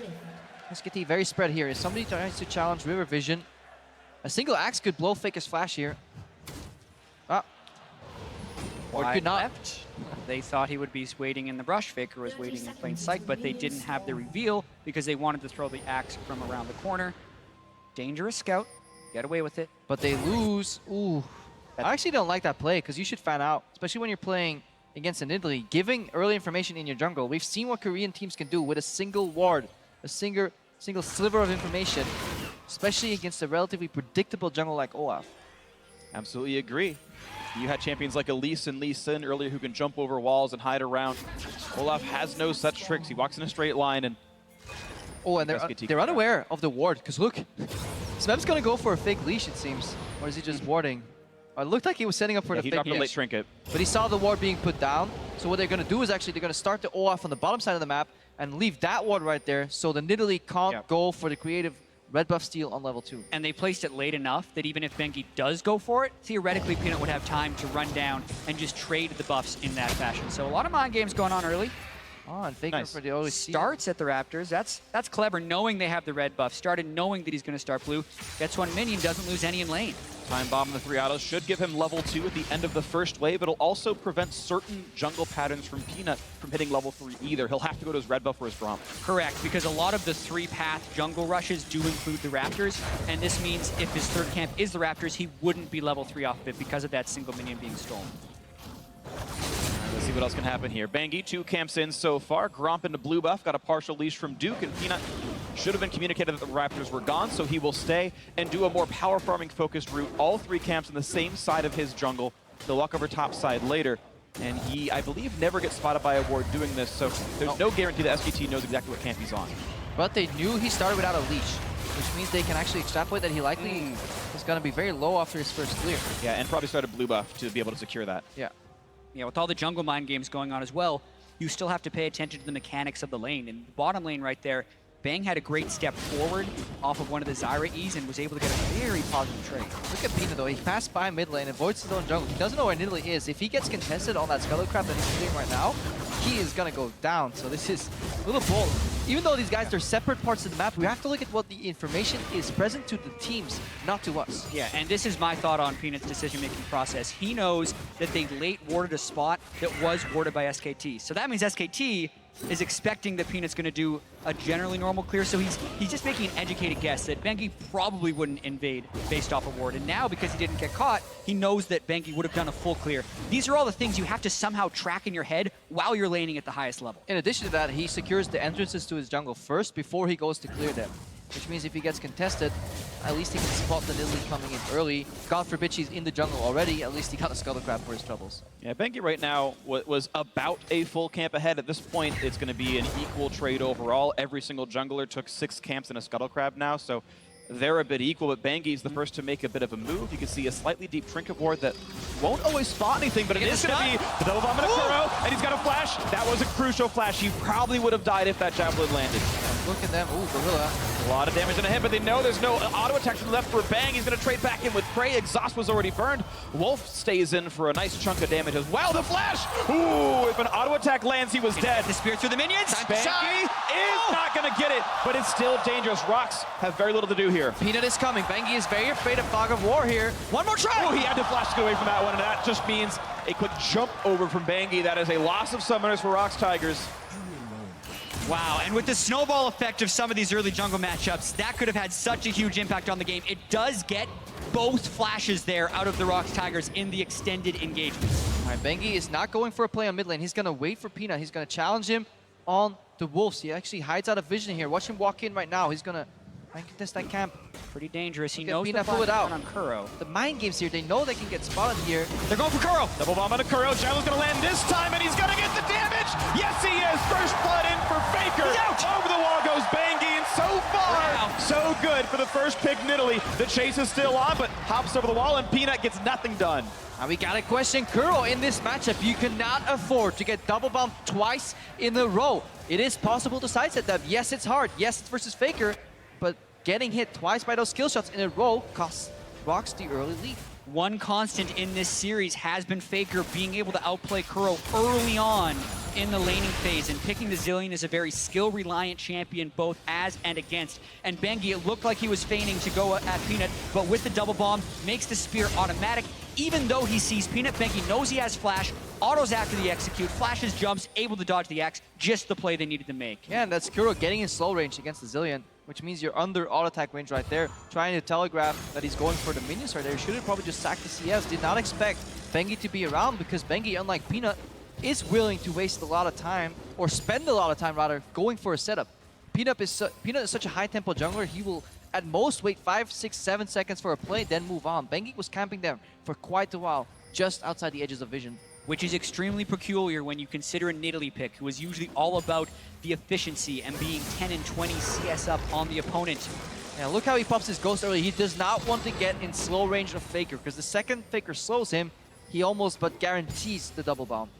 There's so much risks though right now. Faker level 6 has the ulti. Any turret dive is almost no risk if Peanut's not there, and Peanut himself practically out of mana. Probably won't have much to say if a dive does happen. Kuro just barely level 5 right now. Kuro, seeing the one bomb was on the minions, positions himself against the turret, meaning he's definitely going to get hit by the next bomb. It's a very contentious mid lane right now. Bengi, though, actually getting out-leveled by Peanut, so power farming on Olaf. He is one of the few junglers that can keep up with Nidalee's speed of farm. Definitely can, but Bengi is taking a team player approach. He went for pressure in the bot lane. Guess what? A little CS lead here and pushing lanes. There's vision, there's control. SKT is much more happy to give up the CS lead in the jungle to get control of the game. If they can rob this blue buff away from both Olaf and Victor, it's a big hit to ROX's economy. And he's just going to take the blue for himself. While the ROX lanes are none the wiser, because the ward smattering doesn't actually catch him. Great timing. And now he keeps him just locked up.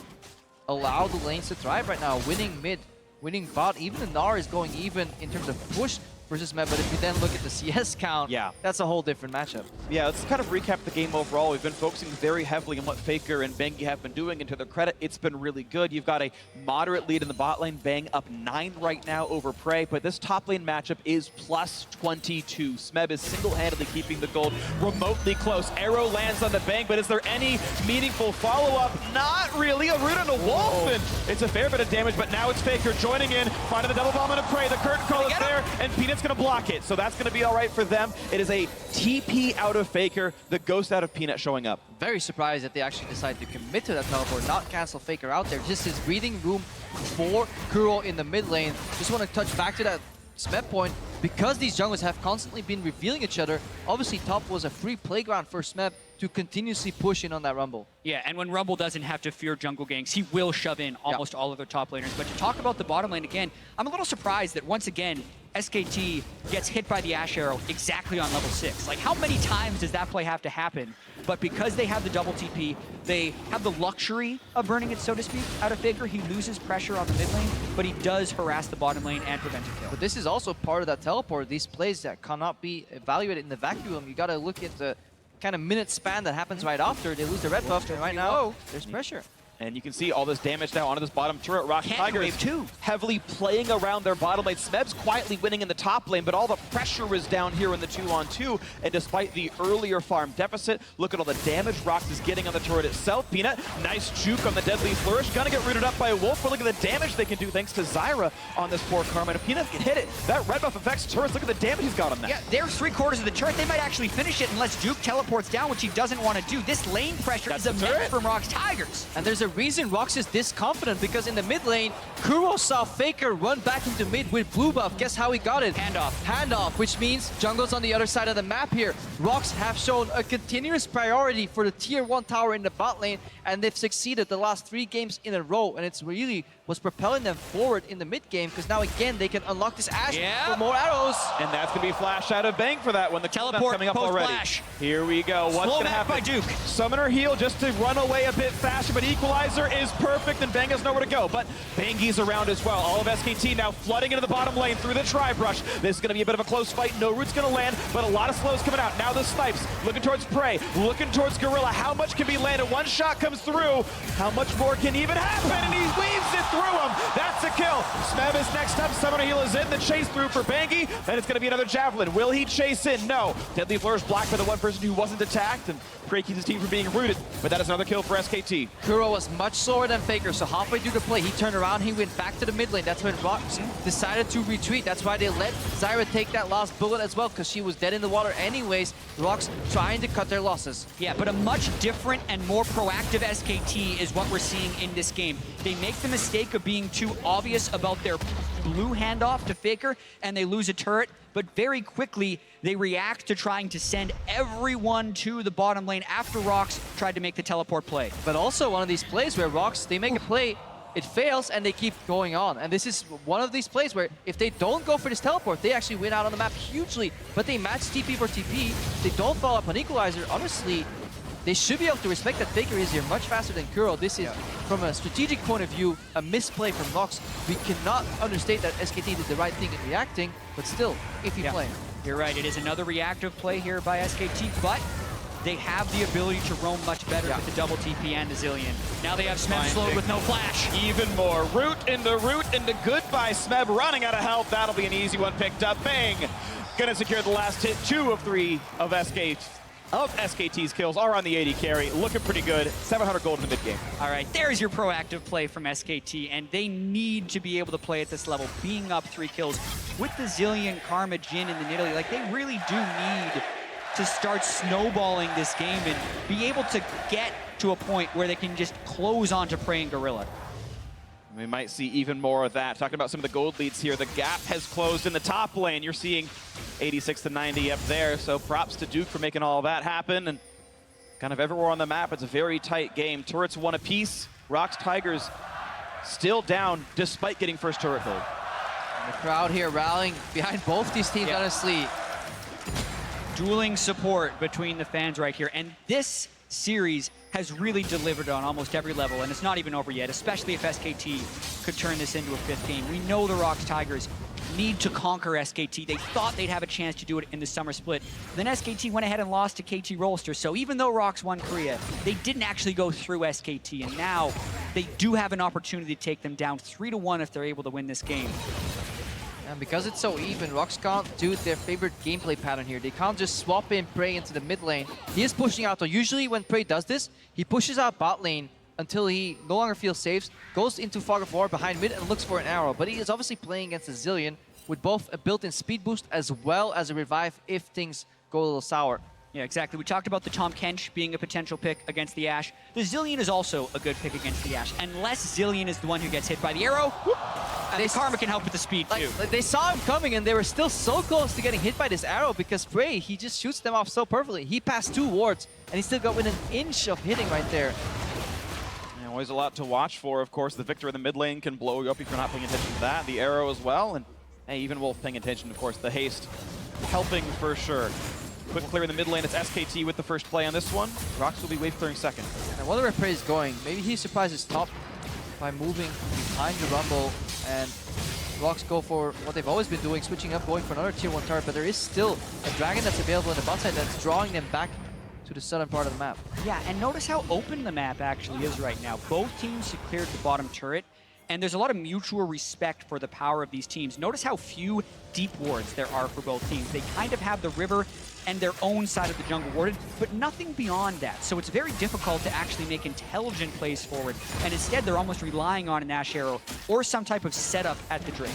Yeah, it's always difficult when teams control their own side of the map so well. You have to rely on some level of guesswork, and we know ROX are happy to play around guessing. We know they're happy to take these chancy plays.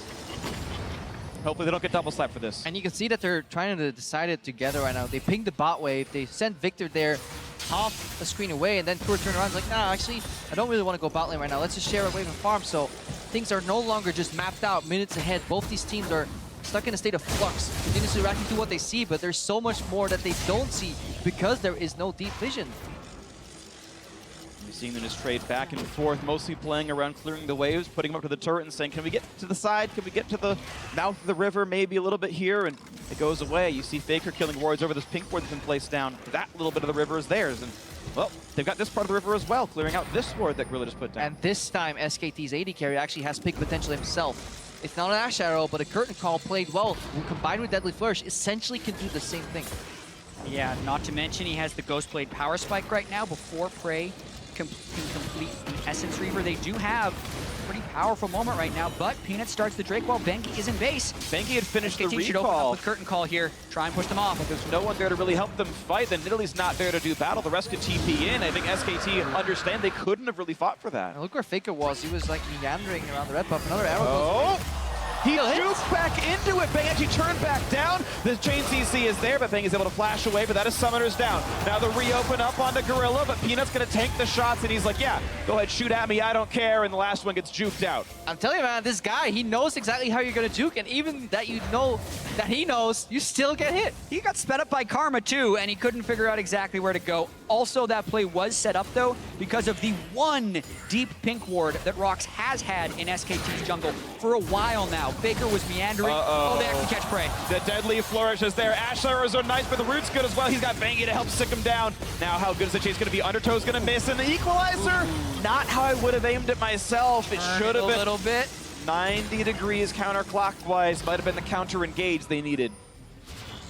Yeah, that wasn't a great equalizer. But it's Smeb. There's one top lane in Rumble that I will forgive. A little bit of an oopsie. It is Smeb. But yeah, ROX right now, they're being matched by SKT. Not only are they being matched, SKT is 1,000 gold ahead. Ooh, now Peanut's in a bit of danger. No flash, or no ghost, I should say, for him. It was already down. He's able to run away. Red Spite's just to lower the damage output that Duke would have had on him. A little shake up here, too. Bengi looking to join Faker on the bot lane, maybe surprising Prey. Prey kept this flash, though. Very important. But the zone from bombs might be enough to get some chip damage, or at least a rotation mid, maybe. SKT changing up the laning patterns here themselves. Yeah, Faker's also been roaming a lot this game, so Kuro's ahead of him in CS despite having the early death in the mid lane, which will be a boon for ROX in the late game if Kuro's able to hit those big item power spikes. And for now, it's still a very even game, but with that roam, SKT didn't get chip damage. They did get some very powerful wards within the jungle of ROX. Yeah, but they're waiting for picks again here. It's honestly that first TP that Faker did that just didn't quite hit the mark. It gave Kuro enough breathing room. Aggressively contesting blue buffs, though. Very aware of the timers. Faker eventually gets it. Yeah, really stealing a lot away. And to keep in mind, this is still a 1,500 gold lead for SK Telecom T1. Their persistent team fight damage later in the game isn't incredibly high. Whereas ROX Tigers have a whole bunch of damage threats. Zillion tapers off damage-wise pretty quickly. But so far, it is still SKT controlling, and every team that has held an early game lead has been able to close it out so far this series. We know these top-level teams are so good at playing with the lead and never letting someone back in. But SKT have put ROX in, honestly, a good chokehold here, because nobody can really deal with Faker in the side lane. Faker is much more mobile if he wants to leave. In addition to that, he also has teleport. So if they can actually keep Kuro locked down in the bot lane, receiving the push from Faker, and this doesn't happen, then SKT is good. SKT want to keep these lane matchup, but they have to keep dodging the arrows, and that's the hardest part. If they do that, though, Faker can continuously pressure out the bot lane. And it gives them more and more time to try and set up plays. Because if Victor's not in the team fight is very weak for the ROX Tigers. And there's a lot of targets that can be picked off at this stage in the game. Most namely, you talk about the Zyra and the Ashe. Also, as the Victor has to trail into teamfight late, he's going to run into potential pick attempts here by a sped up Faker. The max range from the mid lane, bang with the current call. He can influence both top and bot lane. That's why you really want to have that Jhin in the mid lane. And there's still that ward. Look, Vegas spotted again. For all the incredible plays that these guys have pulled off and all the praise we've given them, you have to check that brush for the pink ward. It's going back earliest things when you're in a jungle. You heard you, Jet. Nope, he's going for red buff. He hasn't been smiting the Raptors, so it's also not giving him the notification when he's close to it. And that is just giving so much knowledge to the ROX Tigers. We know exactly where Nidalee is, which means Peanut can hard commit for this gank. No risk of counter ganks here. He's tried so many times to come up to this lane, actually. It's the third time I've seen him on the screen up there in the last 3 minutes or so trying to make it happen. Bengi just takes away half his camps, and Duke kills a ward away and says, yeah, nice try, buddy. Looking at one more chance in this one. Axe going to land, and Duke seems impervious to this pressure. It's honestly also because it's both in choice to go for the lane, but also because there is no other option. It's so hard to gank mid lane with so much vision around here. You're not really going to gank a Faker in a long lane on the Zilean, so your only option is to either farm, which he does, and then linger around top lane, maybe at least preventing a gank from Bengi. Yeah, and we may be in that situation from ROX Tigers where unless they land a beautiful Ashe arrow to engage, we just don't see them making any proactive plays because they don't have the team composition to do it, especially against all of the mobility that SKT has early on in this game. Like we're maybe headed towards catastrophic team fight of the game as it's slowed down a little bit here. Only one turret per team 20 minutes in. ROX Tigers have been held kill-less so far 20 minutes in. That's nearly a record in itself. They normally get so much more done here at this point. The next Mountain Drake spawns in a mid though, and with that being a very valued dragon for both these teams, that may be a catalyst that this game so desperately requires. I agree with you there, and even though SKT did have some good warding in the blue buff area of the ROX Tigers, that's been cleared out. And there's still that pesky little pink ward that Peanut placed many minutes ago. It's actually a great TP ward. If you make them retreat from Dragon into their own jungle somehow, that can be very surprising. Yeah, and I wonder where SKT's going to divert their pressure. ROX have been the kings of the Dragon so far in this series by getting it again and again. And about the 5th gank the Peanut sent up the top lane. Maybe he reaches Duke this time. Faker's on the way. This looks quite a bit better. The slows are still there, but suddenly the fact that Faker could revive means nothing to be had. Oh, what a great zone used by Smeb. Getting away from it all, and the bombs aren't going to land either. But the turret's so low, and Bengi wants to dive. He's got one, and SKT are breaking this one apart now. Faker knocked around in front of the turret, does not get up to burn the ult. He's getting low and just never casts it. He doesn't respect the Zyra damage, misses his self-ultimate. And now it could be dangerous. Wolf's gonna die in a couple more shots. Oh, it's gonna be enough that Bengi shuts him out anyway. And that is 2 for 1, favor of SKT. ROX finally get a kill 21 minutes in, later than they would have liked. And what a crazy engagement. The Zonya is perfectly timed by Smeb, but Bengi coming in to save the fight. His Nidalee has been pretty good considering he's never played it competitively. So some big moments coming in from SKT here. And they get a little bit smaller of a lead in this game. Honestly, super cool game mechanics there too. After the Zonias, so what you have to know is that after Zonias, if you place 2 bombs, it will instant trigger on Smeb. So the fact that Peanut actually picks up the bomb after the Zonias in a little bit is quite peculiar because it allows Smeb to then flash out. That's what happens here. Smeb reads the flash beautifully. Then the first bomb comes out, he goes to the Peanut, and that means no double stun on the Smeb. It's like the little things, but then the same bomb ends up killing him anyways. And that's the cute finish right there. But then Faker right here, a bunch of minions. He bombs the minions, doesn't ult himself, didn't want to be reviving the turret, but you definitely don't want to die, so a big misplay by him right there. And they're fighting over that Mountain Drake right now. And it's SKT who seem to be the ones with control. Ward of the pit, everything they could possibly need, it feels like. And SKT will answer Mountain Drake for Mountain Drake.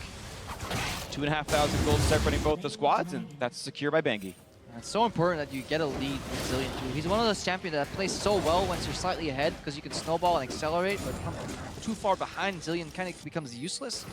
And we see SKT playing to their strengths, push up mid lane, just roam to a different lane, surprise people with that speed up in River. If they don't have perfect vision control, it's quite unpredictable where exactly the Zilean pick is. Always going to be scary. Asher not going to land this time either. SKT is doing a generally better job of juking. ROX only found 1 kill so far in this game. And that's mid lane turret going down. SKT all 3 outers now. Also the difference in the Karma versus the Zyra. Zyra gets hit by every arrow. Karma can master shield the entire team. Everybody gets a speed boost. Everybody gets to dodge the arrow. Not to mention the 5 ranged champions that SKT have in this game. They're really keeping their distance from the ROX Tigers, and that's going to make it really difficult for Peanut to be able to make it into these fights, unless Prey can land that perfect Ash arrow, which, as SKT is getting a little bit more familiar with it and also have the higher mobility team with the speed boost from the Zillion and the Karma, are dodging them at a much higher rate. They still haven't brought in Cleanse or QSSs or Mikhails, but they are juking the arrows. And in my mind, though, as you're talking about all of this, if I'm SKT, I'm still afraid of a 5-on-5. I just feel like there's so much damage on ROX Tigers that a proper team fight could be so scary, but SKT are manipulating around that so well. Exactly, and that's part of having the 5 ranged champions, as well as all as the mobility control with the hastes they can get from the Zillion and the Karma. Because I agree, they don't want to just dive into the ROX Tigers, but they do want to poke them and have long, extended fights. And honestly, the way to do that is 1-3-1 and then go for like little collapses on the side. Here again, Prey hits a trap, immediate reaction. Arrows him. That's obviously very easy to do. But there's Bengi. Bengi back in on to Prey. A lot of health going down on him. Has to flash get away from that one. Gets away from the deadly flourish. But that is a flash down of the low mobility ROX Tigers AD carry. No mobility right now. No flash, no heal. Just his legs. Got to do it the old-fashioned way. Boots of swiftness, got the speed. Great. Both ADs go that way. Hurricane move speed 5%, I think. But yeah, comparatively, when there's a Zillion buffed, like Gnar hopping over you, flashing over minions, like, yeah, Prey's probably dead next team fight. Yeah, better not skip leg day if you're Prey right now. Or stall out. Look for the next arrow. Honestly, that's it for ROX. That's the cadence of their aggression. It is every single arrow. I agree with you there. He had to use it defensively, essentially, against the Jhin right there, because we're not too far removed from the Jhin and Ashe meta where you would just pick both of these AD carries because they have the utility and they can just kind of team fight each other from 3,000 range. The 1-3-1 is being set up by SKT, as you mentioned there, Crepo. Gnar pushing pretty heavily on the bottom side. Mercury treads enough defense right now to deal with Smeb because he has so much damage threat with the Frozen Mallet and the Black Cleaver. And then Faker with Teleport very safely continuing the shove on the top side. Yeah, Smeb opting into a little bit defensive build as well here, so he doesn't have the raw damage to just kind of all in Dukes. Duke should be fine right now in that matchup. SKT keeping the map big is really good for them because they can really leverage the 2 teleports that they bring to the table. Nobody from ROX wants to play in the top lane right now. Basically looking for the shorter straw. If it is the Ashe or the Victor pick that has to go there, the second they send somebody top, that's when SKT can start positioning around the map, you know, sliding a few wards into the enemy jungle, and then leveraging the fact that they have that double teleport. But there's also the ever-present danger when SKT is in a 1-3-1 with no QSSs, no cleanses, and no Mikhails, because if ROX lands the arrow in the mid lane on the 3, they can wipe them and take a bunch of interior turrets. Quick root into Peanut, landing some of the skill shots as well, but the pounce isn't going to land. And left he goes. One last shot lands. He's a bit low. That third shot would have landed, Peanut would be dead. One more would have gotten him. He would have had to do something else. But Gorilla wants to flank here, but he gets spotted by Bengi. Good spot by Bengi again anyway. A quick root on Gorilla. That's goodbye. Look for the harass, got hit in return, and now the double bomb forcing the flash of Kuro, the stun and a Faker, not gonna matter, because he already had the ulti off the side. And Bengi again, now the double kill, the flash heal for Bang to turn it around, but look at the trade damage, Prey running for dear life, and he will in fact get away with it. 2 for 1 still, advantage SKT. SKT believes so much in their god and savior Bengi that their AD carry is willing to flash in just to heal him. Straight into an equalizer. Yep. They had gotten so many positive things because Bengi was going off right there, but sometimes you need to know when to let your Nidalee die, and Bang uses both of his defensive summoner spells to go in, falls back. Faker had already ulted himself into the turret, and when they did that, they lose their pressure on the mid lane, so they don't actually get to convert on the nice play they made to kill Gorilla. First of all, great presence of mind for SKT to scout out that brush, because if Wolf was allowed to flash ER in, would have been a win. Great from Kuro as well, dodging the second bomb at least, but then Bengi aggressively moves in, tries to kill Pang here. The turret was on him when he flashed forward as well, because Faker had been reviving from the Zillion ultimate. A dangerous move there, and the gold lead actually doesn't extend for SKT. Yeah, thanks to Smeb turning it around with the equalizer that would have otherwise, I think, had Prey dead immediately and was a quarter second away from actually getting the kill onto Bengi anyway. Got so low out of the equalizer. Very tight timings here. 3,500 gold still puts SKT ahead. They've actually held this lead at, I want to say, very similar numbers. It's grown slightly over time, but ROX are playing from behind pretty tight here. Faker Gonna find Peanut, or vice versa, and Faker decides to go away. And right now for SKT, they're not looking for tangible gold leads, honestly. They're looking for good vision control in the enemy red jungle. That is their main objective if they can somehow acquire it through the 1v1. Because that could unlock the potential Baron attempt. Another arrow goes out. Land, good dodge by Bengi. Yeah. One thing I'm surprised by is that Prey is going for a second Zeal item instead of going for the Infinity Edge. It is a huge damage bump to finish that item, and instead he's going for the more attack speed focused one. Gorilla gonna get tagged once. Bengi a bit low as well, and Gorilla just sits there, grins and bears it, and it's Bengi who gets shut down, and no one was in range to help him out with that one. Faker was off in the top lane, and Bengi was trying to go hero mode. Another kind of big mistake there after playing so clutch for so much of this game. Twice overextends, this time he falls. Setup looked so good for SKT. They had 1-3-1 going. Arrow was on cooldown. All they had to do was just keep pushing the side lanes. Their point of advance was basically having somebody match Faker and Faker peel off. Instead, they pulled the trigger too early. Such a tense moment still in this series. SKT one game from elimination. Bengi had played such a solid early and mid game, but ROX have been able to turn some of SKT's aggression against them right now and keep this gold very close. The longer SKT does this 1-3-1, the longer they can't stall before getting the progress. Rallies is completed on Kuro if he can catch Faker. And Faker is definitely caught. He's gonna land the flash, and he gets away from the undertow. Moves fast enough to get away with it. Arrow's gonna hit Wolf, and it just does not matter. But earlier, we could also see, just in the defense of that pick on Gorilla Zyra right there, the zone control that's built into this ROX comp. You have the Victor Dome on the left side, you have the Zyra ulti on the other side, you have a bunch of snares, plants coming out, the threat of damage if you move in as well. If SKT ever bite off too much that they can't shoot, they get blown up immediately. Whoa! Bengi popped Gorilla somewhere on the side of the map, lands a Javelin, lands the rest of the skills. And solo kill. Nothing for the Zyra to do. And the funny thing is, actually, Gorilla has a lion's share of the kills of ROX Tiger. If Gorilla dies right there, it's very likely they was looking for a ward over the wall and he just ate a spear. Bengi can use spots very well. This gives over second Mountain Drake for SKT this game. That's every Mountain Drake that can possibly spawn in this game. In a row. We've had Triple Ocean, Triple Infernal, now Triple Mountain. This one, though, spread apart a little bit. SKT gets two, and now look at this, the pressure onto this turret of Smeb. It's another game where, wow, actually, he's going to Zonius to dodge through the skill shots, and now has to fear for his life. Look at the damage uplift from Bengi. A house will kill him off. He's alive! He's dodging away finally. It's a deadly flourish, just that as Bang kills him off. Smeb did not expect that much damage to come out of Bengi because he technically could have flashed most, if not all of that damage if he just flashed to pounce. Bengi surprising there with the Nidalee. Whoa, Faker though. He's gonna ult, but he's gonna get hit up here. So, Gravity Field, is it available? Yes, it is. This could be difficult for Faker. He doesn't have flash, but yeah, still able to walk away from that. A trade of blows, a trade of ultimates. Back in the day, that was much better for the Victor if the ultimate's still silenced, because you actually forced the Zillion to use his ultimate much earlier. With just a little interrupt, though, Faker can always get out. Yeah. Unless the Gravity Field, just like you said, spawns in time.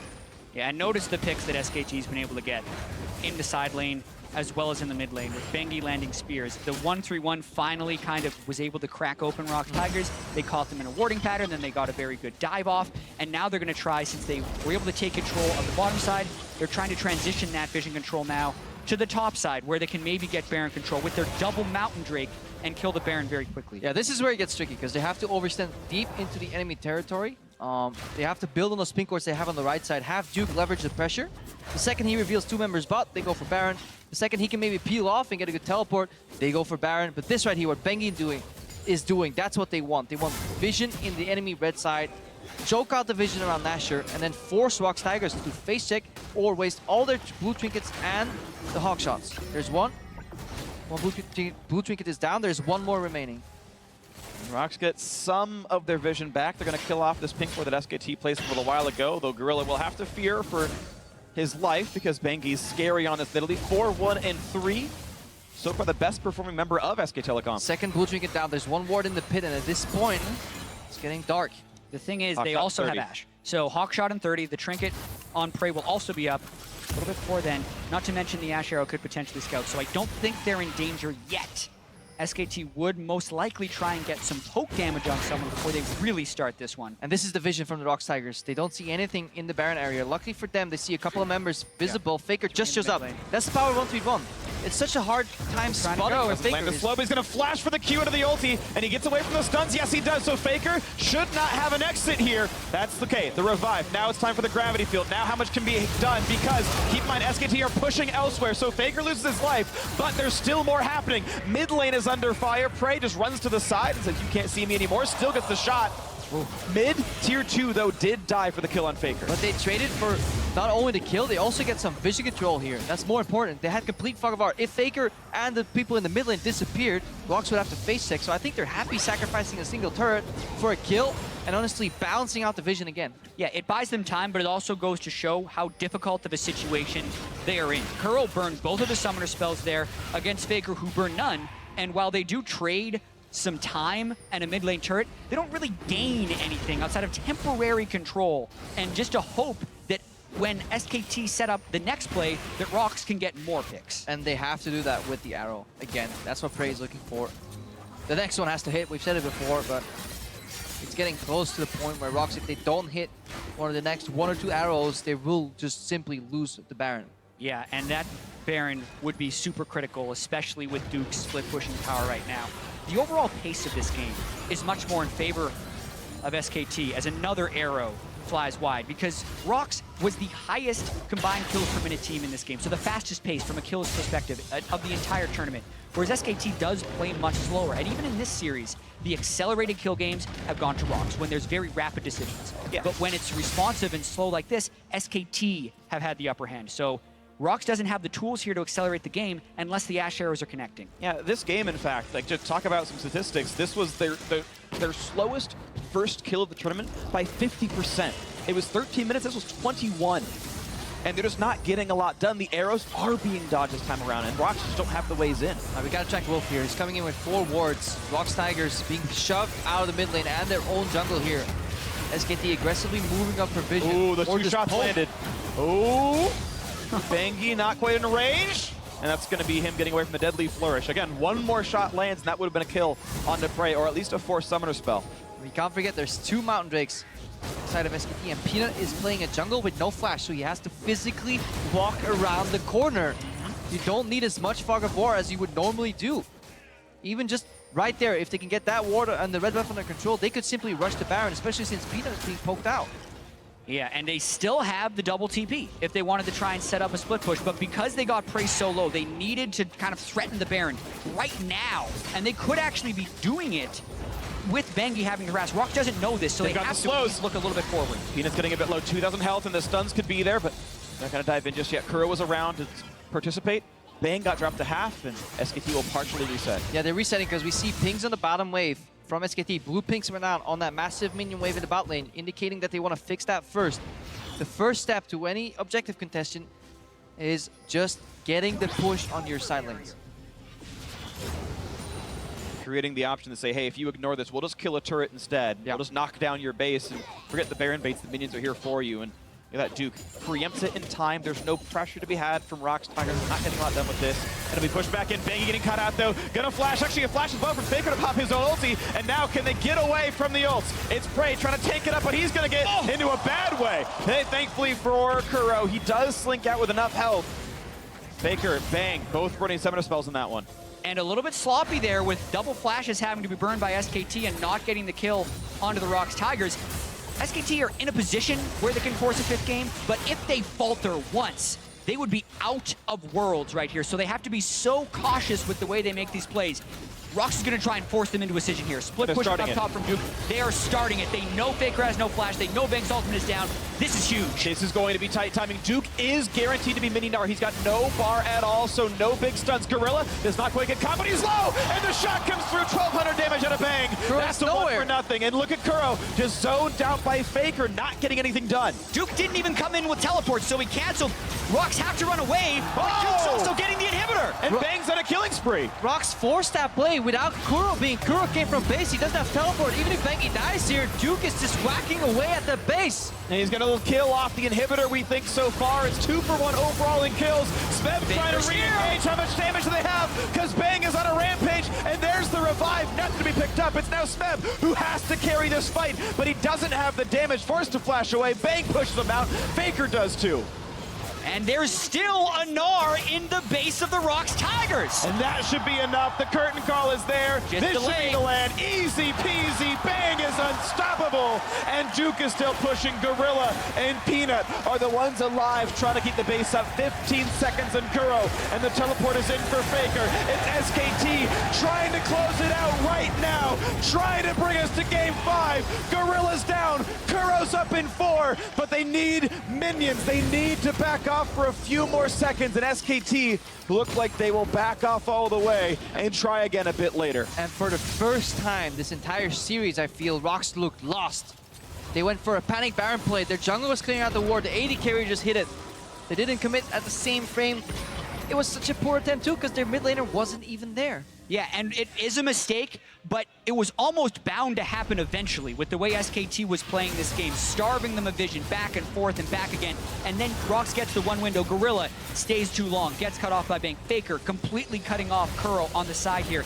And the canceled TP by Duke, as well as the way SKT plays around this, is exquisite. They finish off Kuro and then continue to push forward.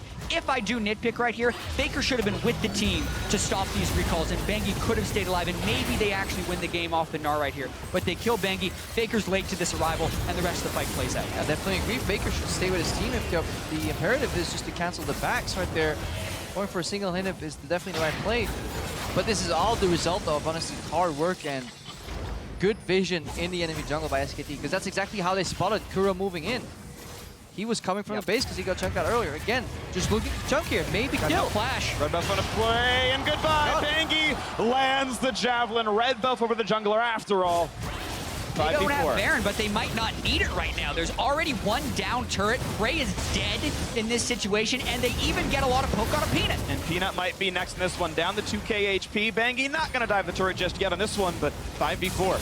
Yeah, ROX, only 4 members remain here. They have wave cut from the Victor, but SKT is just going to simply turn around and do the same thing again. Choke the vision out, get the Baron. If ROX face check, they're dead. If they don't, well, they lose an Asher. I don't even think Peanut can make it out in time. Exactly, and even if Peanut is there in time, can he run through Bang right now, who's a 7-kill Jhin, and just trucking them with damage, not to mention the damage from Bangi. So Duke zoning out, no way ROX can steal this. And it's not going to happen. An easy peasy pickup. Nicely done, SK Telecom T1.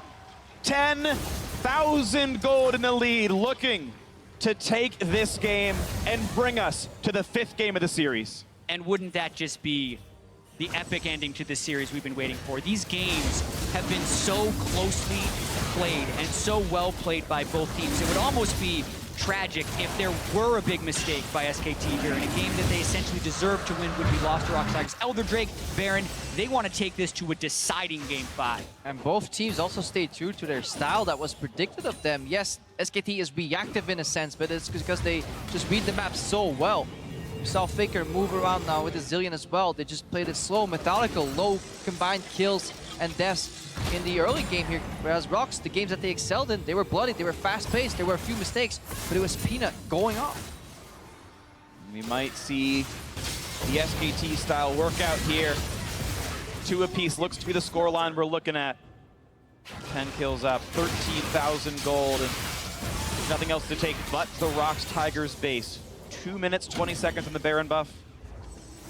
Minute and a half remains on Elder Dragon. You really can't help but praise Koma and Bengi for what they pulled off here. They sub Bengi back into the series.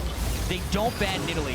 They have a strong, successful play. Gonna fake, but he's all right. That's the kills. Crucible burned by Wolf. Here comes the re-engage. Peanut is low. Smells behind. They don't know he's there. Way too much damage. Looking for Faker, getting shot up and blown up. Now it's Member the backside, but he can't find much to do. It's still ROX Tigers waiting to find what their opening could be. It's a 2-for-0. Make that 3-for-0 as the bombs blow up even more. And this could be the game-winning play right now. Kuro's got nothing left to do. Sure, he can pop the Guardian Angel, but what does it even matter? It's a 4-for-0. It's the ace. It's the game. And it's SK Telecom T1 bringing us to game 5. What a series we have here. I can't wait for the 5th game. SKT fight their way back in elimination game. Bengi subs back in. He saves SKT. Now we're going to game 5. Bring on the Silver Scrapes. Summoner's Rift himself, SKT Bengi, is undefeated in this series. And we now have the decider, the last game to play to determine which of these incredible teams deserves to represent in the final. But they're smiling. The ROX Tigers are still smiling, and it's so important to keep up morale. They said it in their interviews as well. They never viewed SKT as an unbeatable opponent. They are not their kryptonite. They're simply another guy in the way of them reaching the Summoners Cup, and that's exactly what they want to do in Game 5. Yep, and if they are to win the Summoners Cup, they must win the next game. And this has been such an incredible series. That game in particular was SKT's best played game of the series. They are 2-0 with Bengi. They lost both games to the surprise support MF pick, which they have finally decided to ban away. So does ROX have something else up their sleeves, or can they beat SKT at this new game they've adopted with Bengi? But they're probably swapping sides again here. ROX very likely going to be on the blue side next time, which means that Nidalee ban is now forced on SKT, which means they have to start pivoting. Aurelion Sol, Jace, Misfortune. Aurelion Sol, Jace have never left the ban phase so far. Is one of them going to? Does Kuro or Smeb get this champion that SKT have been too afraid of to let them play? And I don't think we want to see Peanut on Nidalee. I don't think we're going to see that. I think we're going to see the red side. More afraid of that. This is awesome. This is the series that everyone was hoping to happen, and we're getting it. Going to Game 5. It's going to be beautiful, but of course the teams need to prepare. So as we wait for them, let's break it down at the analyst desk. Thank you very much, Freak. We asked for it, 5 games. These teams are delivering, and we heard Jat just say it. Best game of the series from SKT so far, and it comes on Bengi's Nidalee. We were saying we don't even expect them to be able to play it, and then boom, first pick. I mean, it's like a secret pocket pick for a year. There's expectations, not a year, Dash. He has played 307 career games, 0 on Nidalee. A champion's been a cornerstone of the meta for 2 years. First ever Nunu game, and pass marks and then some. He did actually a really good job here, Bengi. Oh, he did a fantastic job, and that was so surprising because we were honestly afraid. But I guess you have to look at it and say, would they swap in Bengi on blue side if he couldn't play Nidalee at all? Clearly not, because he could play it. He first picked it. ROX didn't expect it. We didn't expect it either. And I think it's really good to see how him and Faker together again just work so well, because Faker is able to win the lane due to the jungle pressure being applied as well, so Faker can play aggressive, lands a few bombs, and sets up Bengi for success. Exactly. I love this long con so much because it lets SKT play off their biggest strength. Faker has been just blasting Kuro over and over in the mid lane, and now that they have Bengi on Nidalee, he gets to invade the jungle and completely take over the game. It was just beautiful. This is definitely my favorite series I've seen in a long time due to all the surprises. And here's the thing, going into this game as well, Kobe, we were talking about SKT and, you know, the skill shots that they were eating in the entire game, and you were saying, all right, your contingency plan can't just be let me dodge it. To be fair, they drafted everything to help them dodge. They have Zillion speed, Karma speed. They drafted an AD carry that builds Swifty Boots and Ghostblade normally, so Bang was able to sidestep all this stuff, but still the margin for error was very, very thin there, and they had to dodge over and over for 30 minutes. And really important to highlight the Jhin, because this was the first time we really got to see this series show up. And what a monster performance this time around from Bang. Like, both these AD carries are kind of just trading. Now it's your turn, now it's my turn.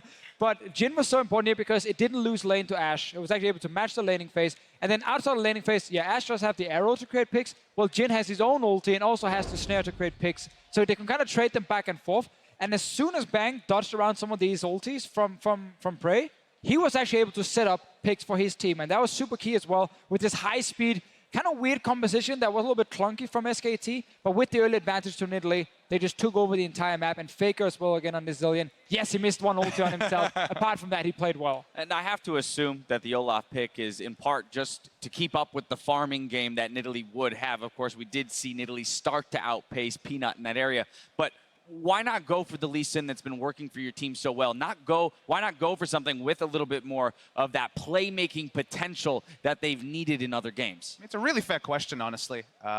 We saw the Lee Sin used to such great degree here. We also saw the Olaf, the 1105, 100%. Right, it's not like he hasn't performed on it before. And it's the sort of champion that can kind of skirmish and duel with Nidalee. It's the sort of champion that can also get in there and be a battle ward. But to me, the big change is that Faker won lane, which he's been doing the whole game, but with teleport. He didn't even have a second mobility summon, he didn't have ignite, he didn't have exhaust, so that whenever they went for the percentage plays, which for ROX Tigers, remember, have been bottom lane, teleport Zillion ult is available. The same sort of snowball, the whole shooting gallery on supports with the Ashe, couldn't happen this game because between the jungler coming bottom, the support mid laner coming bottom, They couldn't repeat that. The laning phase ended. They didn't have massive snowball on their bot lane, and ROX didn't have another idea on how to take this one. I love that point. The adjustment from SKT to respond to the focus around the bot lane from ROX Tigers. I want to push us to the game-ending replay here. 37 minutes into the game, essentially 5 for 1 for SKT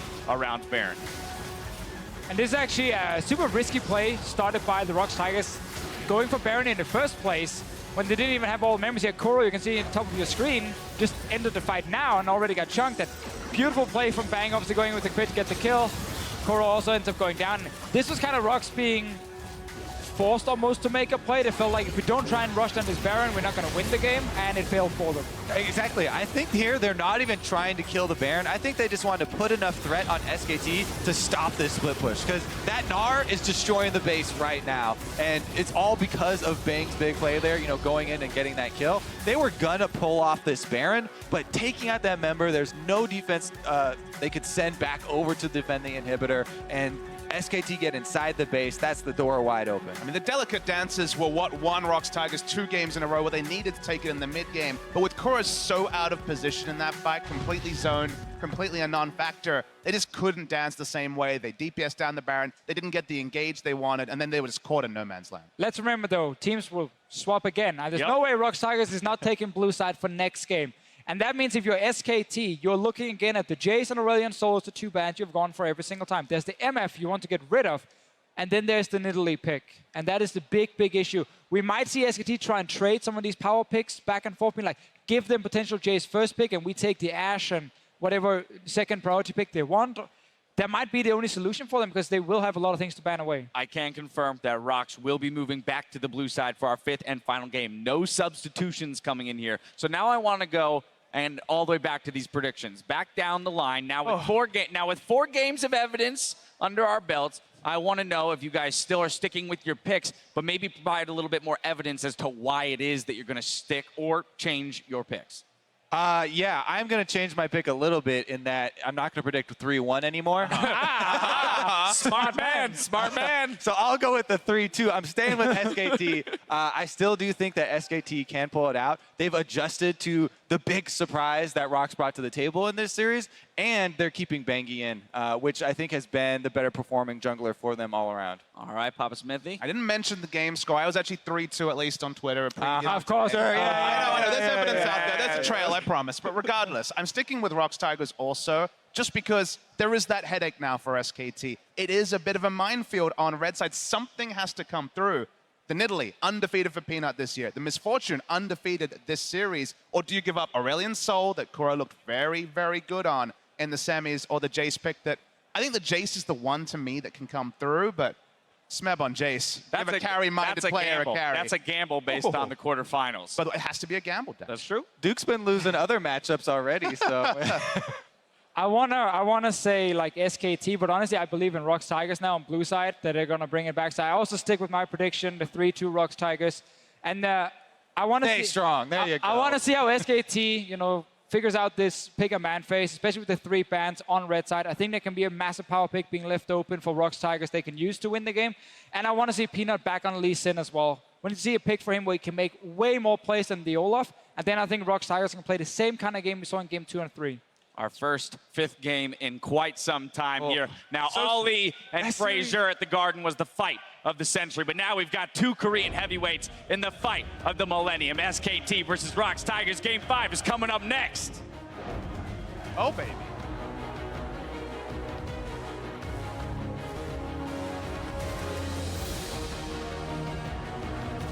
Here. They're going for Kuro. Double bomb on a Kuro. Javelin's going to land this time, and he's going to get the damage. Yes, he is. First blood in for Faker. With his sword so low, and Bangi wants to dive. He's got one, and SKT are breaking this one apart now. Faker knocked around in front of the turret. Does not get up to burn the ult. He's getting low and just never casts it. The stun and a Faker not going to matter because he already had the ulti out the side. And Bangi again. Now the double kill. The flash heal for Bang to turn it around. But look at the trade damage. It's a 2-for-0. Make that 3-for-0 as the bombs blow up even more. And this could be the game-winning play right now. Kuro's got nothing left to do. Sure, he can pop the Guardian Angel, but what does it even matter? It's a 4-for-0. It's the ace. It's the game. And it's SK Telecom T1 bringing us to game 5.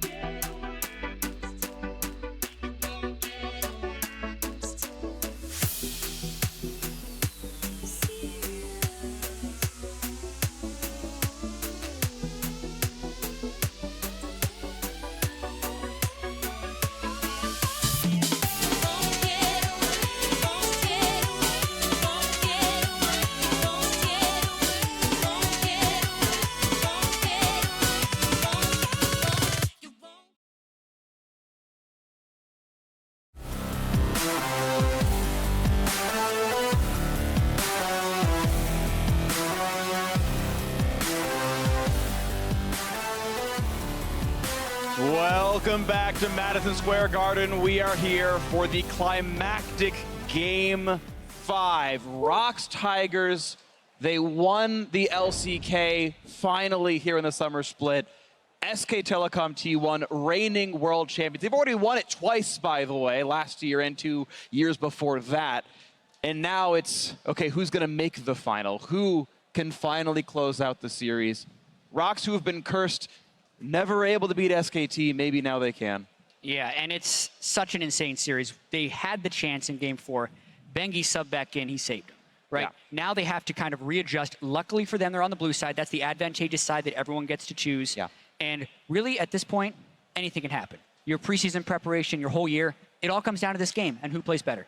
Yeah, especially pick and ban here when SKT have maneuvered essentially once they went to the blue side here to have room to at least get a power pick early on that first pick. But right now they have too much to ban. There's four picks available and they only have ban slots for all 3. Are we going to see maybe 2 left open, trade 1 for beneficial first rotation on purple side? But you can't really leave the Nidalee open either. And ROX, they're just going to stick to the game plan. Get rid of the Rise, get rid of the Syndra, and then maybe react with a 3rd ban. And you can see the first ban is already Misfortune, so something has got to give already. Something that they've not wanted to give up the entire series will be allowed. Yep, guaranteed here with the Nidalee being banned. So it's Aurelion Sol or Jace that's going to make its way to the first pick.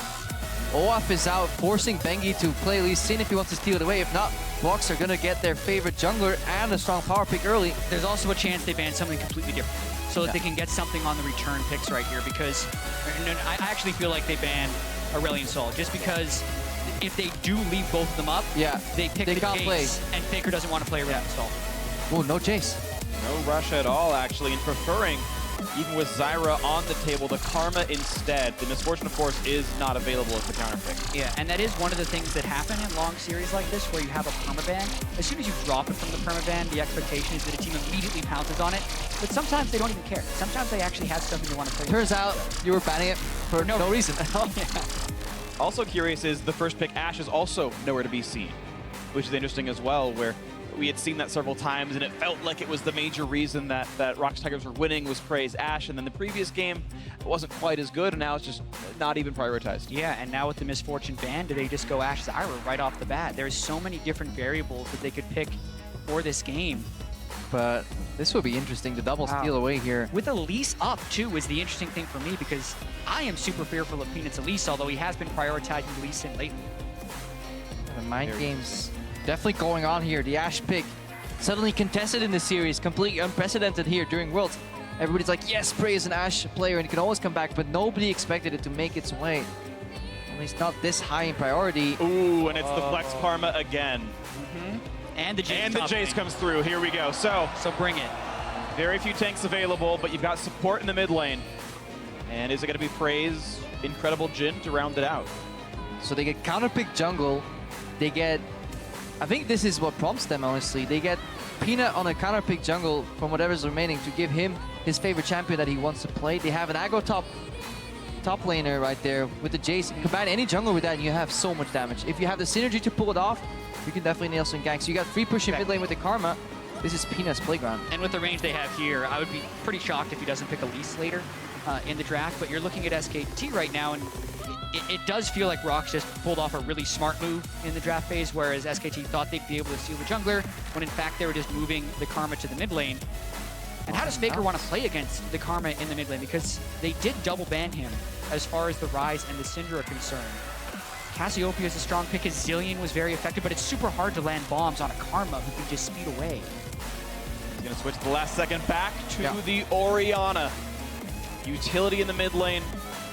Very few tanks to be had here. Bengi on the Lee Sin, of course. They already know the Jace is top, and there are the champions we expected. The Jhin, as well as the Elise. ROX on a lot of comfort here in Game 5. But this is, just like Game 1, Peanut's first gank has to stick. We saw what happens if it misses. He falls super far behind. But look at the potential. Karma mid lane, snare onto Orianna. That's instant cocoon. It's going to hit. Oh, the pick potential from the ROX Tigers is absurd. Insane. The fact that Jhin could open up, Karma can just speed to a route. Jace can speed everyone up as well. So if they do land one cocoon somewhere, even in the mid or late game, that target's mostly dead unless Duke has become an absurd level of tanky by the end of the game. So the pushing lanes are in the favor of the ROX Tigers from this draft phase. Bunch of range champions, very squishy if it goes to late games, which could lead to some series-deciding shockwaves. But SKT would have to get to that point because the early pressure is in the favor of the ROX Tigers. If we want to see what Bengi does here in this matchup, we've seen Lee Sins that can get contested so hard because they are at a jungle disadvantage. Actually start on blue side early, pick up the blue buff themselves to make it spawn at least as soon as they can and go for a full clear early on. It's actually something Peanut likes to do on Lee Sin himself. I wonder if Bengi has watched those VODs and is going for that attempt because it could actually mean that he could outmaneuver Peanut in the jungle because it's quite unexpected start.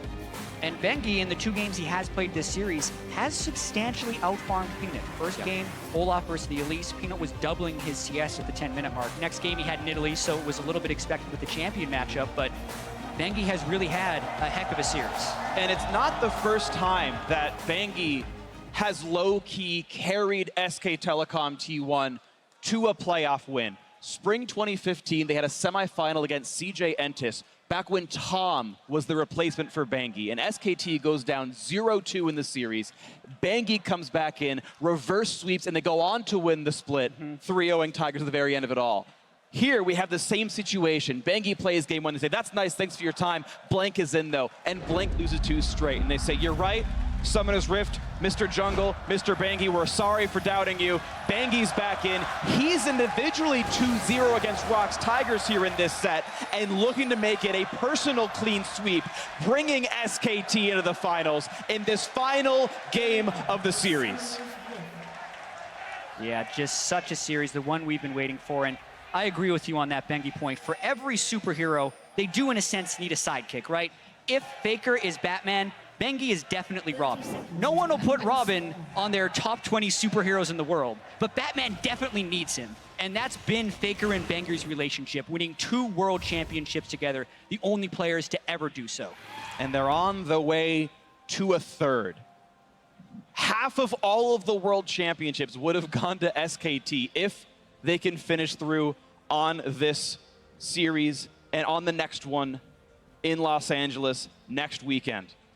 It comes down to this game. Smeb gets the Jace that was banned in the 4 games leading in. We know he's had a great series, and now he gets a dominant lane. Jace Poppy can turn either way, but I feel like you want to be the Jace in this one. You want to be Smeb here. Yeah, let's track the jungle stars. There's no information on either side. There's a double leash here. Obviously, as Jet mentioned in the last game, there is fake leashing potential. So until these junglers get spotted, but right now both teams are under the assumption that the enemy jungler started on top side somewhere. Yeah, and so many of these games have started with an insane focus on the bottom lane because of the crazy MF picks and the jungle pathing's always going towards them. But here we have the Jace finally making it through the pick and ban phase. Smeb, hailed as the best player in the world coming into the tournament, has been a little bit inconsistent in his play, but ROX still have a chance to win. And now he's on a champion who almost needs to crush lane to be effective. Smeb needs to shine here. But you look, he's already playing so far forward here, just denying CS here. Yes, Duke gets the experience. In most Poppy matchups, Poppy has gone down into Jace about 30 CS early on. Then once the items start rolling in, that 30 CS disadvantage stays relatively static, but the pressure is almost always on Jace's side. The question is, when is he going to accept pressure? We know and can kind of assume that Bengi started topside on the red buff, and Peanut's coming to help already. Yeah, and this could actually prompt an extremely early dive. It depends on the amount of harass that Smeb would get, who's actually turning towards mid lane. Faker without cleanse. Level 2. Kuro with the flash snare. Into the pillar, forcing flash. That forces flash and ghost. It's a good plan, but it's executed poorly. I don't think they're going to get the dive, but it is damage. Yeah, there's a chance they'd be able to get the kill if they wait a little bit longer on that, but getting both summoners will really diminish the pressure Faker can have in the mid lane. But the tension is there because Peanut kind of called out that play. Again, he only waits for 3-4 seconds. He was on the way back when his mid laner flashed in. But right now, we're seeing these 3 pushing lanes come to fruition here. That's exactly why Peanut does not want to waste time ganking. Because with 3 pushing lanes, you want to finish your jungle as fast as you can, start getting control of the river, and start spotting where Bengi is in his jungle. So much going on right now. ROX Tigers definitely have the tools for the early pressure, but yeah, that blue handoff is going to help Faker a lot. But they're going to know. Yep. They're going to know that Bengi started red buff. His Skrugs are still up here. Bengi's going to technically be behind in camp still if Peanut decides to outpace here.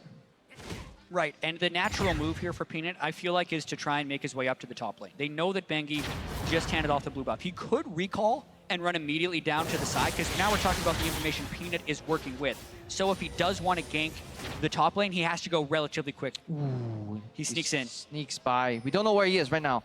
Near this Bengi. Bengi's going to know the Scuttlecrab has just been taken down. Now he has to get really scared, and he also has to tell Duke to worry out a little bit. Oh, there he is. The brush, there it is. It's Peanut. A lot of damage down, 300 HP on Bengi. The repel the chase. Couple more attacks, the flash. One more Q will get him, and Peanut solo kills for first blood. He reads the game. The blue buff handoff again cost SKT too much. It already happens in the series. When Faker walks back into lane with blue buff, it is not worth the information cost against a team so good as the ROX Tigers. And how clutch Peanut with that move. Also burning 2 summoner spells from Faker and the flash, but Gorilla, bubble. Re-engage, look at the damage output on towards him. 100 health left from the Zyra Prey. Weaving in a couple of auto attacks, getting a decent chunk down on towards Wolf and Bang, but look at what they can do with this Nami. Another volley comes through, but it's Smeb on, no, it's actually Curl on the chase. He's got no flash, but he's gonna land slow into a whole bunch of CC, and it forces Bang to flash out. Oh my goodness, the early pressure by ROX is already mounting on SKT. SKT cannot lose these lanes too badly. Bengi just wants to slow down Kuro. He doesn't care that he's spotted here, but he just wants to give this a major hit to Kuro's economy, because not only is playing against a blue buff Faker, he left lane, losing some experience here. This in turn frees up Faker, unspotted.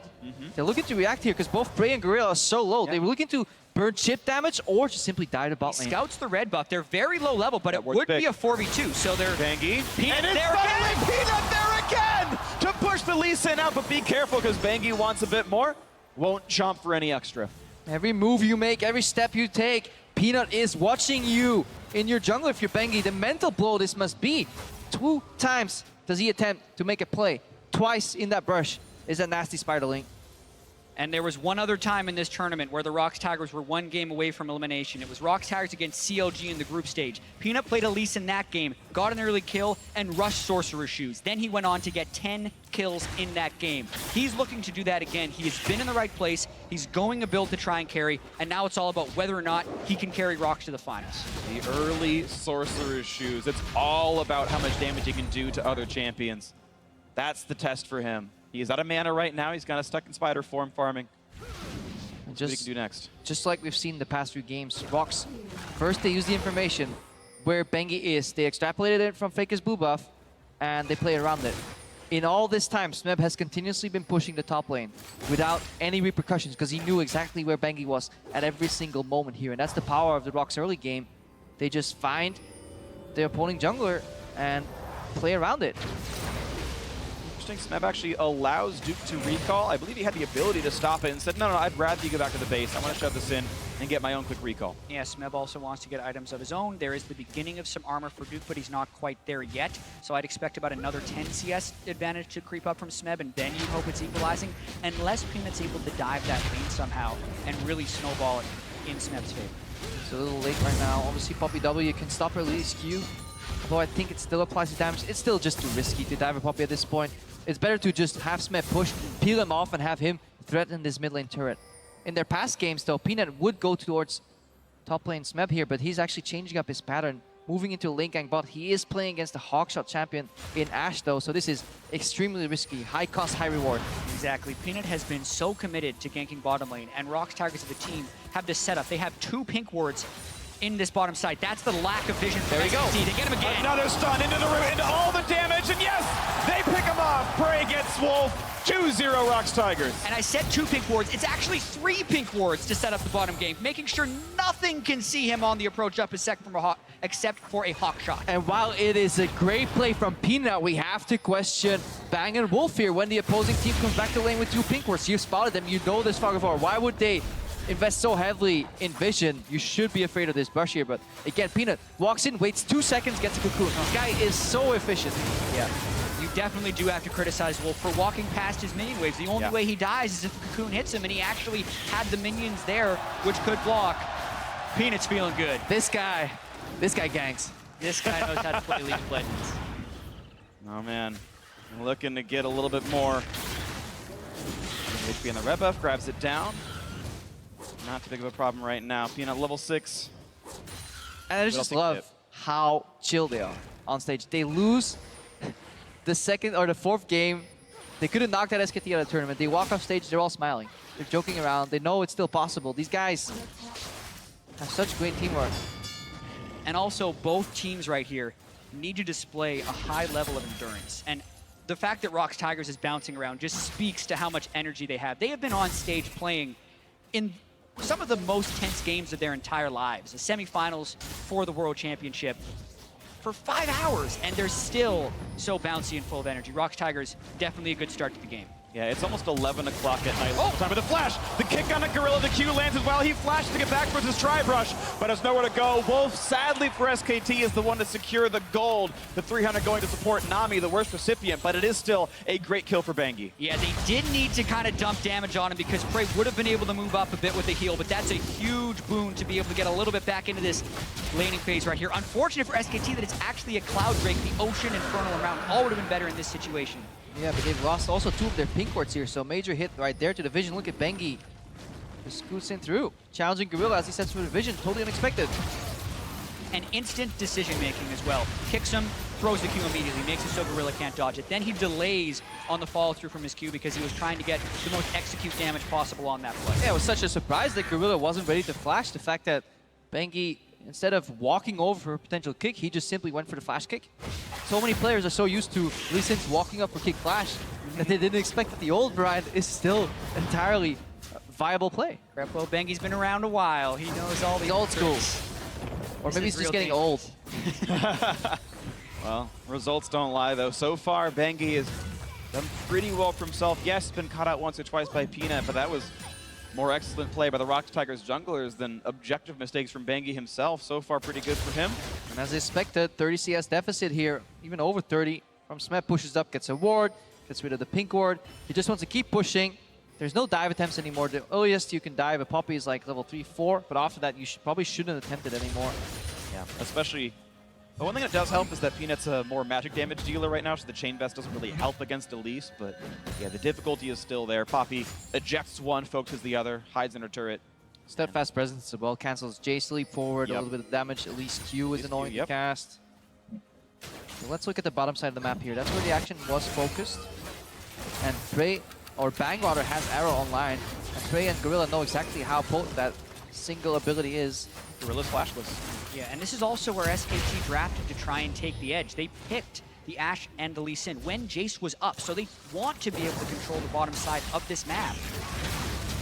Ooh, Shockwave's gonna land all the damage they need! And Peanut fails to repel it. What a great kill for SKT. Or even just flash it here. SKT, the mid-jungle synergy is back. They have been developing it for years, but as you say, Peanut, maybe with fatigue, maybe so much confidence, thinking that he'd be able to just walk out of that, gets caught in the CC chain, and there goes the jungle control. It's in the side of SKT. And it's something I was... Oh, this is just so huge. Oh, yeah. This turret. This is this turret falling rapidly, taking the focus fire. Cannon Wave is there. Prey wants to wave clear. Faker says, don't you dare, I'll tank for the minions. Gorilla blocks the arrow. Sure, everyone's playing it right, but at the end of the day, when it's all played properly, it's SKT who gets the first turret of the game and a gold lead. And that's the Orianna pick into the Karma. It scales better, and eventually, if you give it 2 blue buffs, it will also roll much better. Lost Chapter plus blue buff, so hard to deal with, even if you're Karma, which means Faker and Bengi are in the jungle first. And to go for this play, really hard to spot, honestly. Well played by Faker. He was on the very edge of the Shockwave. He didn't flash because I don't think he thought it would hit him. Now he invades. But there's teammates around. Duke also teleporting to come down to the bottom lane at the same time here, because Eb was already in there looking for a play, and it's a 2-man knockback by Duke, still rooted up by Prey. Can a bit more happen? Yomu's means the flash comes out of Duke. We're gonna have to see the setup to that play again, because I believe he teleported in to save Faker, and this is where the game is kind of descending into chaos. And Peanut, in the recipient of this chaos, taking plenty of damage. To get away with this for now. 700 gold lead SK Telecom T1 plus the Cloud Drake defending mid lane. But SKT playing macro again. They take tier 1 tower bump. They swamp their 80 carry to the top lane. They need a hold here, though. That's a wave clear shockwave partly from Faker, but it's not enough.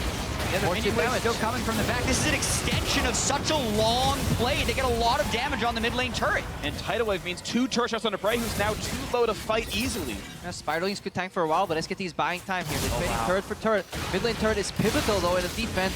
SKT is holding up. The better macro play wins here. Oh, and this is fascinating. Bang sees him with the hawk shot. Shot glass lands. Flash and heal. And he has the ulti as well.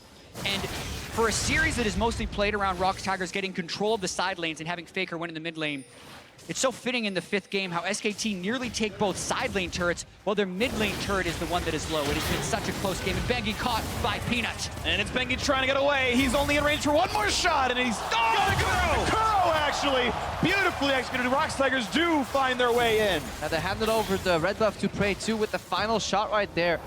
Just before the turrets fall, everybody gets in time to defend them, respectively mid and top lane here.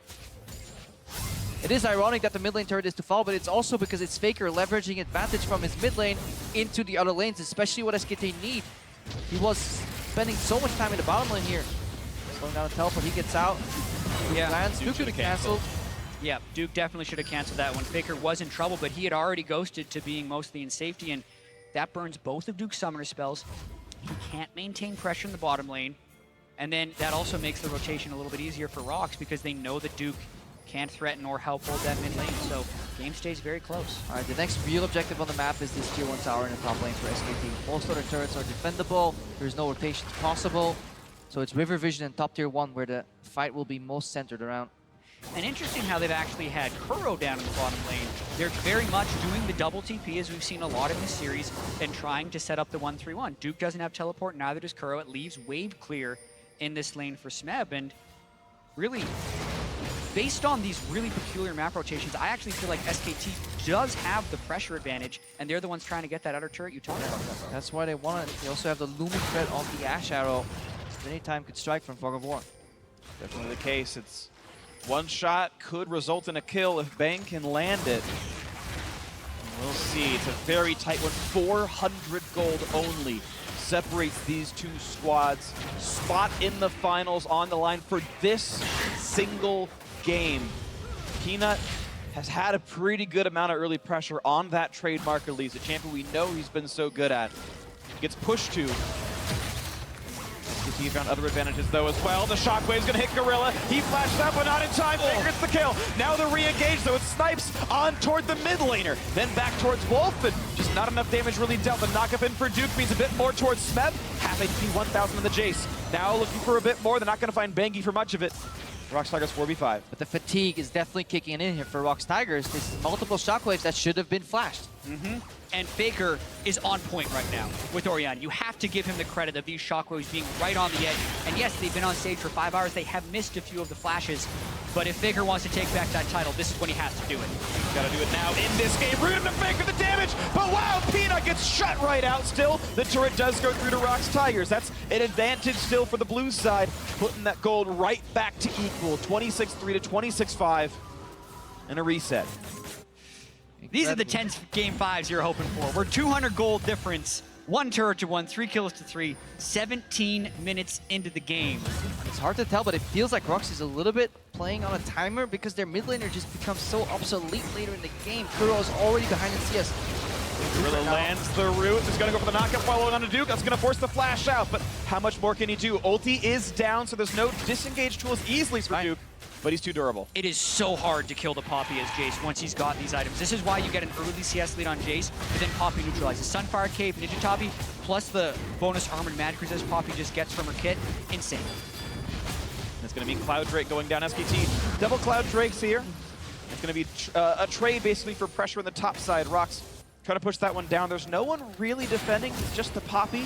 Maybe this gets turned in, but SKT still wanting to pressure more. 4 members near the mid lane, but not really sticking through for the pressure. I can't help but laugh at the Drake spawns in this game. We had triple Infernal, triple Ocean, triple Mountain, and we're now gonna have triple Cloud in the 5th game. SKT probably not too happy with that one though. No, not at all. But the thing is, they're gonna be so fast, right?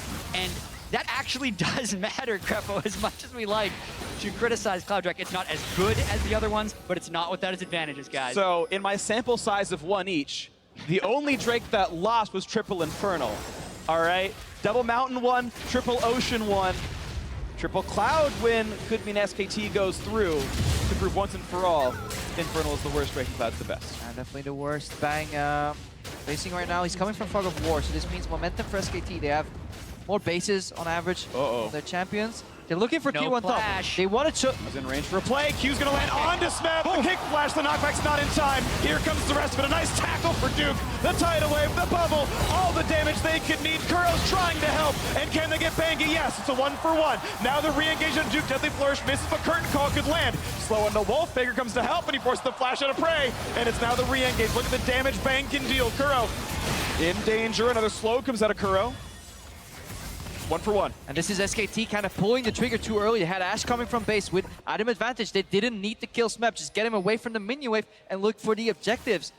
That was what ROX was doing so well. When they were playing the Ashe, they always tied in the kills to the objectives. SKT tunneled too much on the Smeb kill, did not expect Kuro to teleport. And that's the big thing. The AP Karma in the mid lane has insane shields. Bengi executes this gank quite well, getting the kickback as Smeb is using the disengage. But with the Karma teleporting in, it's just a Nami, a Lee Sin, and a Poppy. They really don't have that much burst. They end up coming in for the trade kills, and the Ashe arrow flies wide. No teleport. Can they get Kuro? He's flashed away from the bubble, and yeah, you're right. The teleport from Duke means ultimately nothing. It's a trade of Summoner's TP for Flash. Ooh, and this is really good for ROX Tigers, because in all that exchange, they have teleport advantage on Smeb out of all people, who has really good side lane pressure. So right now, they can take the momentum, start playing the map. Yeah, and in a game this close, every little bit of gold counts. And when you can fell turrets as a Jace, that's huge. He already has the push on the bottom side. SKT is forced into responding to this one. Bang is nowhere close. And neither is Kuro, though, and Kuro has no teleport. SKT knows this. Peanut and Bangy trade a few blows. Duke nearly invincible, but still some damage down to this turret as the Poppy gets poked down a little bit by Syra, but yeah, not too much gain. Peanut and Frey walking back through the side and out of range of everything else. No Q gonna land for Bangy. Arrow gonna hit him in the face, and Prey is not long for the world. There's the kill coming through to Duke himself. SKT still on the chase, though. Can they get a slow on a Gorilla? No, not just yet.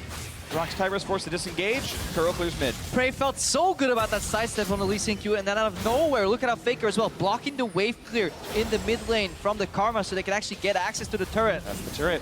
Yeah, mid lane turret down, top lane turrets at a sliver as well. SKT trying to take all the outers. How fitting that Prey, the Ashe of the day, gets caught by Bang's Ashe arrow. That pick has been so pivotal in this semifinal series, and they get Gorilla. Gorilla's flash. Maybe a little bit more tidal wave, and oh! Faker blowing up, but Gorilla can be next. No! A great flash with the shield. Now the chase is slow from Kuro. Duke disengages one. It's Smeb out of the fight, but there could still be enough. No, the repel not in range to find a target. And Crepo, you mentioned SKT going a little bit preemptively in the top lane. They do it again in the bottom lane. They do not have total vision control. Faker tries to take a shortcut to a fight where they pick people without damage. They landed the bubble, but didn't actually have the follow-up that they could get onto Gorilla. Everyone on ROX gets away. Faker gets picked off. Yeah, just as you said, everybody's looking so much at Zyra being picked off. You gotta be respectful and mindful of Fog of War. Gorilla has his flash in the end. Good disengage here by Duke. He's definitely doing his role. Ooh, a 22-minute Baron. Lee Sin is alive, but no smite right now for Bangy, and it won't be up in time. But they don't know that's the case. 2,700, but he can't do it with smite. It's going to be all about this. He's in the pit, and it's the kill on the Peanut. The fight for either side, and it goes to Smeb to try to save the game. But it's so many kills coming through for SKT. Smeb cannot pick up Bang, and it's a 4-for-0. What the hell just happened? Bangy goes in. He stops Peanut from being able to secure the Baron, but then he leaves the pit. He had the Baron smite. He didn't want to die, even though they caught ROX doing the Baron at 20 minutes, which is a high-risk play. They don't get the Baron, I don't think. No, Jace got the Baron, but they do get the kills, and they can push mid. Kuro, the one surviving member. Now the question is, how much does SKT get? Of course, it's early in the game, so it's only one turret. The Baron power play overall, of course, negative 1,000. Maybe more now, 1,900.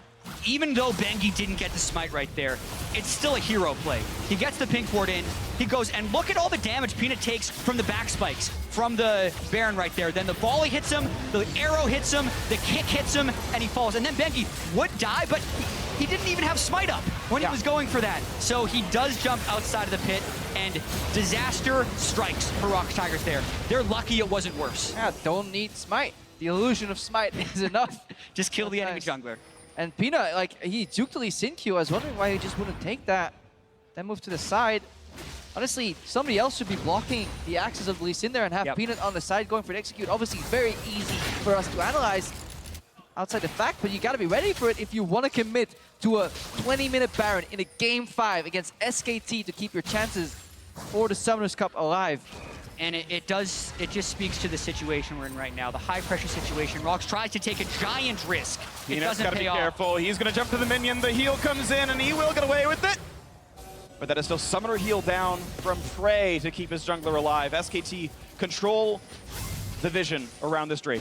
Yeah, and third Cloud Drake is just going to make them even so much faster. Also means they can't get a fourth Cloud Drake. They're guaranteed to get a better one next. Say better. Oh, it's Smeb getting caught up with this one, though. Jumping over to the minions, trying to get away from Bang. Thankfully not slowed by the volley, and he is going to get his life out of this one. But the Q's going to land. The tackle, the knockup, they want Kuro. The kickback out of Prey. That's already one. Will it get two? Looks like yes. Bangy secures it. And SKT on an absolute tear, looking for more. Chased by Faker, stays alive. Thanks to help from Wolf. The re-engage Bangy is low. Smeb tries to carry the fight. Just a clean 2 for 0. No stun's going to land, and he gets out. Some really pressured plays coming out of these guys. Faker flashing into the turret, unable to get the final kill, but they still get 2 off of the pick, and SKT need to calm down. They have a huge goal lead, they have the experience, they have the track record, and they are in a position to go to the finals if they play this out. They just forced a negative 3,200 Baron power play on the enemy team. They shouldn't be this erratic, but they're buying into, honestly, the hype of this series right now. They find Smeb early. Look at the way Duke and Bangy magically connect here. Oh my God. The range extension on the Q actually allows Bangy to get behind the enemies. The fact that Poppy Flash is even closer was a Bangy delivery system to get that kick in place. It was gorgeous. Then Faker tries to go for the execute on Smeb, misses his QW combo, and they do get out of that with still a hugely positive play. At this point of the game, there is still vision control for ROX. They have a pick composition, but they are getting crushed in the scaling war. Deathcap Orianna, hugely tanky Duke that no one can kill right now. Yeah. So ROX need to make weird plays happen to throw SKT off their game. It's a 4,000 gold deficit for ROX Tigers. SK Telecom T1 have weathered the storm, and they're now making the move. With the triple Cloud Drake, they run insanely fast. They can make the rotations happen, get where they need to be on the map. And they've got the gold lead to make sure those fights finish in their favor. Now a red buff attempt for the steal. Duke in towards Peanut. Look at the damage he's got on that. Peanut does no damage back to him. We talked about the way that Jace Poppy matchup in Swing, how Poppy can exit that lane at 30 CS negative, and that's still okay. You then add 5 kills to that equation. It's actually even gold with the Jace right now, which is insane because the Poppy just feels so much stronger. So take that 4,000 gold lead and add to it because of the scaling advantage of that Poppy in the Jace matchup. Definitely, because he just has to call big. Another shockwave right here. Gorilla getting knocked around. Arrow into everything else they could need. A 2-man knockup, and Bangy wants maybe a bit more, but he bites off more than he can chew. That's 1-for-1 jungler for support down. But look at this. Duke is invincible, and the bot lane turret's already dead. Maybe not as invincible as we think, though. Still getting worn down, but Smeb goes for a shot onto the back line. Another root onto Duke, gets healed up again by the Nami, and just no damage really comes through on this one. But it's going to be the shot into Bang. Deadly Flourish picks him off, and now it's a numbers lead for ROX Tigers. Shock Blast land, also a slow in for Kuro, and he gets the chain. He gets the root, but not going to get it all the way, and Duke is able to walk out. Not Deadly only Flourish, though, is Duke so tanky, the fact that Orianna's shield gives you additional resistances and shield as well makes it impossible for him to go down because it takes such a long time to whittle him down. If they get access to anybody behind Duke, that's the way ROX can strike. Wolf can also heal. Notice the shockwave hits Peanut. The Ash Arrow hits Gorilla, though, as Peanut had repelled up, and they secure this kill. And SKT is hoping to dive with impunity right here, but the turret locks onto Bang, which delays the follow of what they wanted to support Bangy with. Still a poor play by Bangy to go in before. Then it just kind of goes to show how ROX is trying to play this poke game, and they are landing enough skill shots to make it count. Bang picks up a little damage from the bouncing grenade, gets finished off by the Deadly Flourish. The rest of this chase, it's ROX trying but not able to quite secure it. No CC was really left to be had, and everyone else able to disengage properly. But now the play towards topside. They do see Faker, and the Cocoon's not going to land, though, so can they get anything else? The flash chase, it's Smeb onto his face, looking for a little bit more, and he's not going to go down. Faker with just the girth. Ghost gets away with it. He knew they were coming. The second Gorilla charged at him in an empty lane. He did a minor step upwards, forcing the Cocoon to ever so slightly miss. This leaves mid lane exposed, but Prey is here to defend.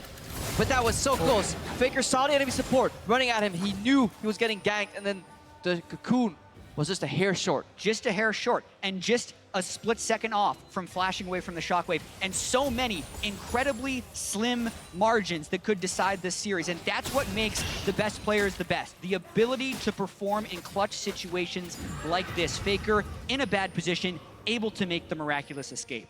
And now the margin remains at 5,000 gold, and it's SKT taking control over Baron. It spawns right now, and it's the red team. It's SK Telecom T1, defending world champions who hold the cards, who can make the play to secure this game. And for SKT, it's all about calming down and finding the standard fight. Yep. They have a huge tank. They have a traditional mage in the Orianna. They have a supportive backline. They have standard team fight lines. So they need to find a standard team fight against ROX, who is all squishy, all poke, all pick.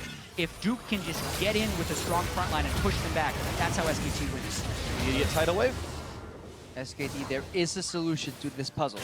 They just need to lay down the pieces in the right order, and they leave ROX with no counterplay. Uh-oh. Yeah, Duke flanking, he can return to bot lane. He's just checking for vision. He's just securing his own push down to the bot lane, 1-4. First, you get the mid lane control. That's what Bang is doing right now. Look at how far he's contesting here because there's no pickoff. Gotta be careful. Ooh, yeah, Bang getting away with that one. Not gonna get rooted up either, but the funny thing is... Yeah, the risk there. If Bang misses the sidestep, he's dead. You don't know. But Peanut doesn't know. He doesn't want to face it because he sees 3 members in the mid lane. This is so created by SKT. The guts it requires to call this Nasher. Faker's half health, half on it. If they chase them down, they'd get the kill. They need to get the Baron and get out of there. That's going to be secured. Now is there going to be a fight on the backside? Because it's a Baron buff and a 6,000 gold lead for SK Telecom T1, and it's not going to be any kind of fight at all. The ROX Tigers step into that abyss thinking that the Baron at worst was at 7,000 health. They walk in and 2 seconds later it drops, and that's when they know they got played.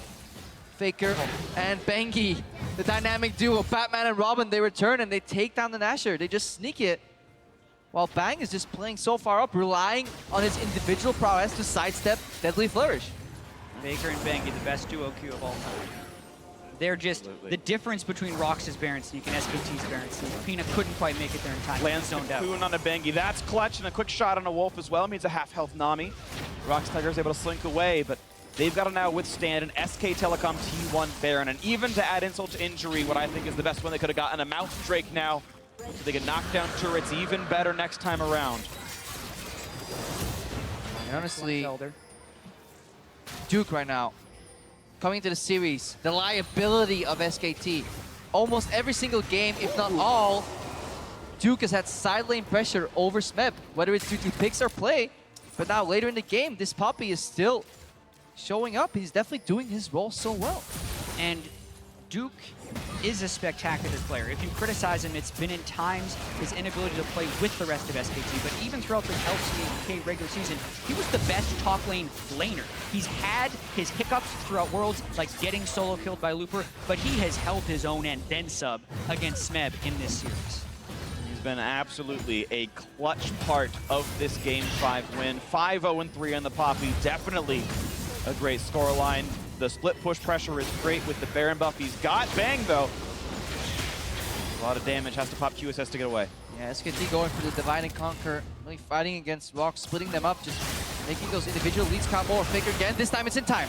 And he repels away, so okay, it's all right for him. But now, counter. Curtain calling the re-engage, but Tidal Wave says no, don't you dare, and Peanut getting lower and lower. Root on a Bangy means it's going to be a quick disengage, but Peanut has to heal up. Yeah, and SKT's just buying time right now. Duke never joined that fight. He's just getting these outer turrets down. He's trying to accrue a larger gold lead for SKT so they can just build up as this game progresses. We keep talking about the Jace and the Karma that are going to be outscaled by the Poppy and the Orianna, and SKT know that as well. They can't get picked off. SKT is not on the clock. They just need to disengage here. Look, preemptive flash from Wolf. And there is no longer that tool that drags ROX into the game. The Ash Arrow was taken away by SKT. They're fine going for the next Nasher. They're fine waiting for Elder Dragon. They have 4 dragons. Even if ROX contest it and steal it, it doesn't give them a bonus whatsoever. And that's the reward of having immaculate dragon control in this final game. Definitely look good for them. So now We're going to have it reset shortly. 30 seconds left for most of them having Baron. Faker will have another 30 afterwards. He can make one more empowered minion wave ride into the turrets of ROX Tigers. It'll be the reset. It'll be the 8,000 gold lead recall. SKT to buy their last few items. Guardian Angel onto Duke. But even though Lord Dominik is in now for Smeb, he's got as much armor pen as he can realistically buy now at this point in the game. He still is going to have a terrible time trying to shred through this Poppy. Prey himself also just not a great tank killer. Even if he's got armor pen too, it's Gorilla who needs to finish a Leandri's Torment, and he bought Quicksilver Sash. Exactly, and the builds that Jason, Jin are going for are the mid-game power spiking builds, and the mid-game is being completely delayed. They land the arrow onto Gorilla, but he does have the Mikhails. Yeah, QSS is out. He's going to be all right with that one. Oh, QSS, rather. Yeah. No, it's fine. I get those backwards too, don't worry. And now it's the push forward. SKT wearing the Baron buff of Faker. Time's out just now, though. He's not going to poke off the minions. But Duke again in the side lane, always lurking, always pushing, just adding some pressure, making sure that SKT do not have to bunch up. Because if you play on split lanes, you always have the opportunity to do something. Whether it's peel off for vision, send somebody back to base, keep the map somewhat open at least. SKT on the verge of punching their ticket to the finals if they win one more team fight, awaiting the winner of tomorrow's match, Samsung Galaxy versus the European LCS H2K. And no! That is Prey. Burning both summoners for just the Shockwave of Faker, though. That is a positive trade for SKT. Yep. And this is the cycle that SKT is playing. They have a lot of cooldown reduction on Faker. He uses the Shockwave. If ROX doesn't flash it, they're dead. They lose the inhibitor. If they do flash it, it means the next time they can still cycle it because of the low cooldown. It does, though, mean that SKT need to pull away a little bit because ROX would want to attack while the Shockwave is down. 25 seconds, though, and it's back up. Next minion wave that shows up basically is one with Shockwave, and now everyone on ROX has to be afraid of that again. And Faker can put that Shockwave down every 48 seconds. Could dress that to a flash. He could get every single flashing cooldown in succession by the time the first one is up again. We also talk about fatigue and pressure. Faker randomly Zonias after he walked back in lane. So style it. You got to style your way to finals. He wants the gold medal in the game. He wants the gold medal in the tournament. Let's turn himself gold just to make sure. Or just reflecting the level of that play by popping a Zonias out of combat. Who knows? Either way. The biggest thing is he should sell that potion for a pink ward. He sells it for a needlessly large rock. Worth? I'll take it. Yeah. Pink ward or 60 AP, which would you prefer? Only a 48 sec. I would definitely, if you're Faker, you want to one-shot someone in this game. And he only has a 48-second cooldown on his command Shockwave, so that's why he's so free with it. That's a minion wave and a half, essentially, when he's able to use it. Elder Drake up in 1 minute, same with Baron. The vision control is so critical right now. And it went up to looking at trade of objectives. At first, it's Bengi just getting away, gets the safeguard in time. The root doesn't matter. A fight over the red buff, and Bang is there saying, hey, I am scary. Be afraid of me. Peanut gonna go for it. Kuro getting caught out. Getting for the damage. They can't quite get him just yet. Kuro staying alive. And it's ROX trying to run away. The engage continuing though. Peanut getting lower and lower, running for dear life. Here's the curtain call. But ROX Tigers do not deal damage to these tanky champions.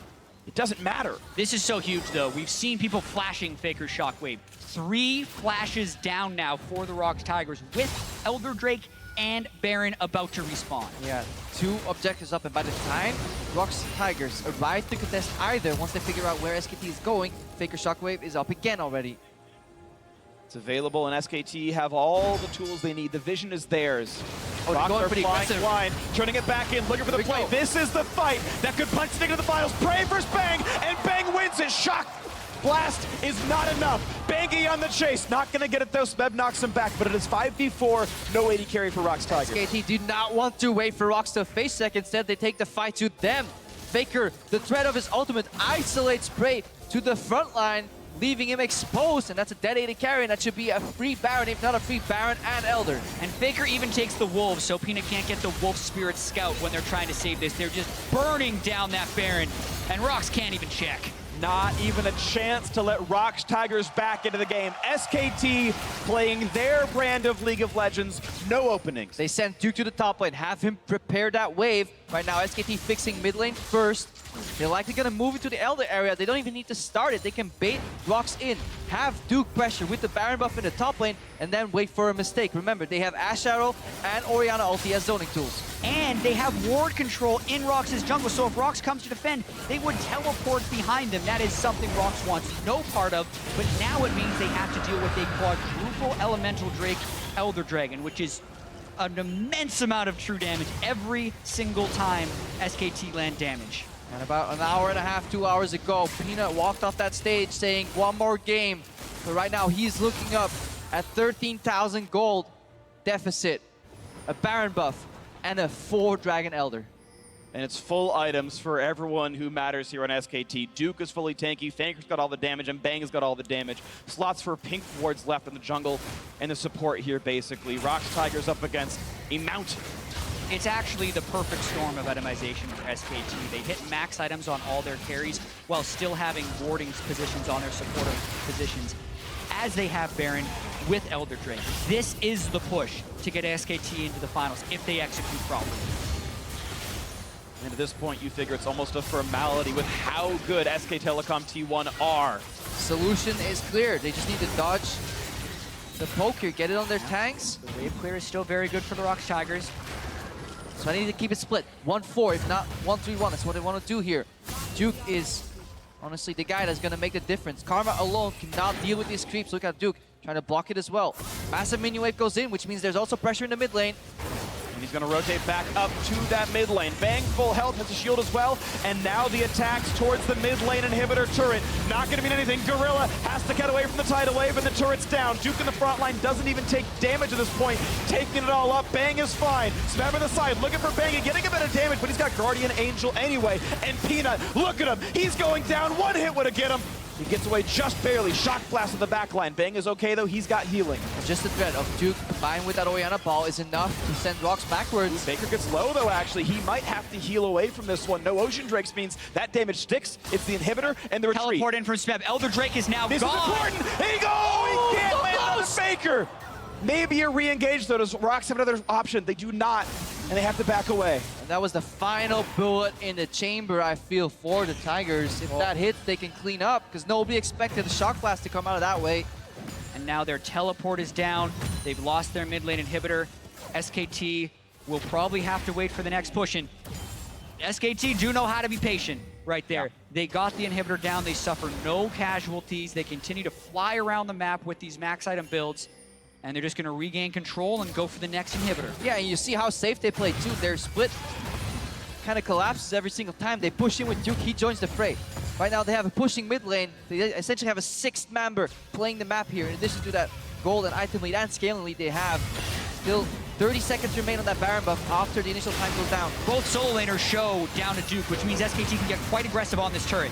Again, the tidal wave comes through, only 3 shots in for Prey, and Bang has to be a bit careful. Does have summoners up. Nice dodge the cocoon. And there's Mikhail and Wolf. Look how Wolf is just posturing behind. He doesn't care if his AD carry gets hit.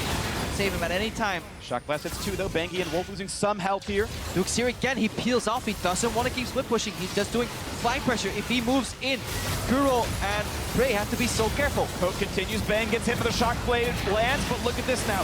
Down to just the inhibitor itself. A knockback. They might catch up Gorilla. Not going to have it just yet, but Prey caught out and shut down by Bangy. 5v4, and SKT could have another win on this one. Shot.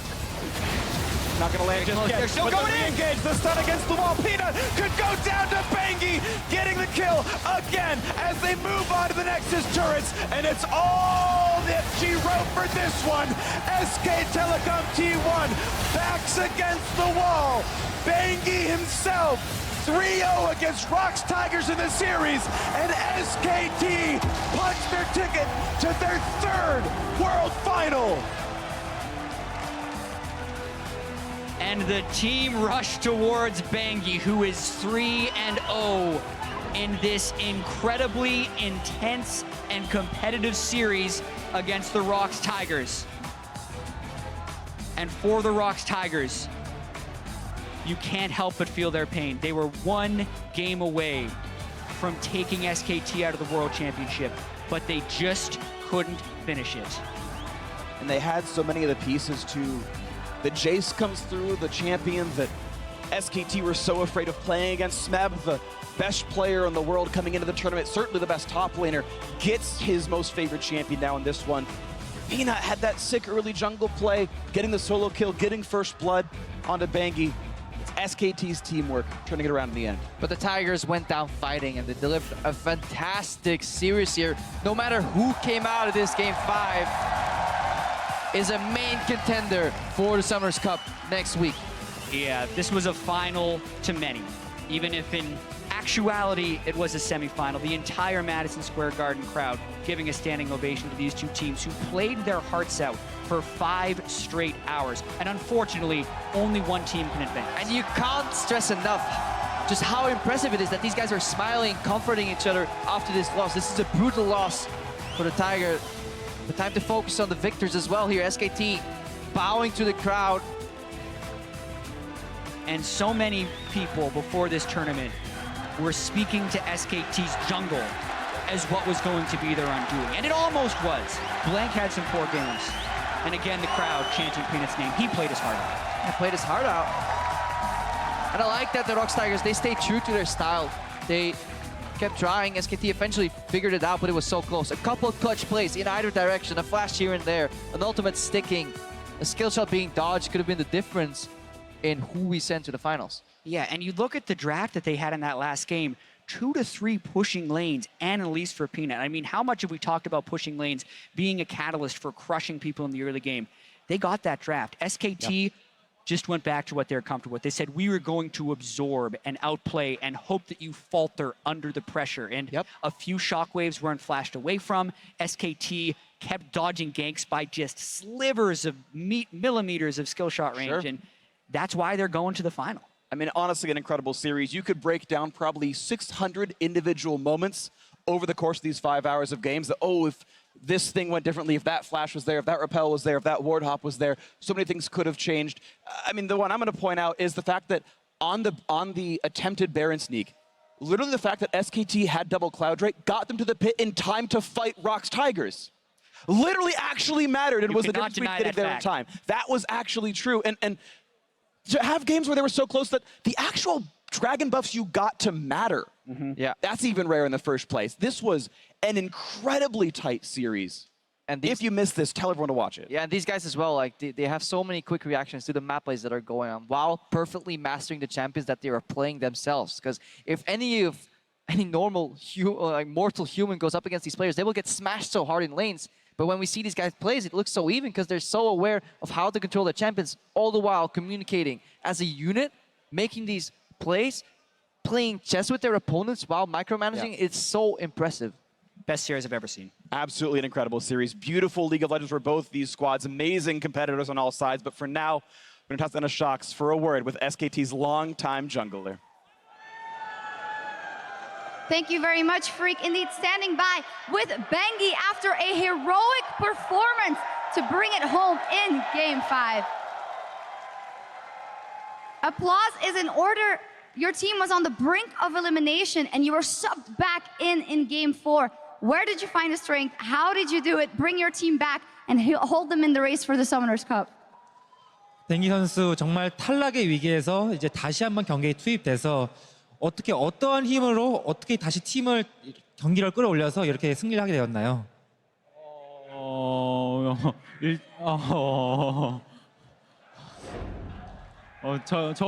저는 뭐 그렇게 막 좀 그래도 제가 마청이니까 그래도 제가 가장 좀 상태가 괜찮았어요. 그래서 좀 그냥 화이팅 정도만 했는데 다행히도 이긴 것 같습니다. As the eldest player on the team, and after Game 3, I was in the best state. All the other players, they're kind of shaky, so I was cheering them up, and we had some fightings, and I think, through that, we were able to win. Can you tell me about the end of the game when Blank stormed on stage, Coleman stormed on stage, everyone stormed on stage, and you guys just seem to be incredibly relieved that you guys closed it out. What was said in those moments? 이제 경기를 승리 직후에 이제 그 코치님이 막 뛰어오르고 블랭 선수도 이제 무대 위로 뛰어오르고 같이 이렇게 얼싸안고 기뻐했을 때 이제 그 경기 끝났을 때 어떤 얘기를 서로 오갔는지 말씀해 주세요. 경기 끝났을 때는 잘했다고밖에 한 게 뭐 딱히 없는 것 같아요. 그래도 뭐 제가 저한테 기회를 주신 코치님한테 항상 감사하게 생각하고 있습니다. So after the game was over, all he said is, we played well, we did good. And I just want to say thanks to Colm, our coach, for giving me a chance to play once more. One chance to play once more and make it into the final. Now you're heading to Staples Center, where you made history with SKT and Faker by your side back in Season 3. What does it mean for you to go back there, get another chance to play, and possibly bring back one more World Championship? 이제 마지막 결승전 무대인 LA 스테이플 센터로 가서 당시에 첫 우승을 거머쥐었던 페이커 선수와 함께 이제 가게 되었는데 이제 다시 한번 소환사컵을 들어올릴 수 있고 이제 우승할 수 있는 기회를 잡은 거에 대해서 소감을 말씀해 주세요. 일단 좀 가장 어려운 상대라고 생각했던 락스를 잡고 결승전을 가니까 아무래도 저희가 우승할 가능성이 한층 더 높아진 것 같아서 일단 기쁘네요. I'm just really glad. I think that by beating the hardest opponent, ROX, our chance to win the Summers Cup is definitely higher. So it just feels really, really good.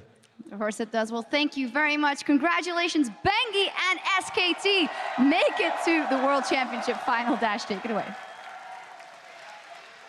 Thank you very much, Shox. We're going to hear from Faker himself in just a moment. But first, let's go ahead and take a look at this final game here. And that man on your screen, Bengi, I mean, 3-0 in the series for himself here. Definitely a huge boon to the team in coming back in that 5th game and really taking it. I mean, this is some anime stuff here with Bang. He was benched for so long, comes back, and then I can't. I'm done. Actually, I'm actually done here. Kobe's done. He did it. But he proved you right in the end. He came in there like Superman with the Baron there kicking out Peanut to almost get that for the Jumping out team. himself as well, but no, Bengi played so well, and I'm so impressed the fact that Bengi actually looked so good on things like Nidalee as well. His Lee Sin performance in the end here was great. We saw one in the quarterfinal that wasn't good enough, and now he stepped it up big time on the big stage when the team really needs him. And people were asking, including analysts on this desk, why is Bengi here? Why is he still in the squad? Clearly, Blank is your first choice jungler. He has been all year. You have this guy around for the experience, for the big matches,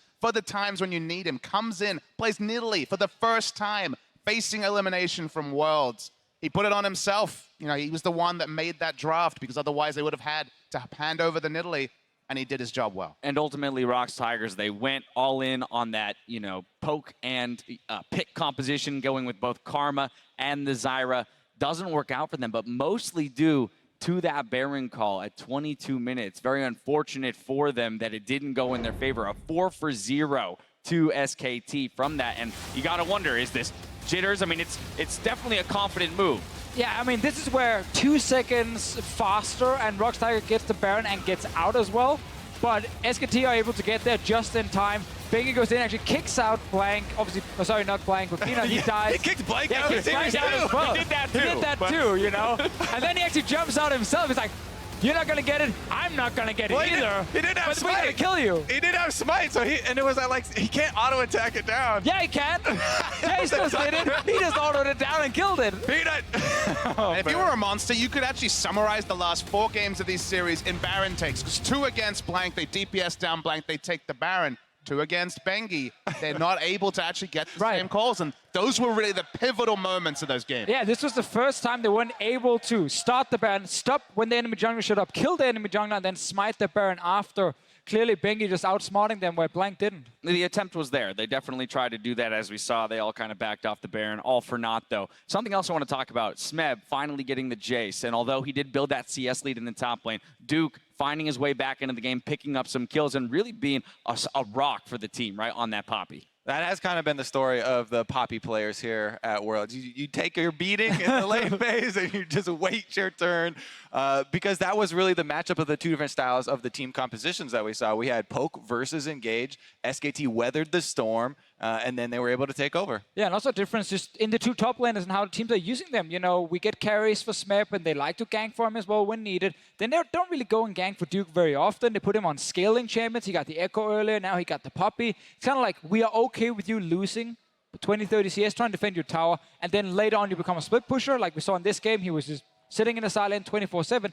So Duke is actually really performing well, especially in the later games of this series. After game 2, where it was poor, game 3, 4, and 5, he was actually doing really well. And look, this is the end of the road for the ROX Tigers. They're done for this tournament, and definitely the narrative went around the world. It wasn't a Korean narrative anymore. People loved the fact that 2 years ago, these discarded players, these overlooked players, banded together to try and win Worlds, to try and win the LCK. They got a lot of offers last year. They stood around because they hadn't got that victory. They finally won LCK. They're stopped here, and it's that narrative that's so easy to understand. And, you know, it feels like a movie, honestly. This series, you're like, okay, they're finally going to do it. They're going to finally overcome at the 4th possible attempt. But it's not a movie. It's real competition, and they came up short for a 4th time. It's not a movie. This is live, I promise. All right, well, we're going to have some more time to talk about this series in just a moment, but now we're going to send it back over to Shox and talk to the mid laner, looking to secure his 3rd championship title. Thank you very much, Dash. Indeed, joined by Faker. Congratulations, Faker. We were just talking to your jungler, Bengi, about being subbed in the 4th game, and he said he had a clear mind so he could change the momentum of the team. How much do you think that actually contributed to you guys turning the series around? 페이커 선수 우선 4강 진출을 축하드리고요. 방금 이전 인터뷰에서 이제 팀 동료인 뱅기 선수와 인터뷰했을 때 이제 4경기 들어섰을 때 가장 아무래도 상태가 좋았고 멘탈 좋은 상태에서 팀원들 부추겨서 이길 수 있었다라고 얘기를 했었는데 뱅기 선수가 들어옴으로써 어떠한 원동력을 어떠한 이런 승리의 기운을 가져왔는지 말씀해 주세요.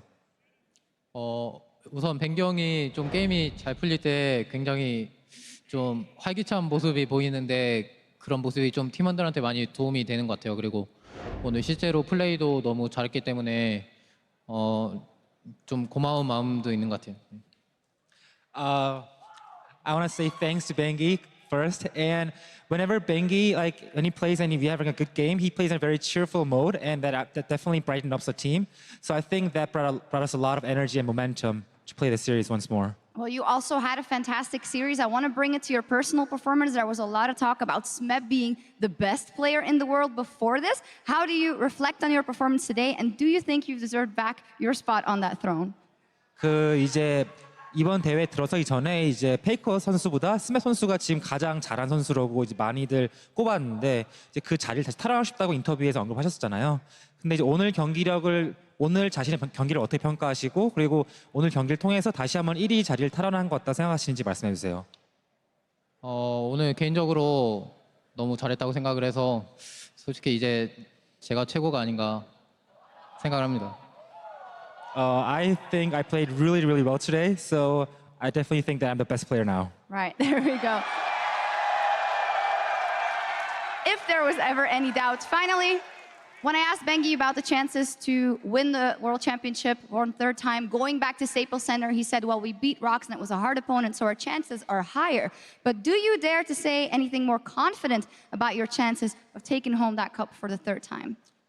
이제 뱅기 선수가 인터뷰에서 이제 그 가장 어려운 상대인 락스타이거 팀 꺾음으로써 3회 우승에 더욱더 그 가능성이 높아졌다고 말씀하셨는데 페이커 선수는 혹시 그럼 더욱더 자신감 있는 멘트를 해줄 수 있나요? 3회 우승에 대한 이제 진짜 우승을 자신 있다는 거에 대해서. 오늘 경기에서 솔직히 좀 저는 결승전 같은 느낌도 많이 들었고 또 오늘 지면 거의 모든 거를 다 잃는 그런 느낌일 것 같아서 열심히 했는데 이번에 이겼기 때문에 저희가 좀 다들 자신감에 많이 차 있을 것 같고 또 결승전도 이번 세미파이널처럼 어려운 경기가 될 것 같지만 그래도 한 단계를 넘겨서 좀 다들 기뻐하는 것 같아요. So through the semifinals, I think as a team we overcame a big obstacle, and definitely by beating ROX, I think our team also gained confidence altogether. So I think that we have a good chance to win Worlds. Yeah. All right, there we go. Well, thank you very much, Faker Kansamida, and thank you, Homan, as well. As always, SKT on road to Staples Center, fighting for that Summoners Cup. Dash, take it away. Thank you again, Shox. Hearing from Faker there, he says he played very well tonight. He thinks he's re-cemented himself as the best player in the world. What are our thoughts on his performance? I mean, some of the gank dodges that he did, the shockwave that he was hitting, there were a lot of highlights. The man can play League of Legends. Gotta give him that I one. think it's safe to say the man can play League of Legends. He's back as #1 until God Given shows up, and then. All right. Oh, everyone, somebody clip that. Hold him to it. All right, but we do have to recognize the carry that, well, needs some recognition here. And it's player of the series. That's going to actually be going to Bengi, because this is the player that came in the clutch. 3-0 in this series. We heard it from Faker himself that his attitude is so important to turning this series around for this team. It's a guy that just did not play a lot in 2016. The fact that you can count on him to come in spots like this is the reason he retains his spot. Probably also a smart voice to also have behind the scenes helping out the coaches. He said he was the oldest member, obviously, on the team. That means a lot in career, you know, come in, add some leadership to the team. And I just think it's amazing to see a player that was kind of out of the roster, wasn't considered good enough. Yes. Practice all the way back in. It's like a Rocky movie all over again. He's just going crazy before the big fight, and then he actually shows up on the stage and he ends up knocking out the ROX Tigers. Good. Exactly that. All right. Nobody else has anything to say about Bengi. Done. Well done, guys. The only thing that could have made it better is if he came in the last game with his SKT skin unleashed. That would have been even better. Because he did use his boxing one. You're Like right, your you're boxing analogy, but we get it.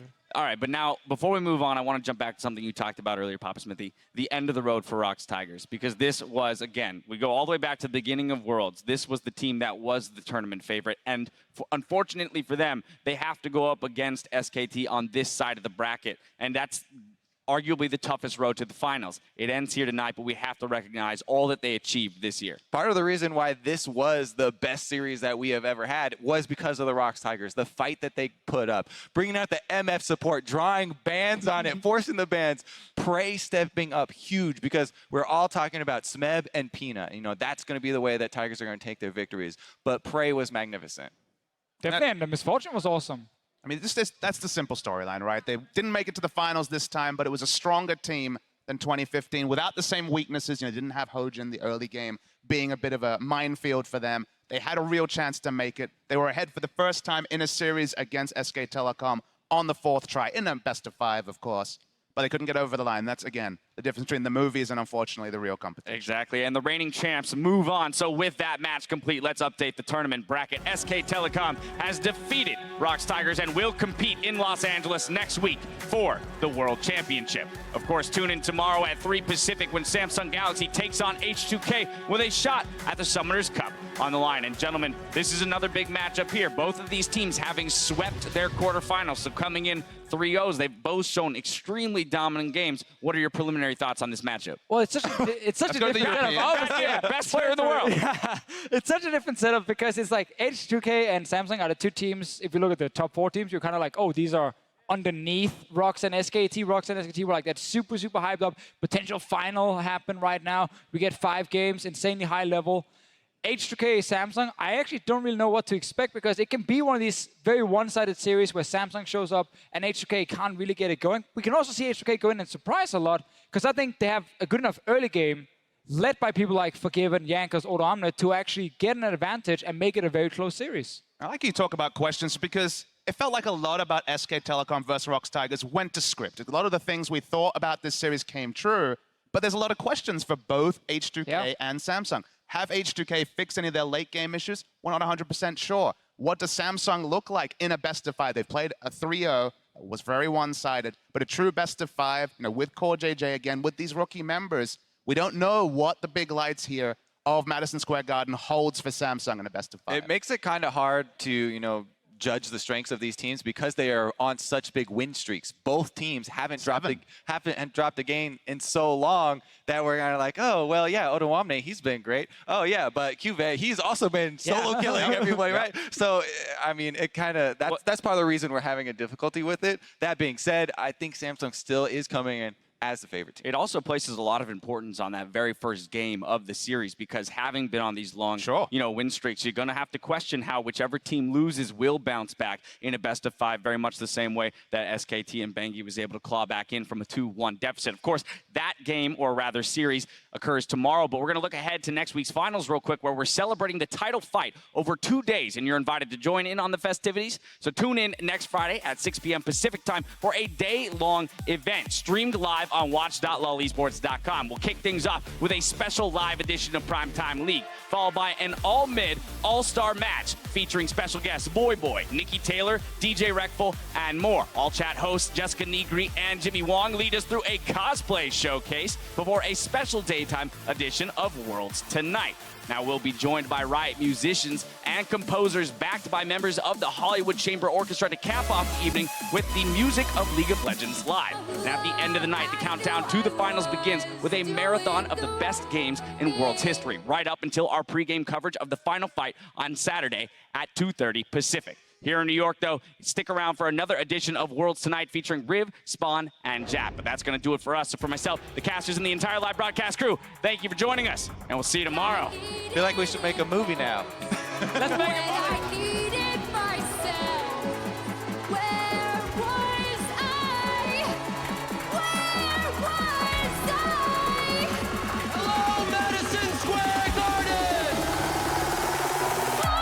Possibly the most hyped matchup that we've had to date. I'm extremely excited.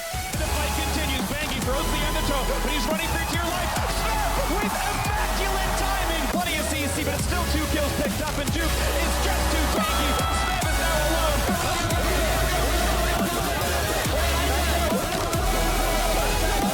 And it's secured by Bangy. That is a big deal. SKT, this is an insta-lock misfortune. Support MF? Support MF is great, right? Surprisingly works. Go in, and it's gonna be for Duke first. Look at the damage onto him. Nothing to do at all. Nice.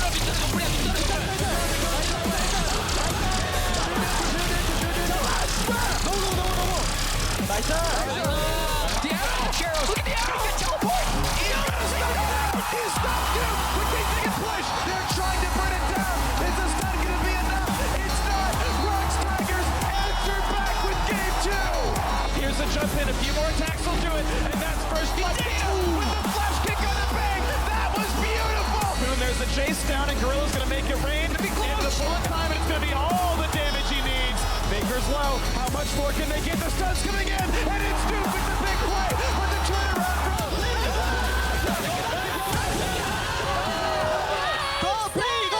There's the Nexus, and it's 2-1 ROX Tigers. Double bomb on a Kuro. Challenge gonna land this time, and he's gonna get the damage. Yes, he is. First blood in for Faker. But what does it even matter? It's a 4-0. It's the ace. It's the game, and it's SK Telecom T1 bringing us to game 5. A lot of damage down. 300 HP on Bangy to repel the chase. Couple more attacks. The flash. One more Q will get him. It's gonna be all about it. He's in the pit, and it's the kill on the P9. For either side, and it goes to Scott to try to save the game.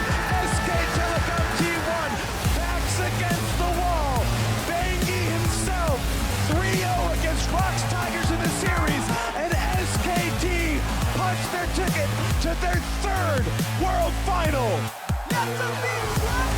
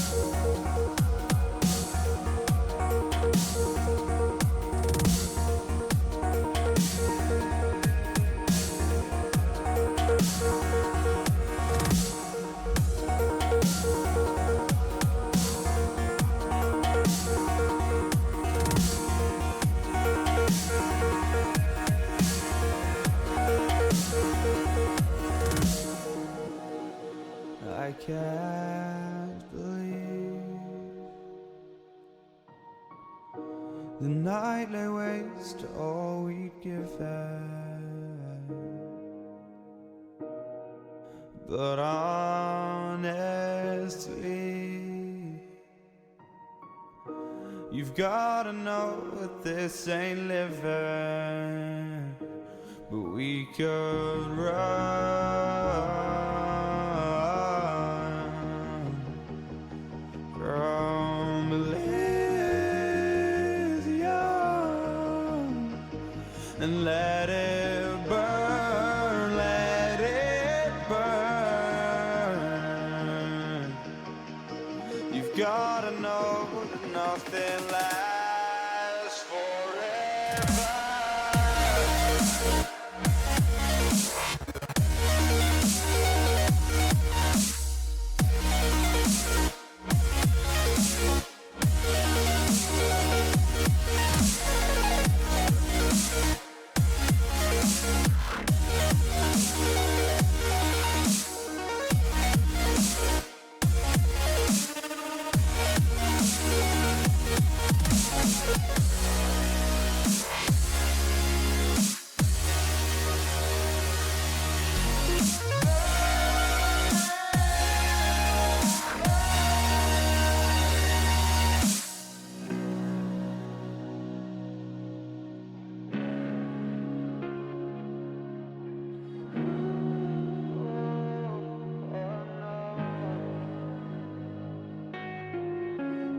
I can't believe myself.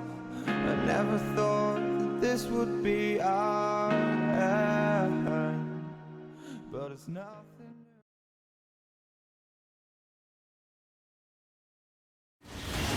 He goes in for it, and it's secured by Bangy. That is a big deal. SKT, shockwave, a shutdown. They've got 3 already. They're looking to kill absolutely everybody. They're still going in. Engage the stun against the wall. Peanut could go down to Bangy, getting the kill again as they move on to the Nexus turrets. SKT punched their ticket to their 3rd World Final.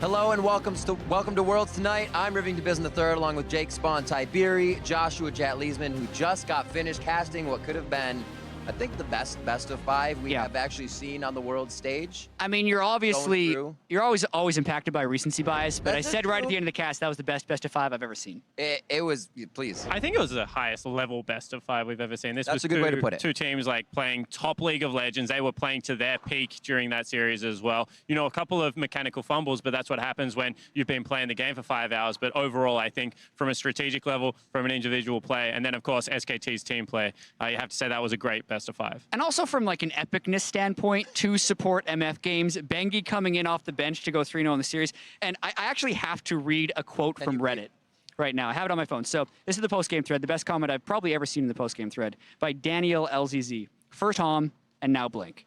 How many times must the Lord and Savior Bengi resurrect from his grave and become SKT's beacon of light after the other junglers loses 2 of the games? The jungle himself and the right hand of God is victorious along his team once again. Faker and Bengi, truly the greatest duo in the history of League. There it is. That's the whole series. I think Amen. we're done. The segment's over.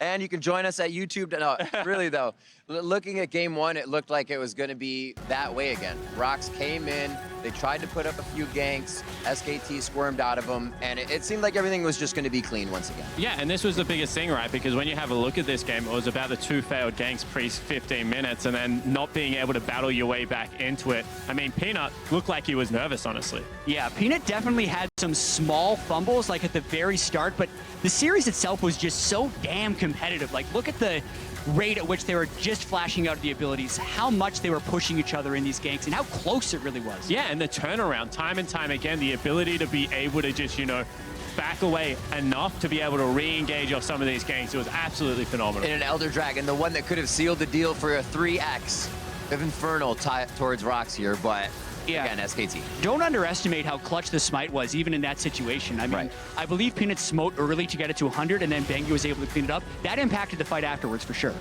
And then Blank is in. We head to game 2, and it seems like ROX as well looks to innovate, and they change things up. Yeah, exactly right. This is where we see the support misfortune for the first time. This is where we see the oppressive bottom lane, and it is just going to be Gorilla and Prey time and time again, setting up these plays for the team. Yeah, and Peanut was really also playing at an extremely high level on Lee Sin in this game. And, you saw the few rare mistakes there from SKT, but this time was them even fighting back. Even when ROX Tigers had what seemed like a stranglehold on the game, they were always just so close. That's why this series was insane. There was never really a dull moment. Yeah, it certainly wasn't. That might have been the best Ashe arrow ever, honestly. I mean, he fired it out. He knew where he was going to teleport from. That was godly.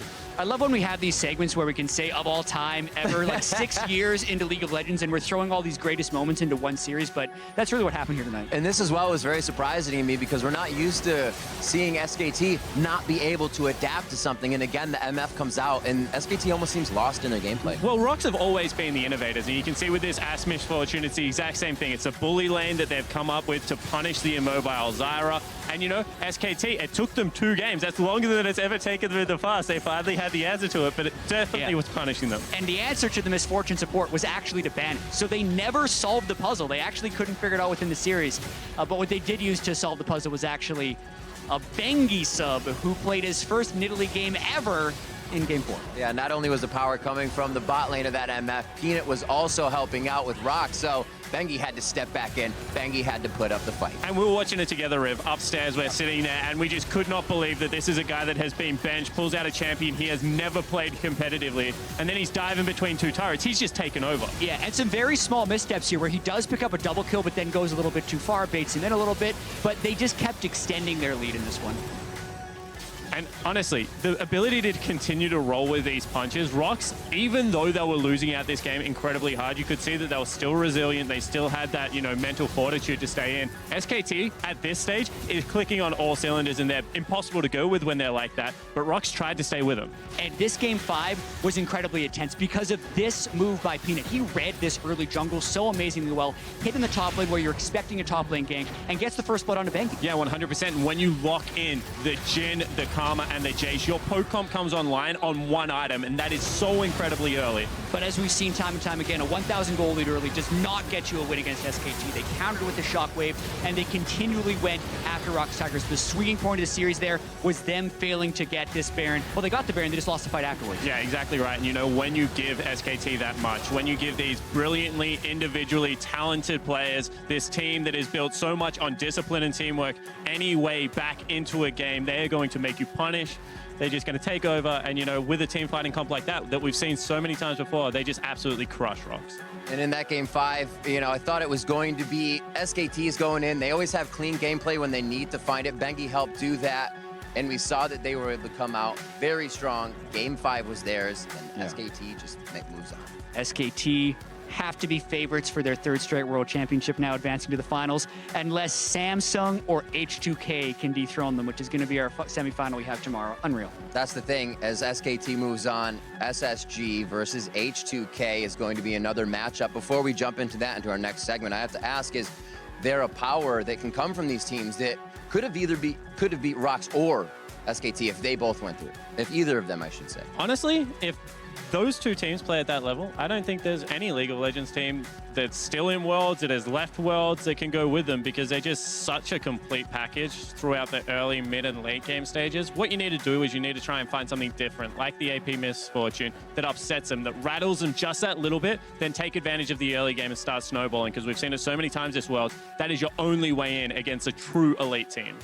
Yeah, it was incredible watching these teams. And in the highlights, yes, you saw the small missteps. Oh, he didn't quite flash you over the wall. I should have flashed that shockwave. But those were like the only mistakes. The way they were playing the map and inferring knowledge off of so many of the other plays was just amazing League of Legends to see. Absolutely. A score has been settled between last year's finalists. SKT will be moving on as ROX failed to win in the best of 5 today, and they'll be moving on versus either H2K or Samsung Galaxy. We'll talk about that match in just a little bit, so be sure to stick with us. If you're watching on the client, head over to youtube.com/LOL eSports so you can hang out for the rest of the show.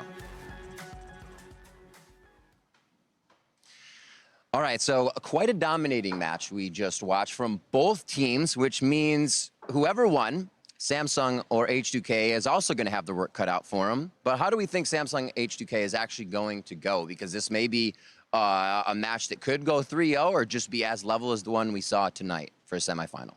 When you have a look at these two teams, and I'm on the analyst desk tomorrow, so I've looked at them a little bit so far. I can't wait to join you. Yeah, so when you have a look at these two teams, it looks like they have very similar strengths in the early game, but in reality they don't. H2K build much bigger gold leads through individual play and individual laners, and then they kind of have to close the game out soon, otherwise they slip and lose a little bit of control. Yeah. At the same time, when you have a look at Samsung, they look like they have these big gold leads, but they're relatively even at 15, and then they accelerate the pace of the game like I have never seen before out of a League of Legends team. Their 15 to 22 minutes is honestly stellar. Yeah, it's pretty much everything post 15 when you're looking at the Samsung team. Their early laning phase is really not that dominant, and they actually don't draft to crush the lanes that often. In fact, when they've lost, the one game they lost, it's because they were pushed in all of their lanes. Outside of that, though, their late game map play is extremely good. And I mean, we saw a lot of great late game map play from both SKT and ROX tonight. Samsung's the closest team in the tournament that can match that type of play in the mid and late game.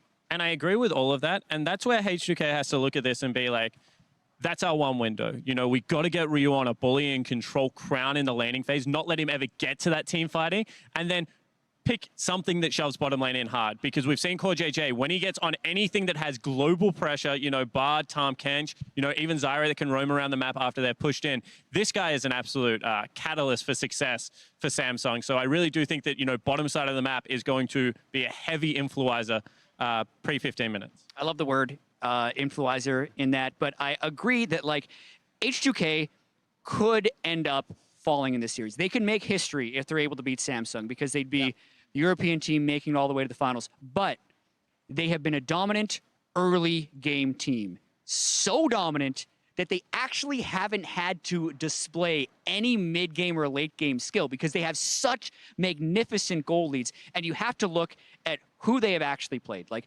all the teams in the semifinals had never played other Korean teams. So that's like the minor thing you can take away. But H2K has played 3 games against Albus Nox Luna, 2 games against INTZ, in which they're 5-0. But they are then 2-1 against EDG, who had a horrific Worlds, and 1-1 against AHQ in their 2 closest games. So just from a strength of schedule perspective, they are unproven. And yes, they've had the amazing laning phases where they've completely outclassed their opponents. I need to see if they can do that against Samsung. I completely agree. And when you have a look at the EDG ones, I think it's the most telling because when they lost to EDG, it actually was falling down a little bit in that area and not being able to keep up. And then when you have a look at when they win, it's because Jankos is completely outclassing Clearlove, who, by the way, is not on my post-Worlds top 20 list, that guy. Really? Yeah, he's crushed my heart and soul.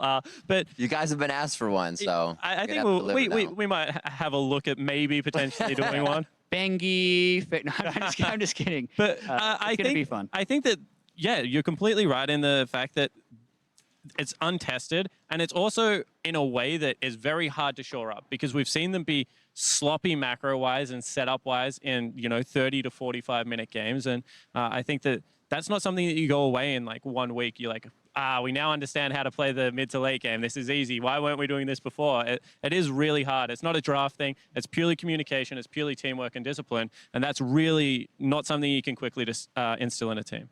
All right, gentlemen, as we come to the end of Worlds tonight, I have to ask you to get in the hot seat. If it wasn't hot before, probably is now. What are your predictions for tomorrow's game? Samsung Galaxy H2K. My pick'em has been on fire in the bracket stage. That was terrible in the group stage, but I'm 100%. I picked Are you SKT. telling me when it's whittled down to less teams, you're doing better? Yeah, of course. Okay. As soon as the matches are easier to pick. I have Samsung beating H2K, and then I have SKT winning the final. Yeah. All right. Thank you for, as final as well, since that goes through. I have Samsung beating H2K as well. I still think it's going to be close, just because I think that the early game is going to be what decides it from H2K's point of view. So I do believe that Samsung will take it, and that will be great for everyone, because then I can stop saying H2K in my way that I say it, and stop getting tweets. A HQ and H2K. I think it's legitimate. It's legit. Yeah. Got it. Thank goodness I got some validation. I say You're Dragon. Australian. Your I H also is said upside Ragnarok down. when I think it's Ragnarok. I was about to say, the Australian and the Canadian are saying that the way we speak English is fine. You heard it here first, Riv. We're great at It this. creates good drama. Absolutely. I love when it. you No borrow wuckers. sayings from other languages. Well, you've heard what these guys have to say. I don't vote. I'm a hashtag may the best team win. So if you're that way, may the best team win. That's going to be it for Worlds tonight. Be sure to join us tomorrow for Samsung Galaxy versus H2K as we find out which our final semifinalists will move on to face SKT in Los Angeles. Have a good night.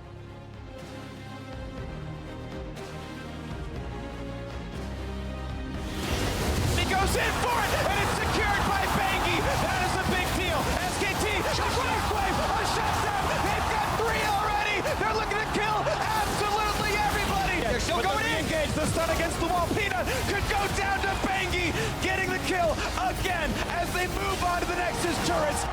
SKT punched their ticket to their 3rd World Final.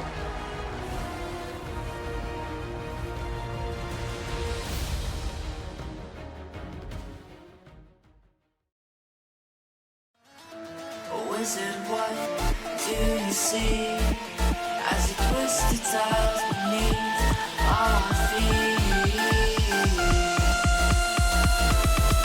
What do you see?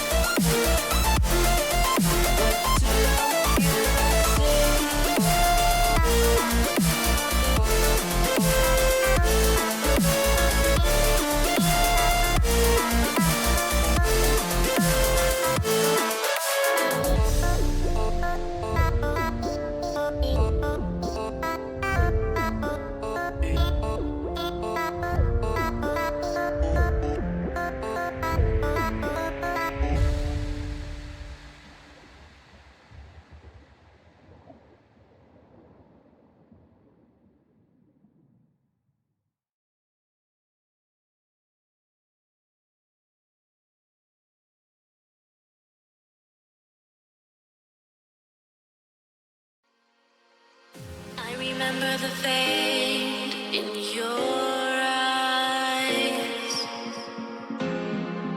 I'm lost in space, floating